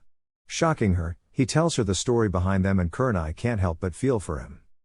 I'm sure you'll find her Naruto. He nods. They hear footsteps and see Sakura sneaking to the kitchen and spits in the sink running water to clean it out. She tries to sneak back but Naruto stops her. Hey Sakura. She freezes. Yes Naruto. She replies. Spitters are quitters, he said, and she hangs her head at being caught and goes to her room. Meanwhile Kurenai and Naruto laugh silently before going to their rooms and going to sleep. Next morning Naruto wakes up and goes downstairs. Everybody looks at him and continues eating. He decides to break the silence. So Sasuke, did you sleep good last night? He asks. If you must know, yes I did, Sasuke replies. Good, it must have been nice to release everything from the day then. What about you Sakura, did you sleep well last night? Must have sucked for you if you didn't. He asks. Actually loser, I do feel like I've released a whole load of off from everything yesterday. Sasuke replies. I bet you did. I bet you did. What about you Sakura? Don't hold it and spit it out. At this Kurenai is about to die from holding in laughter when Inari walks in. She finally laughs. Mom, I was trying to sleep last night but I kept hearing this sucking noise that kept me up for almost 30 minutes. What was it at that? Everybody's jaw hits the ground except Naruto, Kurenai, Shino and Sasuke, who didn't know what was going on. Sakura had a deep blush on her face and tried to hide in her shirt. Kurenai, despite usually being against Naruto openly talking about sex, was holding her ribs while laughing. Shino, you could see his shoulders moving slightly. Hinata thought about doing that to Naruto tonight, and Tsunami and Tazuna were just shaking their heads, but if you looked closely they were also laughing. Kiba silently asked Sakura if he could be next and she punched him. After everybody calmed down, Kakashi came and told them Zabuza was alive still and that his injuries would take a week to heal up, so he was training Team 7 in tree climbing except Naruto, who had to guard the bridge all week. He thought Naruto would object but he didn't care. A few hours later the teams are done training and Naruto finished the first part of the seal for Shino during his guard duty. Now they were at home and Naruto told Kurenai he was going to go to the forest for sign trading and would just camp out there. He trained for 5 hours on the last step for his lightning affinity, keeping a light bulb lit for 10 minutes. So far he could do it for 5 minutes. By time he finished training he was up to 7 minutes. He fell asleep and in the morning the hunter Nin that saved Zabuza was walking through the forest collecting herbs when she spotted Naruto. She held her hand out to his neck to strangle him, however he spoke up. I wouldn't do that if I were you, it might get you killed. He sat up and looked at her. She was inwardly cursing at being caught, so she put on an act of innocence. You shouldn't sleep out here, you'll catch a cold, she said. I don't get sick. So what's your name? He asked. He already knows this is the Hunter Nin. Haku, she replies. Well, nice to meet you, Haku, I'm Naruto. So what are you doing out here so early? I'm collecting herbs for my friend, he is sick, she replies. Well, I hope your friend gets better. Thank you. What about you? What are you doing out here? She asks. I was training last night and decided to sleep outside, he said. Are you a ninja? He nods. What do you fight for? I fight to protect my loved one from harm, he said. Then I believe you will become really strong. I believe that true strength comes when you have a precious person to protect. I'm sorry, but I must be going to take care of my friend. Bye, Naruto. See ya. Tell Zabuza I wish him a speedy recovery. She turns around, but he is gone already, and she rushes back to the hideout. A week has passed and today is the day they guessed Zabuza would attack the bridge. Naruto stayed back to protect the house, and to his surprise some thugs did show up, but he handles them quickly and leaves some clones at the house and heads to the bridge. He makes it to the bridge. He sees Kurenai's mood and she looks pissed. He didn't have to ask why Kakashi decided to fight Zabuza one-on-one and is having trouble even with the Sharingan uncovered. That left her to guard the client with Shino Hinata and Sakura, who wouldn't shut up about Sasuke. He handed her a silencing seal and she put it on Sakura. Why are you here, Naruto? She asks. Gato sent thugs to the house to kidnap Tsunami, however I stopped them and came here. He looks the ice mirrors and Kurenai signs. Can you go help them, please? He nods and shunshines to the mirrors and grabs the Hunter Nin easily by the leg as she was preparing to finish off both Sasuke and Kiba. Using her shock to his advantage, he punches her in the stomach and face, breaking her mask and knocking the wind out of her. He does something that shocks her and throws her through her own mirrors that should have caught her. She landed against the bridge and knew she was defeated. Naruto, looking to finish her off by knocking her out, heard what sounded like chirping birds, and they saw Zabuza pinned down by a pack of dogs and Kakashi charging at him. Zabuza-sama Haku uses an ice mirror to save Zabuza, but she gets stabbed through the heart with a Chidori. Zabuza was about to attack again, however Gato showed up. Well, look here, boys. It seems the baby of the mist couldn't get the job done. Oh well, I was going to kill him anyway. Hey Zabuza, where's that girl you had with you? She was young, but she looked mature enough for my likings, he said with a perverted look on his face. He sees her dead body and looks up at Naruto, who was standing next to her body. He made the mistake and looked into his eyes. He whispers so nobody can hear him. Tsukiyomi. In the Tsukiyomi world, Gato finds himself tied down on a bed, unable to move. Welcome to my world of Tsukiyomi. I am God, I can control what happens in here. Now you will tell me the passwords and combinations to all safes you have locked away in your hideout. Fuck you, punk, I'm not saying shit. Very well, since you like raping girls and abusing them, that's what will happen to you for the 3 days. However, in the real world only 3 seconds will pass. Have fun. And by the 3rd hour of him being raped and abused, he was telling Naruto all he wanted to hear. Finally the 3 days ended. Real world. After the Tsukiyomi finishes, Naruto deactivates his Mangekyo Sharingan and Gato screams and falls down. He takes out a kunai and shoves it through his head. That's when the other thugs and mercenaries attacked. Zabuza, unable to use his arms, had Naruto toss him a kunai. He caught it in his mouth and he killed every thug and mercenary. He fell to the ground with swords and knives sticking out of his back. Hey kid, can you take these out my back and lay me next to her? Naruto nods and takes out the swords and knives and carries Zabuza over to Haku. He starts crying as he sees her dead body. I'm really sorry, Haku. I never wanted you to be a part of this ninja life. I wanted you to grow up, live your life to the fullest, fall in love and have a family. I remember when I first found you. You were a scared, skinny little girl who was a victim of the bloodline purges that was started by the Mizukage. I tried to stop him. I had a full plan that was 100% guaranteed to work. I was betrayed by somebody acting as a spy in the rebels' camp and was forced to flee with you. Despite me being the demon of the mist, I am against killing children, ninja or not a ninja. I trained you to become my personal tool. However, as time progressed, you became the daughter I always wanted, and I never told you I loved you once. I won't be seeing you again because where you're going I'm not allowed. I love you, Haku Yuki Momochi, the daughter I always wanted, he said with tears falling down his face. Hey kid. Yeah. Naruto says. I want you to try and lift my sword. Naruto does as told. He walks over to the Kubi Kiribocho and lifts it with no problems. Congratulations kid, you are now the owner of the Kubi Kiribocho. The sword will only allow people it deems worthy lift it. It is now yours to wield. You are the fourth person to lift that sword as far as I know. Make me proud, kid, the legacy is yours to continue. And with that, Zabuza passed on. Dying, how any shinobi of his caliber would, he went out fighting, and he couldn't have asked for a better way to go. A few hours later, Naruto is seen standing at the graves of Haku and Zabuza. He lifts the Kubi Kiribocho over his shoulder and walks away. I will make you proud, Zabuza. I swear, he said to himself. He enters the village and everyone starts to cheer for him, giving him a hero's welcome with praises and gifts. However, he declined the gifts, kindly saying that it was okay. They were going to build a statue of him for killing Gato, and they wouldn't take no for an answer. So he made a deal with them that they could make the statue as long as Zabuza got one as well for taking out all of Gato's goons before his death. The villagers agreed to that and even held a moment of silence for Zabuza. He might have been known as the demon of the mist to the other nations, however to the Wave Village he was a hero. After a few hours the celebration was still going on, however Naruto had one more thing to do. He located Gato's mansion and found a safe with all of his money, not just from what he took from Wave but from his illegal dealings as well. He signed the papers giving him control over Gato's shipping company, and the idiot already had his name on the papers. He cut all ties with the illegal business owners he had. After sealing up all the money in the vault, he found a journal that would need to be seen by the Hokage himself. It had things to do with his treacherous student. He found a lightning jutsu that would suit him perfectly. After that, he released all the girls that were chained up in the basement, who ranged from the ages of 14 to mid-30s. He sensed for anyone in the building and found none. After getting everyone out the house, he threw a kunai with an explosive tag on it. This was his personal tag that was strong enough to level a city block if pumped with enough chakra. However, he set it to blow up a large building, in this case a mansion. Everyone was walking away and Naruto set the tag off, blowing up the mansion. The people at Wave who were partying looked up and saw the mansion explode and cheered even louder. Few minutes later, a large group of people are heading back from the mansion, putting everyone on edge. However, they see Naruto with all the women that went missing, and tears of joy and happy reunions of family and loved ones are going on now. While this was going on, he noticed Teams 7 and 8 were also out walking around. He was tired and decided to head to the house and sleep.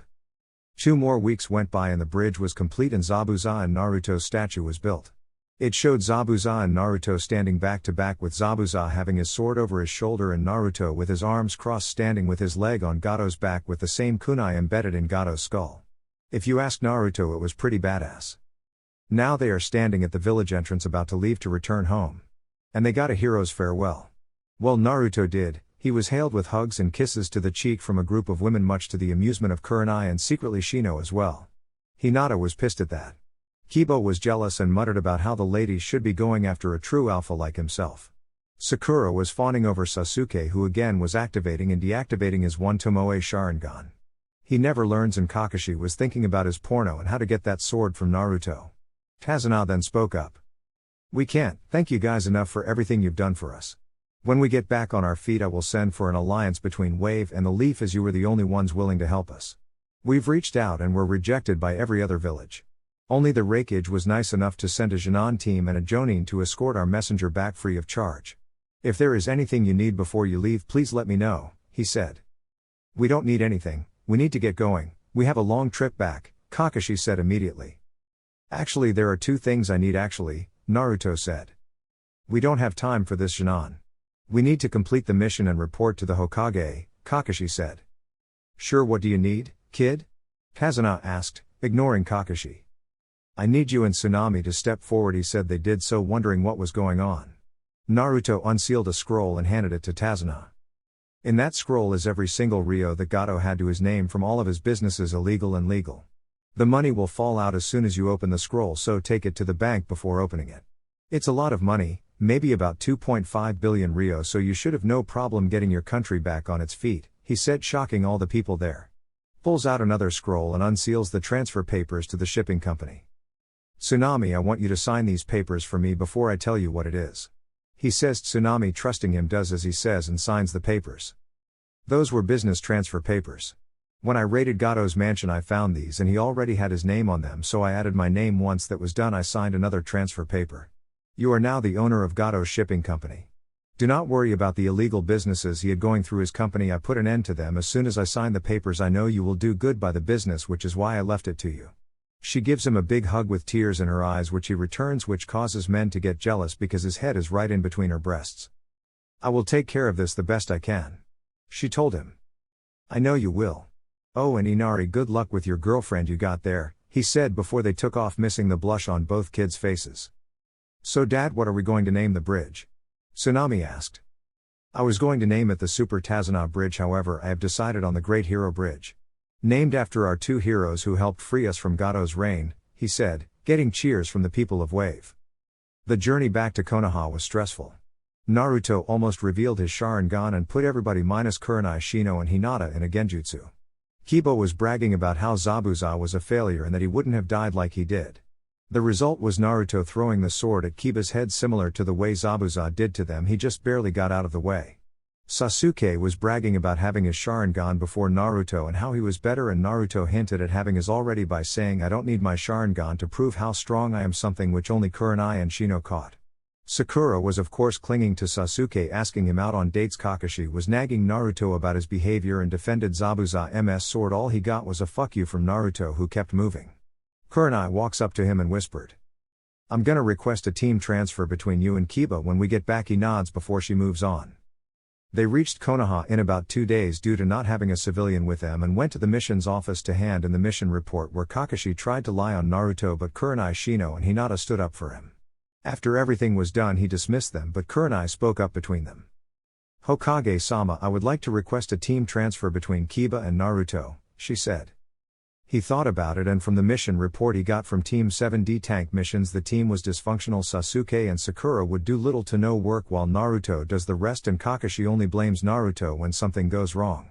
He then thought about how Kurenai reports that Kiba keeps trying to get with Hinata and her on some occasions, which resulted in him getting a lot of beatings from his mother and sister. He made his decision. "Very well. Sign the papers and it will become official." Kurenai signs, and Kakashi, not paying attention, signs as well. "It's official. The team transfer between Naruto and Kiba is official," he says, shocking Kakashi. "What, Hokage-sama? I'm the only one who can train them in the Sharingan. That's why I requested them both to be on my team," Kakashi says. "Yes, you did, but I've been through the mission reports. Your team is a ticking time bomb. So I am replacing Naruto with Kiba." Dismissed.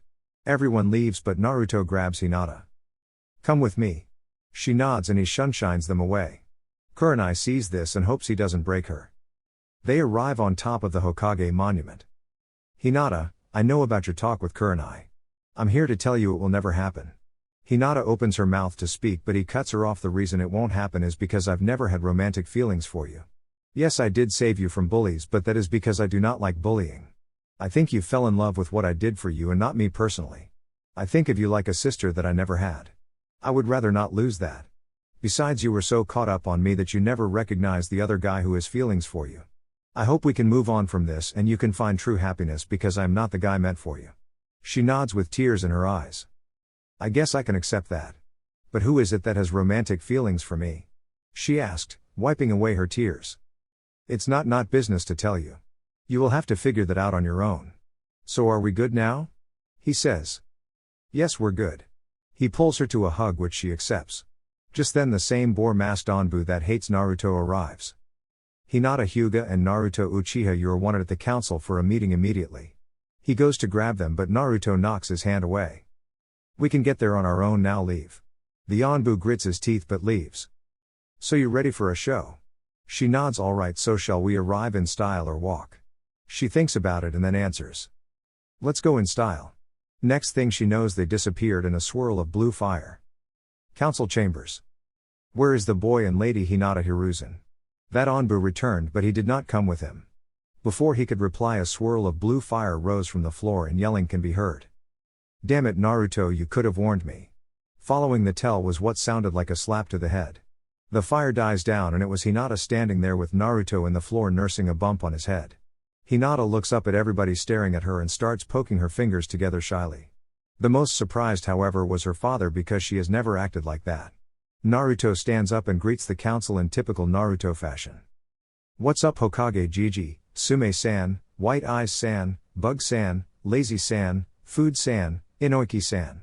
Everyone sweat drops at this. "Why does everyone have a nickname besides Tsume and Inoiki?" Shikaku asked. "Well, Tsume isn't really keen on nicknames and I haven't thought of one for Inoiki," he said with a smile. "You will show this council some respect, boy," Koharu said. Naruto didn't even see her there. She should have kept her mouth shut. Oh hey saggy tits, I didn't see you there. How are you today? You as well, one-eyed pedophile. Sup cool old man. Homaru nods at Naruto. Now two things happened. Koharu was seething in anger, her face was red, but the most shocking was Danzo. He slapped his good R on the table and yelled. I am not a pedophile. Naruto slapped his hands on the table and yelled back. You liar, I saw how keep looking at me with a look of one in your eye when I was little and you're still doing it, Naruto yelled back, pointing at Danzo as this was going on. Sakura still gushed over Sasuke, who ignored her. Kiba was trying to grab Hinata's ass. She moved toward Shino. He stiffens up as she grabs his arm, something she notices. Kakashi is waiting for this meeting to be over so he can train Sasuke. Kurenai is pinching her nose. The clan heads are snickering except Sume, who is openly laughing, banging the table. Even Shibi has a smile, but you can't see it, and Hiashi, to Hinata's surprise, his lips keep twitching upward. Start the meeting, Hiruzen, Danzo said through his clenched teeth. Alright, we are here because Sasuke decided to brag to the civilian council about the mission report from the Wave mission. And they have some questions for you, Naruto. He nods and the questions start. Is it true that you killed Gato and his mercenaries and took control of his shipping business and stole all the money from his mansion? A fat councilman asked. Yes, I did kill Gato, however it was Zabuza Momochi who killed the mercenaries.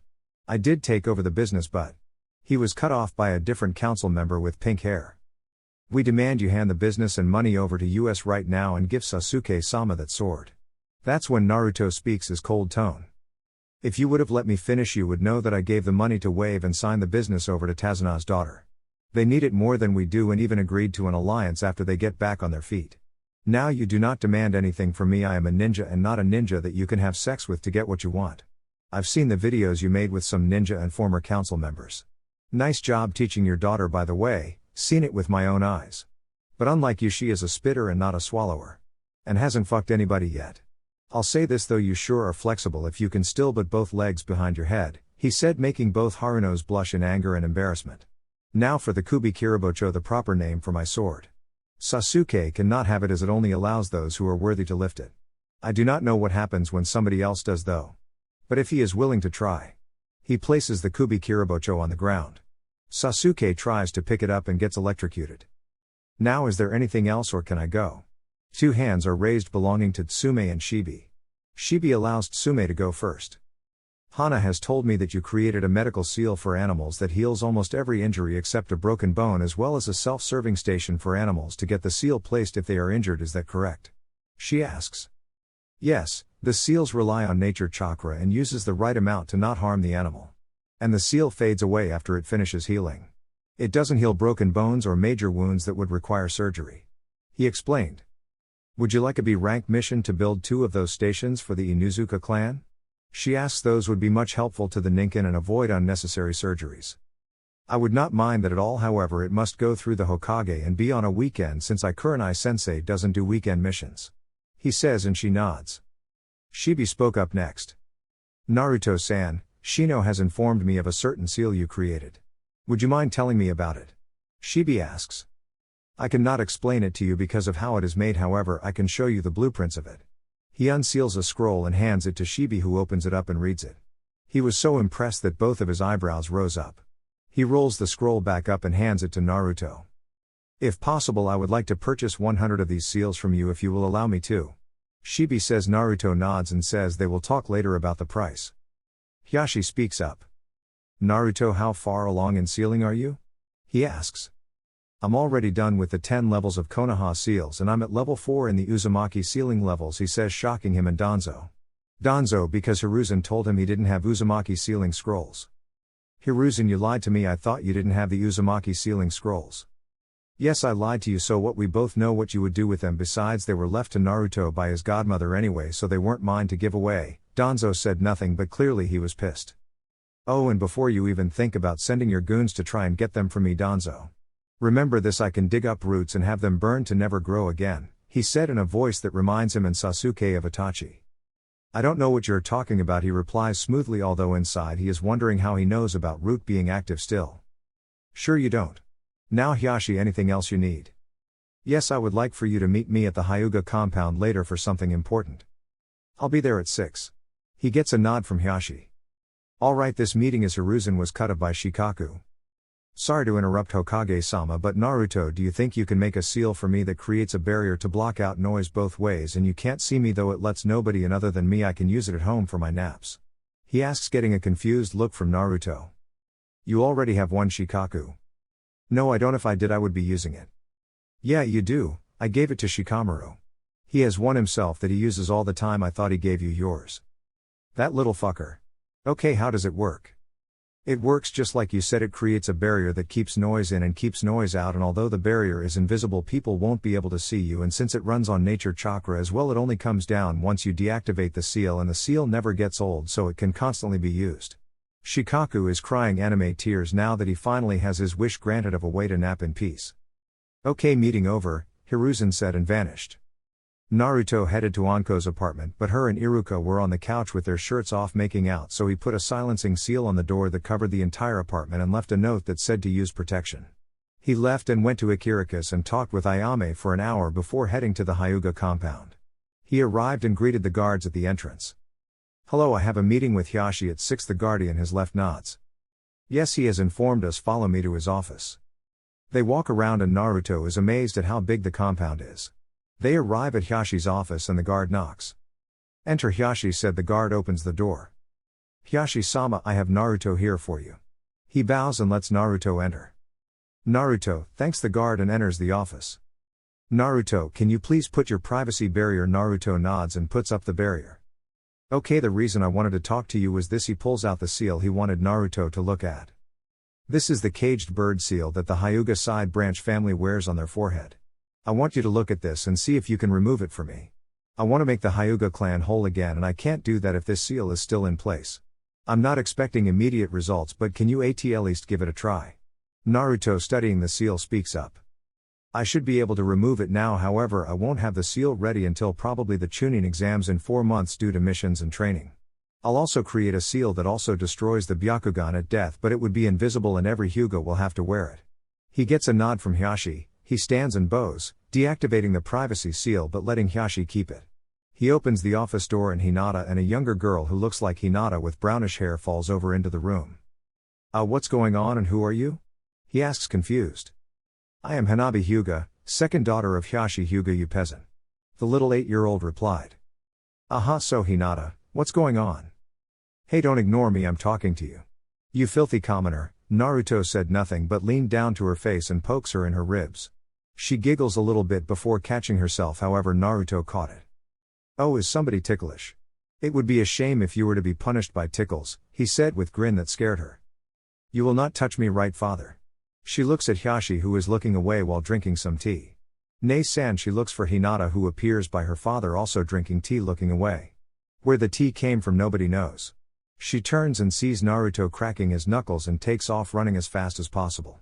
It wasn't long before Naruto caught her and tickled her until she had tears coming from her eyes from laughing so much. He does that for about 10 minutes before she has to go train with her guard. He gets up to leave and passes by another Hyuga about a year older than him with a Konoha headband on. They said nothing, just kept going.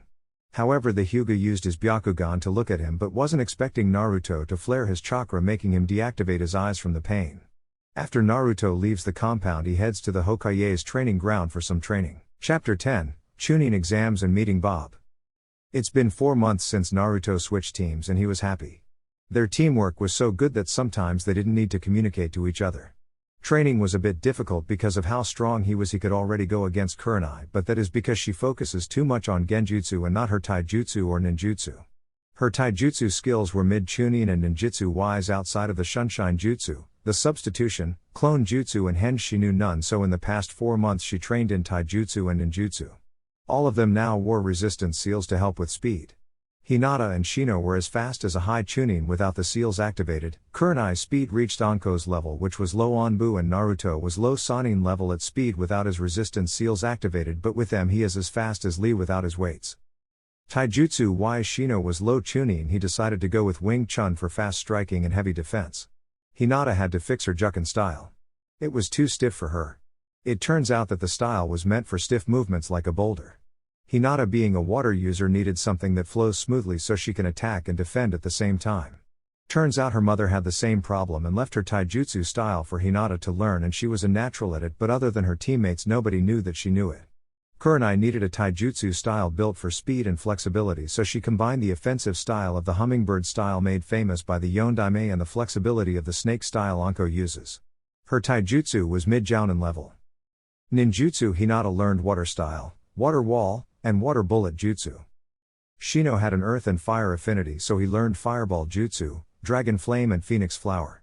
Earth style, mud wall. Earth style, binding chains and earth style headhunter jutsu.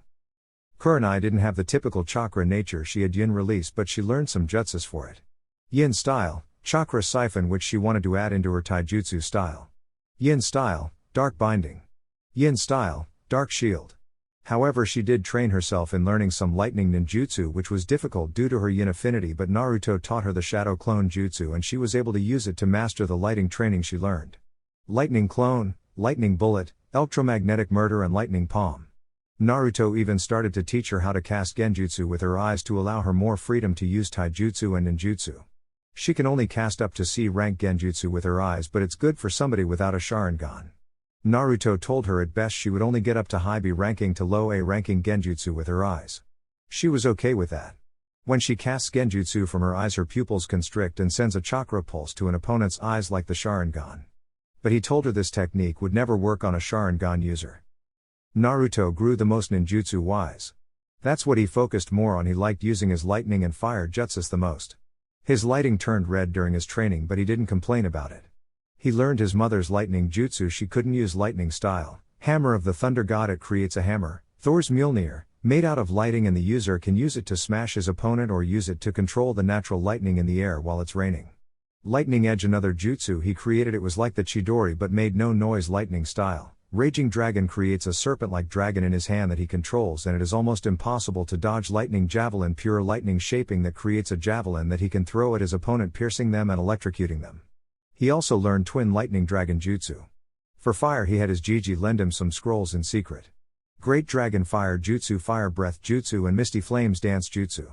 He learned some Wind Ninjutsu as well, wind style. Air blades he uses through the Kubi Kiribocho, creating wind blades that can destroy the landscape and cut up an enemy from a distance. Also, if he channels enough chakra, he could kill a giant summon creature. Air slash that he uses with or without the Kubi Kiribocho, although it is stronger when using the sword. Wind Dragon Jutsu and Wind Drill Jutsu, he throws 3 kunai blades infused with wind chakra, throws them in the air and controls them to create a large drill that destroys everything in its path. He learned 2 more water jutsus as well. Super Exploding Water Shockwave and Ripping Torrent. He only learned 2 because he rarely uses water but has them just in case. His taijutsu was High Jonin, now on par with Rock Lee even though he doesn't know him yet. His genjutsu with his Sharingan was almost as good as Itachi. Overall he was mid-jounin due to his lack of experience. However, if his Sharingan is active he can take on a mid-onbu, and his Mangekyo he would be able to take on a low Sannin level ninja. Shino and Hinata were both mid-level overall and they were happy with the progress. Kurenai was a Jonin already and her overall skill put her at high Chunin low Jonin. However, due to her recent training she is as strong as Anko, who is mid-high Jonin. Naruto finally unlocked the Susanoo. He was surrounded by a black ribcage and an arm. That's as far as he can go right now. Also, they have completed 7 more C-rank missions, and it would have been 9 but 2 of them upgraded to a B tank due to having to fight a missing ninja. Naruto also completed an S-rank mission on accident where he found one of Orochimaru's old labs that had a lot of dead bodies tied to experimenting tables. They didn't find much so they burned it. Now him and his team are waiting for Kurenai to show up at the training ground. Shino and Hinata are sitting together with her on his lap. They started dating 2 weeks after the wave mission and Naruto was happy for them. He was snapped out of his thoughts when Kurenai arrived. Okay guys, I've decided to request you for the Chunin exams next week. As you may have noticed, we have some team from different villages already here. So fill out these forms and head to the academy next week with these forms and head to room 303 for the first part of the exam. Good luck, and if you need anything just come find me, she said and vanished. So I'm pretty sure these require all 3 members to participate in the first 2 parts since it's 3 parts altogether. Do you guys want to join or wait it out? Naruto asked after reading the form. I will take it but only for the experience. However, if I am recommended for a promotion then I will take it, Shino said, and they both looked at Hinata, who was thinking about this hard. I think I'll join too, like Shino said, it's for the experience for me as well. But I'll also take the promotion if it is offered, she said. Great, so see you guys in a week then. They both nodded, but before he left he couldn't help but mess with them. Oh, and make sure you use protection, okay? He vanishes as a kunai from the blushing Hinata flies at his head. Naruto returned to the training field because he wanted to work on cutting down the hand seals for his lightning and fire jutsu. His wind and water already require one or no hand signs. He was about to begin when he sensed something in the tree that's been following him for years. He activated Shisui's technique dance of the teleporter, creating solid afterimages, and snuck up and grabbed whatever was following him. What the hell are you supposed to be?" he asked as he looked at the creature with wings but had the body of a lizard. "I'm a dragon, young Naruto. And I have been watching you for about 5 to 6 years. The dragon said. "Yeah, I know, I just never bothered to do anything about it until now." "So how did you get in the barrier? It should have set off an alarm." "Oh, the barrier doesn't work on summons. I thought that old monkey would have told you. Anyway, I'm here to offer you the Dragon Clan contract. We would like you to become our summoner." The dragon said. "Oh, I would like to, but I already signed the Fox contract," he said. "Yes, I am aware of that. However, Kurama has given you the blessing of signing another contract and has given us permission to offer it to you. Can summon him and ask him to be sure I'm not lying." Naruto bites his thumb, goes through hand signs. Summoning jutsu. What the fuck? Kit, this better be important. I was about to have my way with my mate. By the way, she wants to meet you, but wait a month before summoning her. She's in heat, Kurama said. "Oh, Kurama, that would be my fault. I told him to summon you if he didn't believe you would let him sign the dragon contract." The dragon told him. "Oh yes, the dragon summoning contract is fine, just no toad or snakes. I hate them. Well, I better get going. I have a mate waiting for me to ravish her." "Oh, and Kit summoned Scarlet. She actually grew the last 6 months, he said. With that he disappeared in a puff of smoke. "Okay, where is this contract for me to sign?" As he says that, a scroll appears in front of him and he signs it. "Good, now the hand signs for summoning us are a bit different. Instead of you starting with the boar hand sign like usual, you start with bird, switching the places of the two. Now go through the hand seals and summon your familiar. Your familiar requires very little chakra, maybe as much as a Jinan as you guys call it." Naruto goes through the hand signs. Summoning jutsu. A small baby dragon appears with pitch black skin and its eyes have the iris and emerald green color, but the pupils are black and are shaped like an oval. The dragon opens his mouth to yawn and it shows a row of small but sharp teeth. This is interesting. A baby dragon has never been chosen as familiar. Usually familiars are small dragons the size of a small house. Anyway, this shadow your familiar. He can't do much right now, so summon him again in about 6 months, then he can start training with you. "Cool, thanks, but are you always this small?" he asks. "Oh no, I'm way bigger. It was just easier for me to watch you this way. This is a henge, as you would call it." The dragon grows to be about 500 feet tall. "This is how tall I really am." "Okay, what's your name? You haven't told me yet?" he asked. My mistake, the name is Bob," Bob said, proudly puffing out his chest. Naruto had to bite his lip in order not to laugh at this 500-foot tall dragon, and his name is Bob. "Well, it's nice to meet you, Bob." "Thanks, Naruto, same here, and before I leave, you can't summon Boss Dragon or Elder yet. They will decide when to meet you." With that, Bob returned home. Naruto goes through some hand signs. Summoning jutsu. Before he can stand up, he is knocked over by a red blur. Naruto. "I'm so happy to see you again. You never me summoned before. I know I can't train yet, but you could have at least played with me," Scarlet said, going to a sad time at the end. "I'm sorry, Scarlet, I was busy, but I'm about to train. You can watch if you want," he said. "Okay, but do you have any food? I'm hungry." He unseals 4 bentos and opens them for her. One has steaks in them, the other has fruits and nuts, while the other 2 have fish in them. He doesn't unseal any water because they have a stream like 20 feet away and he can just pull water out of the air for her. She starts eating and begins to train, cutting down his hand signs for lightning and fire jutsus. After 5 hours of training, his lightning edge needed no hand signs and his twin lightning dragon only needed 5 hand seals. For fire, great dragon fire was down to 3 hand signs, and fire breath he needed no hand signs, for those were the only 4 jutsus he worked on. Well, him and about 600 clones. He notices Scarlet sleeping and sends her back home. He heads home for the night and sleeps. Day before the exams. Naruto is walking around the village when he feels 4 chakra signatures following him. He sees a square rock following him and taps it once, making it explode in smoke. Little monkey Konohamaru, snot nose, udon, red spots Moegi, firecracker, Hanabi, what can I do for you today? You promised to play ninja with us, remember? Konohamaru stated, getting 3 other nods of agreement. Now, in the last 4 months since joining Team 8, Naruto, Shino and Hinata hung out quite often, and he started to be around Hanabi more often and got her to break out of that stick up the ass Hyuga way and be more like a kid her age. Somehow, She even got her father to take in a small white kitten Naruto found one day in his little animal hospital that he built. How she did it, nobody knows, but yeah, she has a cat now. Due to her becoming less stuck up, she quickly made friends with Konohamaru, Udon and Moegi. He was about to speak up until a voice beat him to it. What kind of ninja plays ninja? Sakura said, walking up to them. It teaches the stealth and trap making spitter, you should try it, Naruto says. Hey boss, is she your? Konohamaru holds up his pinky finger. Of course not. Ni-san would never date somebody like her. I mean, look at her breasts, they're as big as mine and I don't have any, but I'm 10, Hanabi said. Yeah, you're right, plus look at her forehead, it's so huge, Konohamaru said. You might want to run now, Konohamaru, said boy looks at Sakura, who has a evil aura around her, and takes off with Sakura right on his heels. Ouch, Konohamaru said. Hey, watch where you're going, you little shit, a black car suit wearing boy says and picks Konohamaru up by his collar. Kankuro, put him down before, we're not supposed to cause any trouble, besides what if he sees you? A girl with blonde hair and 4 pigtails and a giant fan on her back says. Relax Tamari, I was just gonna have some fun with him, Kankuro said. Fine, but leave me out of it, Tamari said. Kankuro pulled his fist back to punch Konohamaru, but a voice stopped him. I wouldn't do that if I were you, Naruto said, coming out of nowhere. Oh, and why not, Kankuro said, while Tamari has other thoughts. Well, a local hottie, I wonder if he's single, she thought. Because the Anbu watching him will surely kill you for harming the Hokage's grandson. As he says that, 2 Anbu appear and protect Konohamaru. It's alright, Cat and Lion, I can handle this. They nod and escort the 4 kids away from the scene. The second reason is because your other teammate in the tree doesn't seem happy.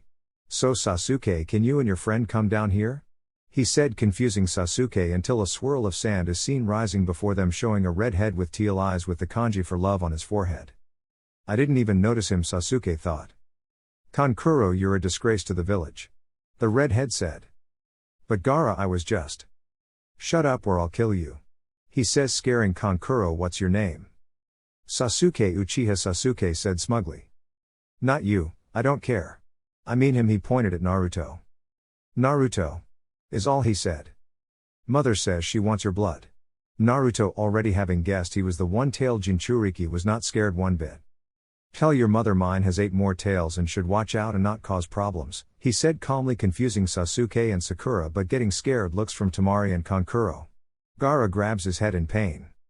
Tamari, Kankuro, we're leaving, we have to meet Baki-sensei. They turned to leave before Sakura spoke up. It's illegal for a foreign ninja to be in the village unless they have a reason, so why are you here? She asks. We're here for the Chunin exams, don't you know they're being held here, Tamari stated as if it was obvious. Yeah, Spitter, didn't your excuse of a sensei tell you about them? Sakura doesn't reply, only looks down while Tamari blushes at the nickname, understanding what he meant by it. The Sanjinan left and so did Naruto, leaving Sasuke alone with Sakura. Sakura, you should train more before the Chunin exams. We might not have much time before they start. Oh, if only he knew. Oh, and why does Naruto call you Spitter? She blushes at this but sees this as an opportunity. I can show you, but I'll have to go to your house. It's kind of private, she said. He shrugs and leads her to his house, not noticing the 3 figures in the tree who didn't notice Naruto standing right behind them. So that's the Uchiha, a girl with a Sound Village headband said. Yeah, he doesn't look like much, I wonder what master sees in him, said a boy with black gravity-defying hair. It doesn't matter, we have our orders, we are to test the Uchiha. Let's just hope Kabuto can do his part and not blow his cover. We need him to get the Uchiha to trust him in the forest. The other one said, who looked like a mummy. They all vanished, never sensing Naruto. So we have a spy in our ranks, huh? Kabuto, I've never heard or seen one around the village and I basically know everybody even if they hate me. Naruto said he has to see the Hokage about this. Day of Chunin exams. Naruto woke up and began getting ready. He had 2 hours to get ready, so he put on his usual clothes, ate a big breakfast and left. Everything was the same about him except he had the Kubi Kiribochu in his back. As he was leaving you could see an image of Shisui with a proud smile on his face. As Naruto was walking to the academy, people had to do a double take on him. The serious look on his face reminded him of the Yondaime, and if he had blonde hair he could pass as his son. Oh, if only they knew. They banished those thoughts and began to glare at him like they usually did. He reached the academy and saw Shino and Hinata waiting for him. They waved him over and he walked up to them. Are you both ready for this? After today our lives will change, but remember to have each other's back and trust your abilities. He said that last part mainly to Hinata, who still had times where she was unsure of her abilities, but they were still working on it. We can do this. We will follow your lead, Naruto, as you are team captain. Logically we should follow your orders, Shino said. No Shino, if you or Hinata have any suggestions or ideas we can use them. Despite me being the leader I will also listen to what you have to say, Naruto said. They both nodded and handed in their registration forms and walked into the academy. As they walked in, Naruto noticed a group of Konoha Jinan that looked to be a year older than them. It was the same Hyuga boy he saw at the Hyuga compound after his meeting and tickle fight with Hanabi. It was also a boy with a green spandex jumpsuit with leg warmers, but what caught Naruto was he had the exact bowl-cut hairstyle and bushy eyebrows as that weird jonin that screams about the flames of youth all day. However, it was the girl that caught his attention. She wore a pink sleeveless cheap house-style Chinese blouse and dark green pants, but it was the hair that made him remember who she was. Her hair was in two buns on her head that reminded him of a panda bear. He walks up to them, ignoring the Hyuga who was glaring at him with his Byakugan active. He remembered what Naruto did to him and deactivated his Byakugan, but still flared at him. Panda-chan? Naruto asked, and the girl got mad and glared at him. I don't know who you think you are, but only one person has the right to call me that, and he isn't around anymore, so watch your mouth. Alright. The bun-haired girl said. You don't remember me. I'm hurt, we were always together in the orphanage before you got adopted. He replies with a smirk, seeing her eyes go wide. Fish cake. His eye twitched at the name, but nonetheless he nodded and was immediately wrapped up in a bone-crushing hug which he returned. I haven't seen you in years since I was adopted. You're not a little shrimp anymore. How've you been? She said. He twitched being called a shrimp. He did grow. He stood at 5 feet 4 inches, the tallest out of all the current Jinan. I'm actually doing good. Despite everything that's happened to me. But it looks like you're the shrimp now. So who are your teammates? He asked. She pouted at being called a midget but introduced her team. Well, the one with the serious face and long hair is Neji Hyuga, said boy was glaring at Hinata, having spotted her walking up to Naruto. The other energetic one who looks like he is about to explode if I don't introduce him is Rock Lee, said boy, rushed and shook Naruto's hand excitedly. Yosh, I am Konoha's most handsome blue beast. It is nice to meet you, my youthful friend. I can tell your flames burn bright. As this was going on, Naruto was not paying attention to him. Seriously, what is wrong with this guy? Who would wear this in public? It's horrifying. Makes me want to throw up. I can only imagine what I would wear if I hadn't met Shisui. He shuddered at the thought, but saw everybody was waiting for his answer. He responded. Did you say something? Lee had a shocked look on his face. Curse you and your hip attitude, Naruto, he said, crying anime tears. Anyway, these are my teammates Shino Aburame and Hinata Hyuga. Guys, this is Panda-chan, also known as Tenten. He introduces them and they greet them. However, Naruto notices Neji glaring at Hinata. Dude, if you're glaring at her because you like her, it won't help you get into her pants, besides she is already taken. Now if you have a problem with her being from the main house, then sucks to be you. If you try anything I will kill you, he said, his voice going from happy to cold and serious. Neji just walks away with Rock Lee following him. I guess that's our K to leave. It was good seeing you again, Fishcake, Tenten said, giving him a hug and rushing off. Let's get up to the exam room, guys. I want to fight that Lee guy. I can tell he is the strongest Jinan after me, but his team thinks Neji is the strongest. I can tell Lee is hiding something. He says and walks off with Shino and Hinata following him. They reached the 3rd floor, and on the way they passed a room on the 2nd floor with a genjutsu on it with a lot of Jinan trying to get in, being blocked by Chunin and a henge that Naruto immediately recognized as the eternal gate guards Izumo and Kotetsu. Kurenai appears in front of them. I'm glad you all made it. If one of you were to opt out of the exams, then the other two would not have been allowed to enter. Now I'm here to wish you luck and do your best. She gives them all a hug and vanishes. They look at each other and walk in and were glared at by everybody in there. Hinata started shaking and Shino had a barely noticeable drop of sweat on his head. Naruto, on the other hand. Well, he sat down by the wall and went to sleep, not even bothered by the glares. He was rudely awakened by Kiba's voice. Yahoo! It looks like all the rookies are here. Way to go, Kiba, you just attracted unwanted attention to us, Shikamaru said. He gave a nod to Naruto, who nodded back. Choji greeted him as well. He noticed Sasuke was being pestered by Sakura and Ino arguing over him about dates. He decided to mess with them. Hey Ino, you better hurry up, can give yourself to Sasuke like you want, that is of course if you haven't given yourself to Choji. But Sakura is already a proven spitter, as I like to call her. I'm sure Sasuke finally found out why I call her that yesterday, he said with a smirk. Ino was red in anger at Naruto basically calling her a slut again. She hadn't had sex yet. Choji whispered something in Naruto's ear and his jaw dropped. He leans and whispers in her ear. I think you should stop gushing over Sasuke despite you and Choji wanting to keep it a secret. You're hurting him by doing that, he said. She nods but he talks once more in her ear. Turns out you're not a spitter like Sakura. Good for you, he says and walks back to his team. That's when he senses somebody over near them and his danger senses went off. This was a silver-haired boy with spectacles on. He looked to be about 6 to 7 years older than them. His chakra was as high as a jounin. I seriously need to keep my sensory abilities active. I have the same version Mito Uzumaki had. He thought as he activated his sensing abilities he sensed 2 more high chakra signatures. However, one was not in the building but was close by. One was Gaara, the other had reserves at cage level and the chakra was dark and evil. The person also smelled like snakes just like Kabuto did. His eyes widened as he realized something. Orochimaru was in the exams in a disguise. But why was he here? You guys should quiet down, you're drawing attention to yourselves, the boy said. Oh yeah, who are you? Kiba asked. My name is Kabuto Yakashi and I can assure you these exams are no joke. This is my 7th time taking them, Kabuto said. This was the boy Naruto heard the sound Nin talking about. He had told the Hokage who gave him an S-rank mission to spy on him. Kabuto was pulling out cards when he was finished with his thoughts. These are Ninfo cards. I can tell you about any Genin you wish to know about, Kabuto said. Rock Lee, Gaara, and Naruto Uchiha, Sasuke said. You already know their names, that's no fun. He pulls out 3 cards. First up is Rock Lee. He's a year older than you. Has completed 11 C-rank missions and 20 D-tank missions. His team joining his guy and in the last 12 months his taijutsu has grown exponentially. His other skills are shaky. Last year he chose to not take the Chunin exams. His teammates are Neji Hyuga and Tenten, he said. Now for Gaara, he has completed 8 C ranks and get this a B rank mission while not even being touched on a single mission, he said, shocking all the Genin except Naruto, who was busy setting up an idea to capture Kabuto. Now Naruto Uchiha has completed 20 D rank missions, 8 C rank missions, 2 B rank missions, 2 A rank missions and has 3 S rank missions. However, one of them is ongoing. His skills are questionable but he is said to be good at taijutsu and ninjutsu but not telling how good.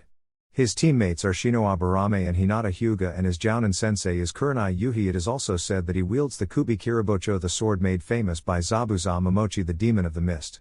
All the current Genin in the room look at him in shock while also figuring out how they didn't notice the giant sword on his back before. Tenten wanted to touch the sword but Naruto stopped her and told her what would happen if the sword didn't deem her worthy, making her back off. Kiba spoke up. Loser, when did you get another A rank mission and 3 S ranks? He asked angrily. Don't worry about it, he said. Kabuto just unintentionally solidified himself as a spy. He shouldn't have mission records or skills for that matter, those we all confidential to the Hokage and Jounin sensei. Especially his 3 S rank missions. One was for teaching the Hokage how to defeat paperwork. The other was finding one of Orochimaru's labs. The ongoing one was capturing Kabuto, who was a spy. He used his wind manipulation to discreetly cut off a piece of Kabuto's clothes. He would send a spy fox to spy on him later.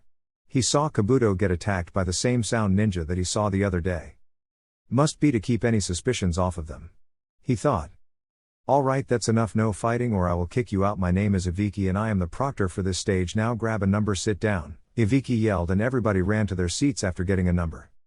Now the first part of the Chunin exams is a written test. Naruto slams his head on the desk. He hates written tests. You have 45 minutes to answer 9 questions. The final 10th question will be asked after time is up. If you're caught cheating 5 times, your team is eliminated and will be sent out.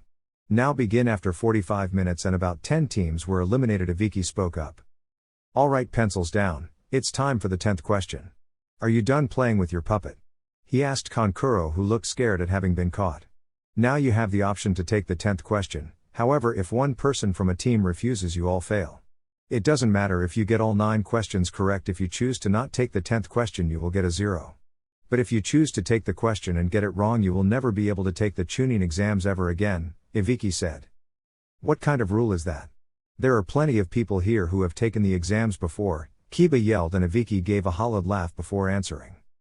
Well, you must be unlucky because I wasn't making the rules before, but I am now. Of course if you don't want to take it you don't have to. There's always the Chunin exams next year. Those who don't wish to take it raise your hand. Your number will be recorded and you may leave. He says after everybody leaves that didn't want to take the 10th question left. He counted the people left. 78 people left. That's more than I expected, however none of them show signs of giving up. I guess this is it, Ibiki thought. Now for all of you remaining, you pass, he said. Hold on, what just happened? What kind of rules are those? What do you mean we passed? Where's the 10th question? Sakura asked. There never was a 10th question, well not a written one. Your decision to stay was the answer to the 10th question, Ibiki said. Huh? Hold on, so the other 9 questions were just a waste of time? Tamari asked. However Naruto grew tired of this and answered the question. He wanted to leave the classroom. You blonde bimbo. He was gonna continue until a wave of sand flew at him. Watch how you talk or I'll kill you, Gaara said as his sand went towards Naruto. Naruto dodged and appeared in front of Gaara and punched him in the face. He broke through a layer of hard sand on Gaara's face, leaving a bruise that was slowly healing. The Sand Genin were shocked because nobody has ever gotten past Gaara's sand defense, let alone his sand armor. That's enough, I said, no fighting. You do it again and you're disqualified, Ibiki yelled. Gaara didn't listen and stood to attack Naruto again, but he couldn't move. Shikamaru has Gaara trapped in his shadow possession jutsu. After a few seconds Gaara calms down and walks out of the jutsu like it was nothing. Now, as I was saying, the 9 questions served a purpose, most likely how to gather information without getting caught. Why do you think he put so much emphasis on getting caught? If you're going to be a ninja you need stealth and to know how to gather information quickly while in a hostile area. Now I think I covered it, so who's the second proctor? Ibiki just smirked and Naruto paled. Oh no. Ibiki can only nod. Naruto feels a certain chakra signature speeding towards the window and a black blur breaks through the glass, revealing a cloth pinned to the ceiling with the words "the sexy and happily taken Anko Mitarashi" on it. Naruto can only shake his head at his sister's antics, but he wouldn't want her to change. He notices her new outfit also. She kept her word that if she ever got a boyfriend and it was steady she would change. She kept the colors and trench coat, now she still kept the mesh that covered her from the neck to her mid-thigh area.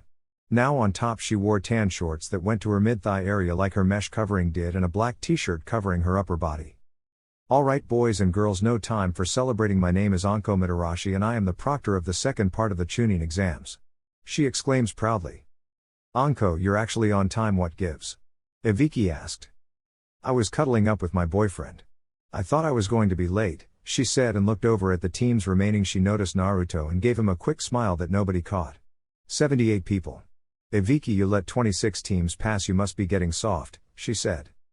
No, we have an interesting bunch this year, he said while staring at Naruto. Something Sasuke took offense to and let it be known. Why are you staring at that branch family loser? I'm stronger than him and every Genin in here. He doesn't even have the Sharingan like I do. He is nothing. Put your eyes on me, he said. However Ibiki ignored him. Alright, if Mr. Temper Tantrum is done we can move along now. Everybody head to training ground 44. The Chunin in the hallway will give you directions on how to get there. Nobody moved. Now. Everybody except Naruto rushed out of the room. Anko rushes him and gives him a hug that Naruto returns. How've you been, Naru-chan? I haven't seen you around lately. She asked. I've been on missions and training these past 4 months. But I need to talk to you both about something, he said seriously. They also got serious. We have a spy named Kabuto Yakashi in the exams and he works for Orochimaru, who is also here. I felt his chakra here, it was dark and evil and reeks of snakes. I just don't know where he is now. He may be in the Chunin exams but I can't be sure. I've talked to the old man and he checked Kabuto's file. He was the adopted son of a former head medic, but every time during the Chunin exams he always backed out at the last part. But I'm going to antagonize him into staying. I'll beat him up and Gigi will have an Onbu disguised as nurse come and grab him. I'm going to send a spy fox to track him down and gather any information it can. This is an S-rank mission that will go on all of our files that we are getting a 10% pay boost on. Kabuto has information that is only confidential to the Hokage and the Jounin sensei. Now we need to draw Orochimaru out in his disguise. He says and tells them the plan to lure him out. After that, don't fight him, let him go. I'm sure Kabuto will seek him out. We need to know what his plan is, so don't fight him if you see him, Anko. He says. No promises but I'll try. She says. Okay now Anko, after this I need to talk to you about something but it can wait till after the third part. He says. Anko hugs him and kisses his cheek before disappearing. Naruto does as well. Training ground 44. Anko and Naruto arrive at the training ground and Naruto immediately senses Orochimaru and does Onbu hand signals to Anko. He's here. She nods and begins her part of the exams. Alright kiddies, welcome to training ground 44. Anko says. This place looks kinda creepy, Sakura said, shaking. It should be. This place is called the Forest of Death, you'll find out why soon. Anko replied as they were talking. Naruto wasn't paying attention. Now was Anko's turn to act. She noticed Naruto not paying attention with a he isn't scared look on his face. Looks like we have a tough guy in the exams. I guess the forest isn't scary enough for you, she said. After a while Naruto didn't respond like he was supposed to and a tick mark grew on her head. She took out a kunai and threw it at him, cutting his cheek. She vanished and appeared behind him and licked his blood. Guys like you are the first to die in this forest, she said out loud but whispered. Why didn't you respond? She asked. I needed to make it look more believable. He whispers back. Just then Naruto and Anko feel somebody appear behind them. She pulls out another kunai and holds it up but a long tongue appears over her shoulder. I was just returning your kunai, said a creepy Kuzen-nin. After a brief stare off, Anko replies. Thanks Kuzen-nin, but don't stand behind me so close unless you want to die quickly. I'm sorry, but with the sight of blood and your kunai cutting my hair you couldn't help but get excited. My apologies. The ninja walks away. Anko returns to her spot in front of the forest. Naruto signs to her that was him. She nodded slightly so nobody noticed. Excitement must be in the air today for a lot of you, but do not let it get you killed. Or let it, I don't really care. Now these are waivers you must sign that say we are not responsible for your death if you die in the forest, she said. You tough guy, pass these out, she said, handing Naruto the waiver forms. This part of the exam will test your survival skills. This forest has 44 entrance gates and inside there are rivers, and in the middle of a forest is a tower 10 kilometers from each gate. This part will test your survival skills in an all-out battle for these scrolls, she said, and pulled out a Heaven and Earth scroll. You'll be fighting to get a Heaven and Earth scroll. Each team will start with either or and your objective is to collect both scrolls and head to the tower in the middle of the forest. You have 5 days to gather the scrolls. If you do not gather the scrolls in 5 days you fail and have to find your own way out of the forest, she said. 5 days, Ino exclaimed. What are we supposed to do about food? Choji asked. Find something in the forest, there's plenty of things to eat in there, Anko said. That's not all in there. There's also some man-eating animals and poisonous plants in there, Kabuto said. Aw man, Choji said. Well, you're a smart one. How did you know that those were in there? Anko asked, even though she already knew. Well, this is my 7th time taking it, he said. Why, you must suck. Are you sure you're fit to be a ninja? Perhaps you should go work at a library or a nursing home as a helper. She asked, purposely pissing him off. No, I'm quite content to be a ninja. I'm feeling lucky this time around, so I'll be fine, Kabuto said, gritting his teeth at her insult. Oh well, if you say so. Now I need one person from each team to come and grab a scroll for your team and head to your designated gates and wait for the signal to go in. You can also be disqualified if you lose a team member or if you open the scrolls before entering the tower, she said. After every team had their scroll and were at their gates, a timer went off and Anko spoke. Alright, the second part of the exams begins now. She exclaims. The gates open and all the teams rush into the forest. Hang on guys, we need to stop, Naruto said to his team. Why do we need to stop, Naruto? Hinata asked. Because I need to do something. He replies. He bites his thumb and goes through hand signs. Summoning jutsu. A pitch-black fox appears with 4 tails and comes up to Naruto's thigh while standing on all 4s. You must be Naruto, our new summoner. I am called Midnight, a spy fox. What can I help you with? Midnight said. Nice to meet you, Midnight. I need you to spy on the scent of the person this belongs to, Naruto said as he unsealed the piece of fabric he cut off from Kabuto's shirt. Midnight sniffs it and is about to take off when he stops and looks at Shino. Get your bugs off of me before I eat them and hunt you down next, Midnight said, and 3 bugs fly off of him back to Shino. Thank you, I shall track this person for a couple days before returning to you, Naruto. With that said, Midnight vanishes into the shadows of the forest. Shino, what you did could have gotten you killed, if not by Midnight then by the Hokage himself. You were about to impede in an S-rank mission I've been assigned. I know you didn't know, but don't do that again. Shino only nods at this, understanding the situation better. Now we have a mist team heading straight towards us, most likely because I have the Kubikirabocho. So do you guys want to take them on and head to the tower, or move to take on another team? He asked. I think we should wait for the mist team and beat them, then see what scroll they have before deciding. Hinata said it was a good plan, so they kept high in the trees to ambush them. They wanted to conserve strength just in case. 10 minutes later, this mist team jumped into the clearing. 2 boys and 1 girl who looked like the leader. I thought you said they would be here, said the shorter boy of the mist team. Yeah, I want that sword, but I wouldn't mind having a go at that Hyuga chick. The other said with a perverted grin. Shut up, I know they're here, but where? The female leader said. Behind you. A voice said. Next thing they knew, all of them were knocked out. Good plan, Shino, they were pretty easy to knock out, Naruto said as they began to search them, and luck was on their side. Hinata found a heaven scroll on the female ninja and also took the medical supplies they had. Okay, now that we have the scrolls, do we head straight for the tower or go halfway and camp out for the night and head to the tower the next day? Hinata asked. Naruto said it was up to them, he would follow their lead. So they both agreed to make it halfway and camp before in the afternoon. They begin to travel when Anko's chakra appears and starts to drop. Damn it, Anko. Here, take this seal and make camp somewhere. I need to go and do something. It's about that S-rank mission, so don't even think about it, Shino, Naruto said. He gave them the privacy seal and vanished towards Anko's chakra when he got there. She was panting heavily while Orochimaru had some difficulty breathing, but not as bad as Anko. Well, Anko, it appears you still can't match me, although you've greatly improved. I've already marked the Uchiha with my curse seal. So don't cancel the exams. If you do, I will destroy the Leaf Village. Now to finish you off. He pulled out a kunai and charged at Anko, preparing to kill her, but was kicked back and hit a tree, coughing up some blood from the impact. He looked up to see Naruto staring him down with a blank face. Ah, Naruto-kun, I was wondering when I would meet you. It turns out today is my lucky day. I get to give my curse mark to more than one Uchiha, Orochimaru said while licking his lips.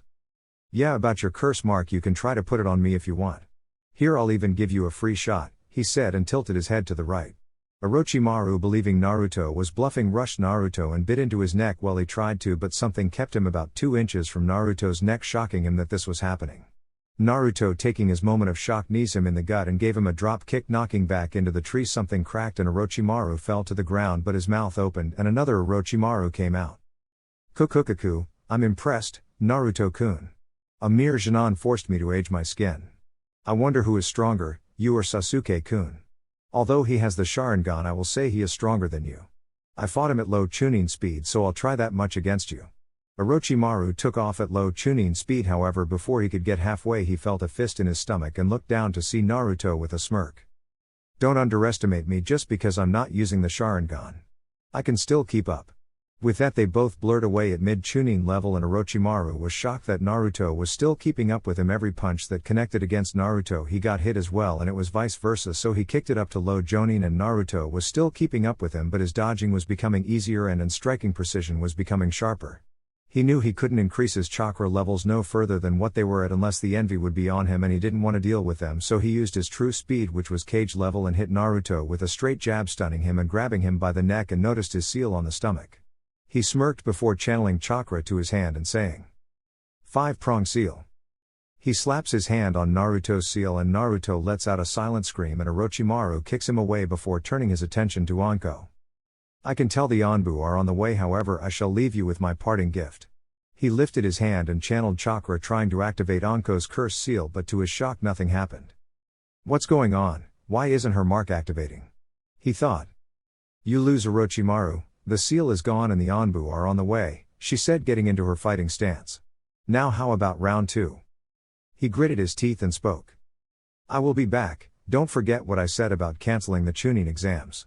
He vanished after that, and 5 seconds later a boar-masked Anbu and cat arrived. He's long gone already and attacked one of our Jinan, Naruto, she said. It's not our problem that some stupid kid decided to challenge Orochimaru. Hell, I wouldn't feel bad if the kid was dead, we would be better off with him around, Boar said. Is that a fact, Boar? Perhaps you would like to fight me next. You've been in the Anbu since I was 4, yet you haven't even made Anbu captain or second in command. It makes me wonder how strong you really are, Naruto said from behind Boar, since Cat was busy checking Anko for wounds. Hearing this going on, Anko chimed in as well. I would like to see that, Boar. You talk a big game yet you never really back it up when challenged, so what's it gonna be? Are you going to fight or not? She said, standing. Boar said nothing and left. Cat shook her head and sighed. I seriously don't understand how he is in the Anbu still, nobody in the division likes him, she said. Anyway, are you alright, Naruto? You look a mess. Yeah, I'm fine. I had a clone remove the 5-prong seal he put on me already. My control may take a hit for a few hours. I need to go meet up with my team. I'll see you guys later. He vanished. So how good was he fighting against Orochimaru? Cat asked. I don't know, all they used was taijutsu. However, Orochimaru said he went as Sasuke at low Chunin level and even bragged about him having his Sharingan and Naruto didn't, but me and you know he already has it matured. Which is true. Anko, Yugao, Kurenai, Hinata, Shino and the Hokage are the only people that know about his matured Sharingan. However, only Anko knew about his Mangekyo and the ending result of it. However, when he tried to rush him at low Chunin, he already had Naruto's fist in his stomach. Naruto said not to underestimate him just because he isn't using his Sharingan. Orochimaru didn't pick up on this, so they took of it mid Chunin and he was still keeping up. Eventually they reached low Jounin speed and Naruto still kept up with him. Mind you, all this is without his Sharingan active, but as the fight went on, I don't know what it was, but this pressure started to come off of Naruto. It was like ki, but it was calm and relaxed, but Orochimaru blurred away at his full speed to end it since he felt U2 coming and slapped the 5-pronged seal on Naruto and left. He also tried to mark Naruto after he taunted him and gave him a free shot, but it didn't work for some reason. He did mark Sasuke though and threatened to not cancel the exams. Kat nodded, taking all of this in. We need to go see the Hokage about this. Anko nodded and they left in a swirl of leaves. Naruto reaches his team's campground and let out a pulse of chakra in code letting them know it was him. The barrier opens and he enters but sees Hinata's clothes wrinkled and Shino had his glasses crooked on his face. Naruto gave them a knowing smile, making them both blush. No kind of sex was involved, was it? He asked as they both shook their heads. We're too young, I'm not ready for that. We were only kissing, Hinata said, blushing. That's right, besides in my clan sex is not allowed until you are 15 as well as your partner. I'm 14, so I have another year as well as Hinata since she will be 14 in 6 months. Shino says. Naruto nods at that. His birthday was also in about 4 months, turning 14, he almost forgot. Naruto unseals some bento boxes with fish, rice and mixed vegetables and some bottles of water. They eat and talk for another hour before falling asleep. Next morning they woke up and Hinata asked Naruto a question that's been bugging her. Naruto, she said. Yeah, Hinata, what's up? He asked. Why don't you use your Sharingan? It's like you're ashamed of your heritage. That's almost like me never using the Byakugan, she said. Honestly, I never use it because of the way the Uchiha clan was. I don't want to be lumped up with them, I guess. Why, do you think I should start using it? He asked. I think you should. You were never raised by the Uchiha clan or grew up in the Uchiha way. Your mother is the only Uchiha you should be worried about. Despite her being gone, she is still watching you, and I would like to think she would want you to be afraid of using your heritage, Hinata said. She's right, Naruto, I wouldn't, said a voice neither of them recognized. They turned around and saw a lady with long black hair with a bang in between her eyes with 2 other bangs tucked behind her ears so the rest wouldn't fall in her face. She is about 2 inches taller than Naruto and is giving off a warm smile only a mother can give off. Shino and Hinata have no idea who this lady is, but Naruto does. He rushed and gave her a hug. Mom, he said, hugging her. My little maelstrom, let me take a look at you, she said, crying as she looked him over. He was a combination of both her and Minato. He had Minato's hair, nose and eyes, but had her hair color and jawline. You look so handsome, she said, hugging him again. I don't have much time. Kami only gave me 5 minutes to see you. So I have to ask, why are you holding back? And don't try to argue. I know you are holding back, she said in a no-nonsense tone.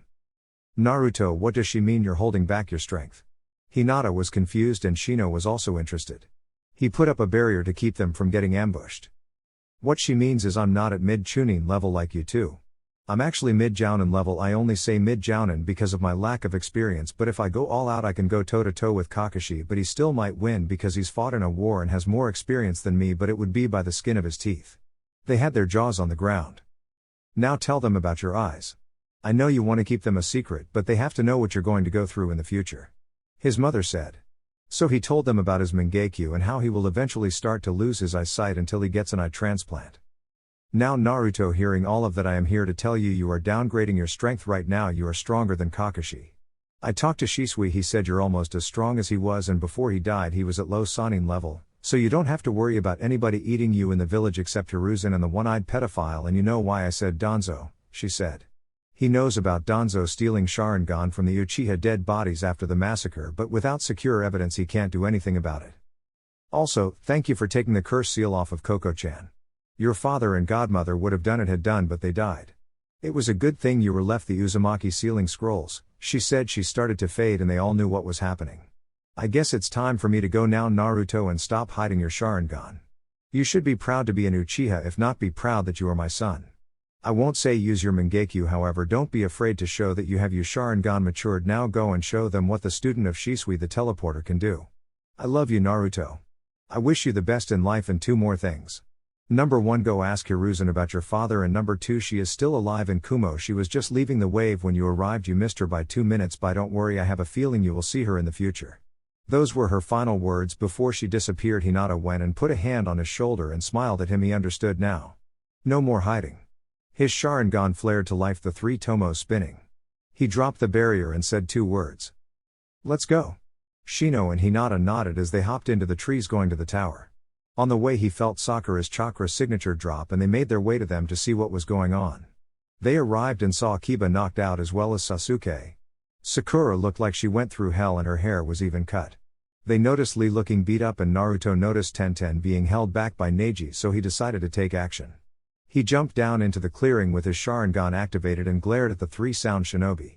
Shino and Hinata dropped down to help but Naruto told them to check on Kiba, Lee, and Sakura. They sound shinobi were shocked the other Uchiha showed up but has a 3 Tomoe Sharingan. The sound shinobi with black gravity defying hair spoke up.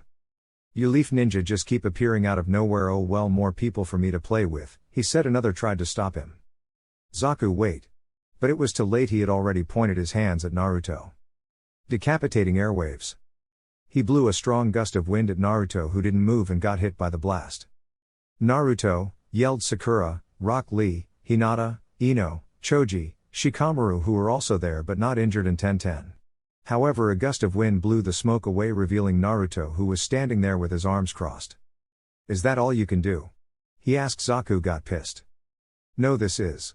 He was about to do another jutsu but his arm had a kunai lodged where the air came out and got a kick to the side of the head and knocked out by Naruto. Nobody saw him move except Lee and Neji who barely saw him due to his Byakugan being activated. He's fast. But that means nothing. Neji thought. He's almost as fast as me without my weights on. Lee thought. The other sound ninja both were shocked by how easy it was for Naruto to defeat Zaku. Here is our scroll, take it, we don't want to cause any more trouble. The mummy-looking sound ninja said, placing their earth scroll on the ground and picked up his teammate. The other followed after him. Get down here right now, Naruto said out loud, confusing everyone before Neji and Tenten dropped down. Tenten immediately went to scolding Lee while Naruto glared at Neji. Why didn't you help your teammate? Instead you chose to hold Tenten back. It was not our fight. If he was foolish enough to jump in that fight then he should deal with the consequences, Neji said arrogantly. Next thing he knew a fist knocked the air out of him making him drop to his knees.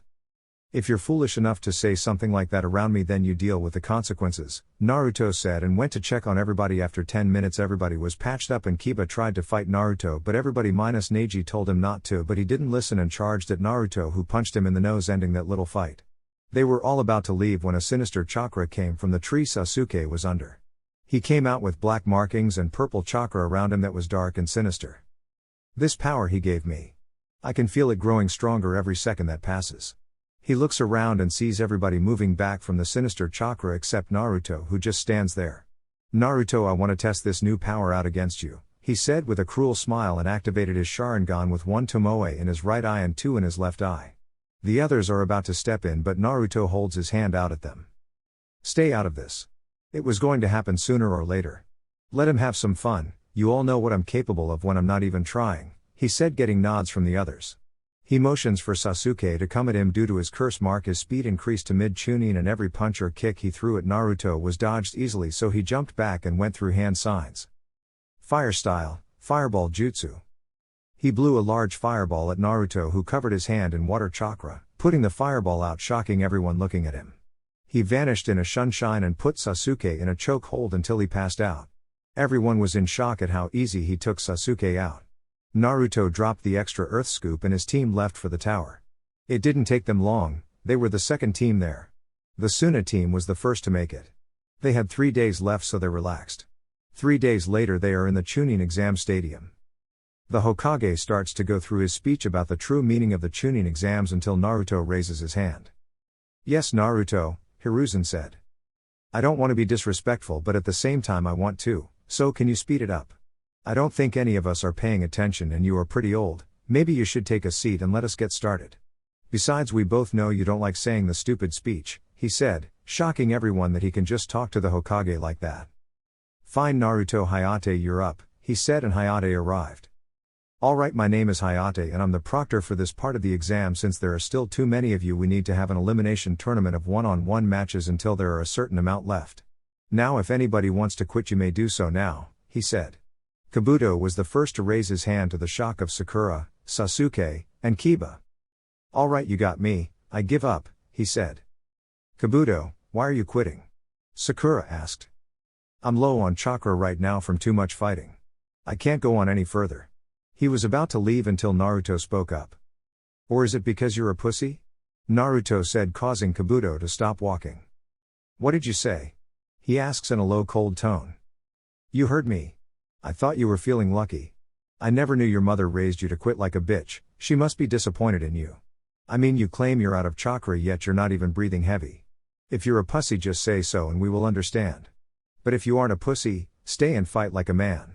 Unless of course you want to go find a man so you can have him fondle your balls and play with your asshole if you like that. I'm not judging, everyone has their own preferences, he said. Proctor, I changed my mind, I will fight, Kabuto said and got back in line. Ah, okay, anybody else that wants to quit?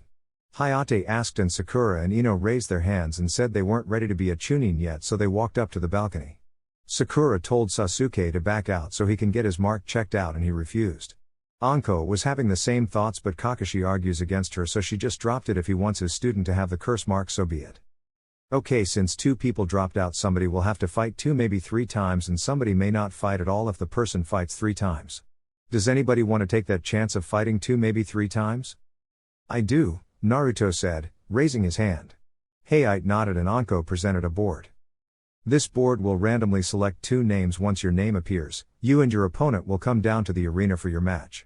The matches go on until I say stop. Killing is allowed but we will try to avoid it, Hayate said as the board starts to go through names. It selects 2 names. Kiba Inuzuka vs Naruto Uchiha. Will Kiba and Naruto stay in the arena? Everyone else go up to the balcony and wait your turn, Hayate said. Everyone leaves except Naruto and Kiba. I hope you're ready to go down, you street rat. It's time that you learned your place in this world, Kiba said. Start the match. Was all Naruto said. Okay, match number 1 between Kiba Inuzuka and Naruto Uchiha begins. Hayate said and jumped away. Now up on the balcony, Kakashi decided to taunt Team 8 while Sasuke activated his Sharingan to try and copy some of Naruto jutsus. He would soon be disappointed. Your student might as well back out now, Kurenai. I've managed to get Kiba's taijutsu up to almost mid-chunin level, which is almost as good as yours, and you're a jounin, so unless you were able to train Naruto I don't think he will win, Kakashi said while reading his book. Oh, I hate to burst your bubble but Naruto beat me in a spar in taijutsu and I was going all out and it didn't look like he was trying much. So the past 4 months while you were reading your smut I was training my team with the help of Anko in our taijutsu and ninjutsu. My taijutsu is almost as good as Anko and I've learned some ninjutsu. However, Naruto is the strongest on the team, including me. The only people I think would be able to beat Naruto in a taijutsu fight are Guy, Jiraiya and the Sandaime. At the least overall I would put Naruto at your level while Shino and Hinata are mid-chunin overall, she said, shocking everyone present that she, a rookie jounin, had the strongest Jonin team, maybe even stronger than Guy's team. Sakura decides to speak up. There's no way those bakas are stronger than Sasuke kunai, bet you're just making that up. So she was cut off by Kurenai putting a silencing seal on her. What Kurenai says is true. Sakura, was it? Tenten asked, getting a nod from Sakura who couldn't speak. Didn't you see what he did to Sasuke in the forest? It's not even fair to compare them, he completely toyed with him, she said. Tenten, what do you mean by that? Guy asked. What I mean is whatever happened to Sasuke in the forest gave him a major power boost and he fought Naruto moving at mid-chunin speed, but Naruto dodged every attack like it was nothing. Sasuke got mad and shot a large fireball jutsu. Naruto, who just lifted his hand and caught it while putting it out. I don't know how he did it, but it was the coolest thing I've ever seen, Tenten said. Everyone was shocked by this and returned to watch the match, but it was already over. 2 minutes earlier. Akamaru, stay out of this. I won't need you for him. I'll take him in one blow, Kiba said. Naruto stayed quiet and built up some wind chakra. Ninja art, beast mimicry, all fours jutsu.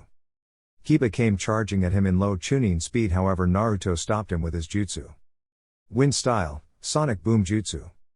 Kiba was stuck in a tunnel of wind while small crescent blades of wind cut him up. The jutsu ended and Kiba fell to the ground cut up and in pain. He stood up but found a fist in his stomach. His eyes rolled to the back of his head and he was knocked out. Winner Naruto Uchiha. Everybody was stunned but Anko, who was cheering for Naruto. He went up to the balcony and everyone was staring at him. "What?" he asked. "We learned about your little fight with Sasuke," Kurenai said, pissing Sasuke off. "Oh. Is all he said? Is that all you have to say?" Ino asked. "Yeah, it is. I have a question, Fishcake." Tenten asked. His eye twitched and everyone chuckled at the nickname. "What is it, Panda-chan?" he asked. "How did you catch his fireball and put it out like that?" she asked. "I'm surprised you don't remember. When we were in the orphanage and would play ninja, I would always catch the imaginary fireball and throw it back or put it out. I was training one day and figured I'd give it a try. I used a shadow clone, of course, and after a lot of test runs and experiments with chakra natures I figured it out. I can catch it and throw it back with fire nature chakra, or I can catch it and put it out with water chakra," he said. "Wait, you mean to tell me you got that idea from a game we played as kids?" she said. "Yeah, pretty much," he said. They were cut off by the next match being announced. "Will Yorori Akato and Sasuke Uchiha please come down?" Hayate announced. Yorori, after a brief talk with his sensei who Naruto knew was Orochimaru, that was the worst disguise ever, walked down to the arena. Orochimaru looked up, felt someone looking at him and met Naruto's eyes. Naruto decides to mess with him by activating his 3 Tomoe Sharingan. Orochimaru had an angry look on his face since his curse mark couldn't get placed on Naruto, then a look of realization was on his face. "He was holding back in the forest when we fought." Orochimaru thought Naruto, seeing Orochimaru understood, just smirked and only caught the end of Sasuke's match. Lion's Barrage. He kicked Yorori in the stomach as he fell to the ground, knocking him out. "Winner Sasuke Uchiha," Hayate said. Kakashi then grabbed Sasuke and disappeared with him. Most likely to seal his curse mark. Good luck dealing with Orochimaru. Naruto thought as he noticed Orochimaru left as well. The next match was announced. Shino Aburame vs Zaku. Can both contestants come down? Hayate announced. Shion won the fight by exploding Zaku's arms with bugs and trapping him underground with the headhunter jutsu. After the match, Kakashi reappeared with no Sasuke.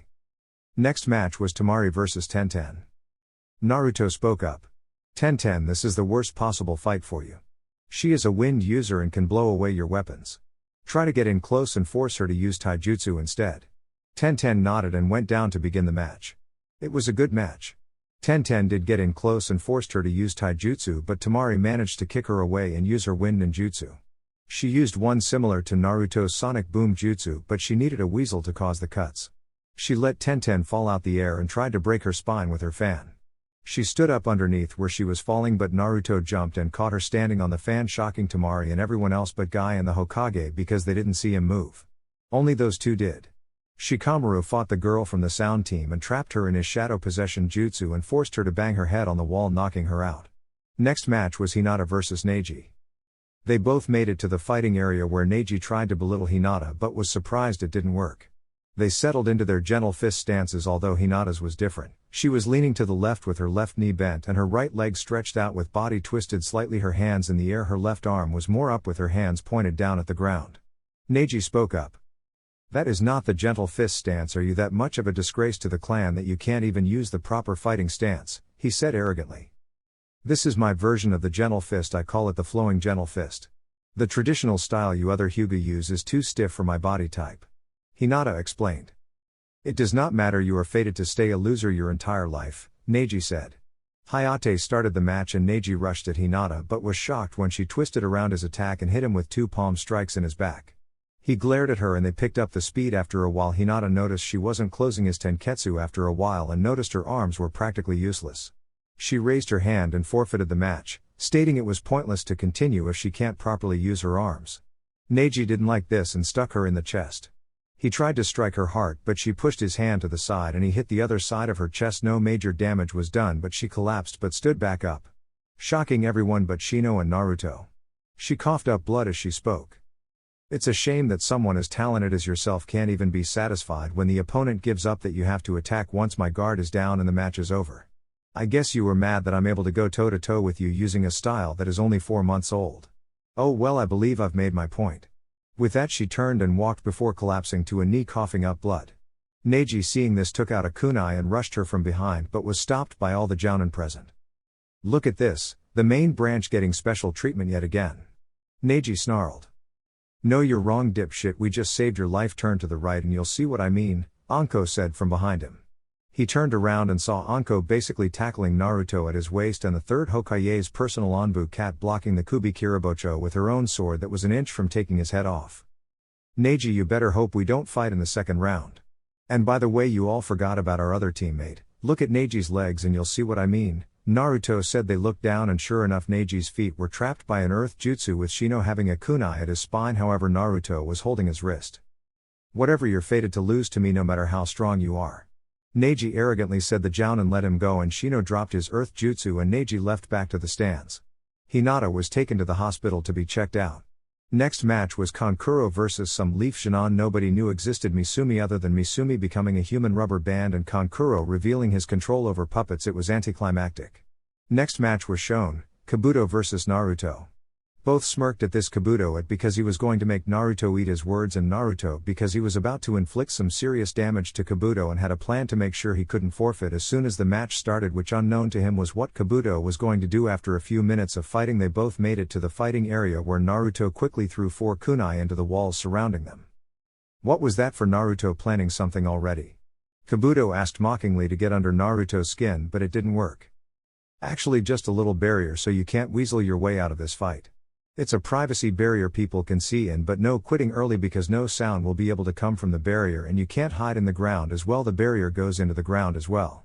You said you were feeling lucky earlier so I wanted to test you, he said inwardly. Kabuto and Orochimaru were relieved. They thought he figured out Kabuto was a spy. However Anko, Naruto and Hiruzen knew he was. They had Inoiki on standby for a mind walk at the T&I department. The match between Kabuto and Naruto may begin now.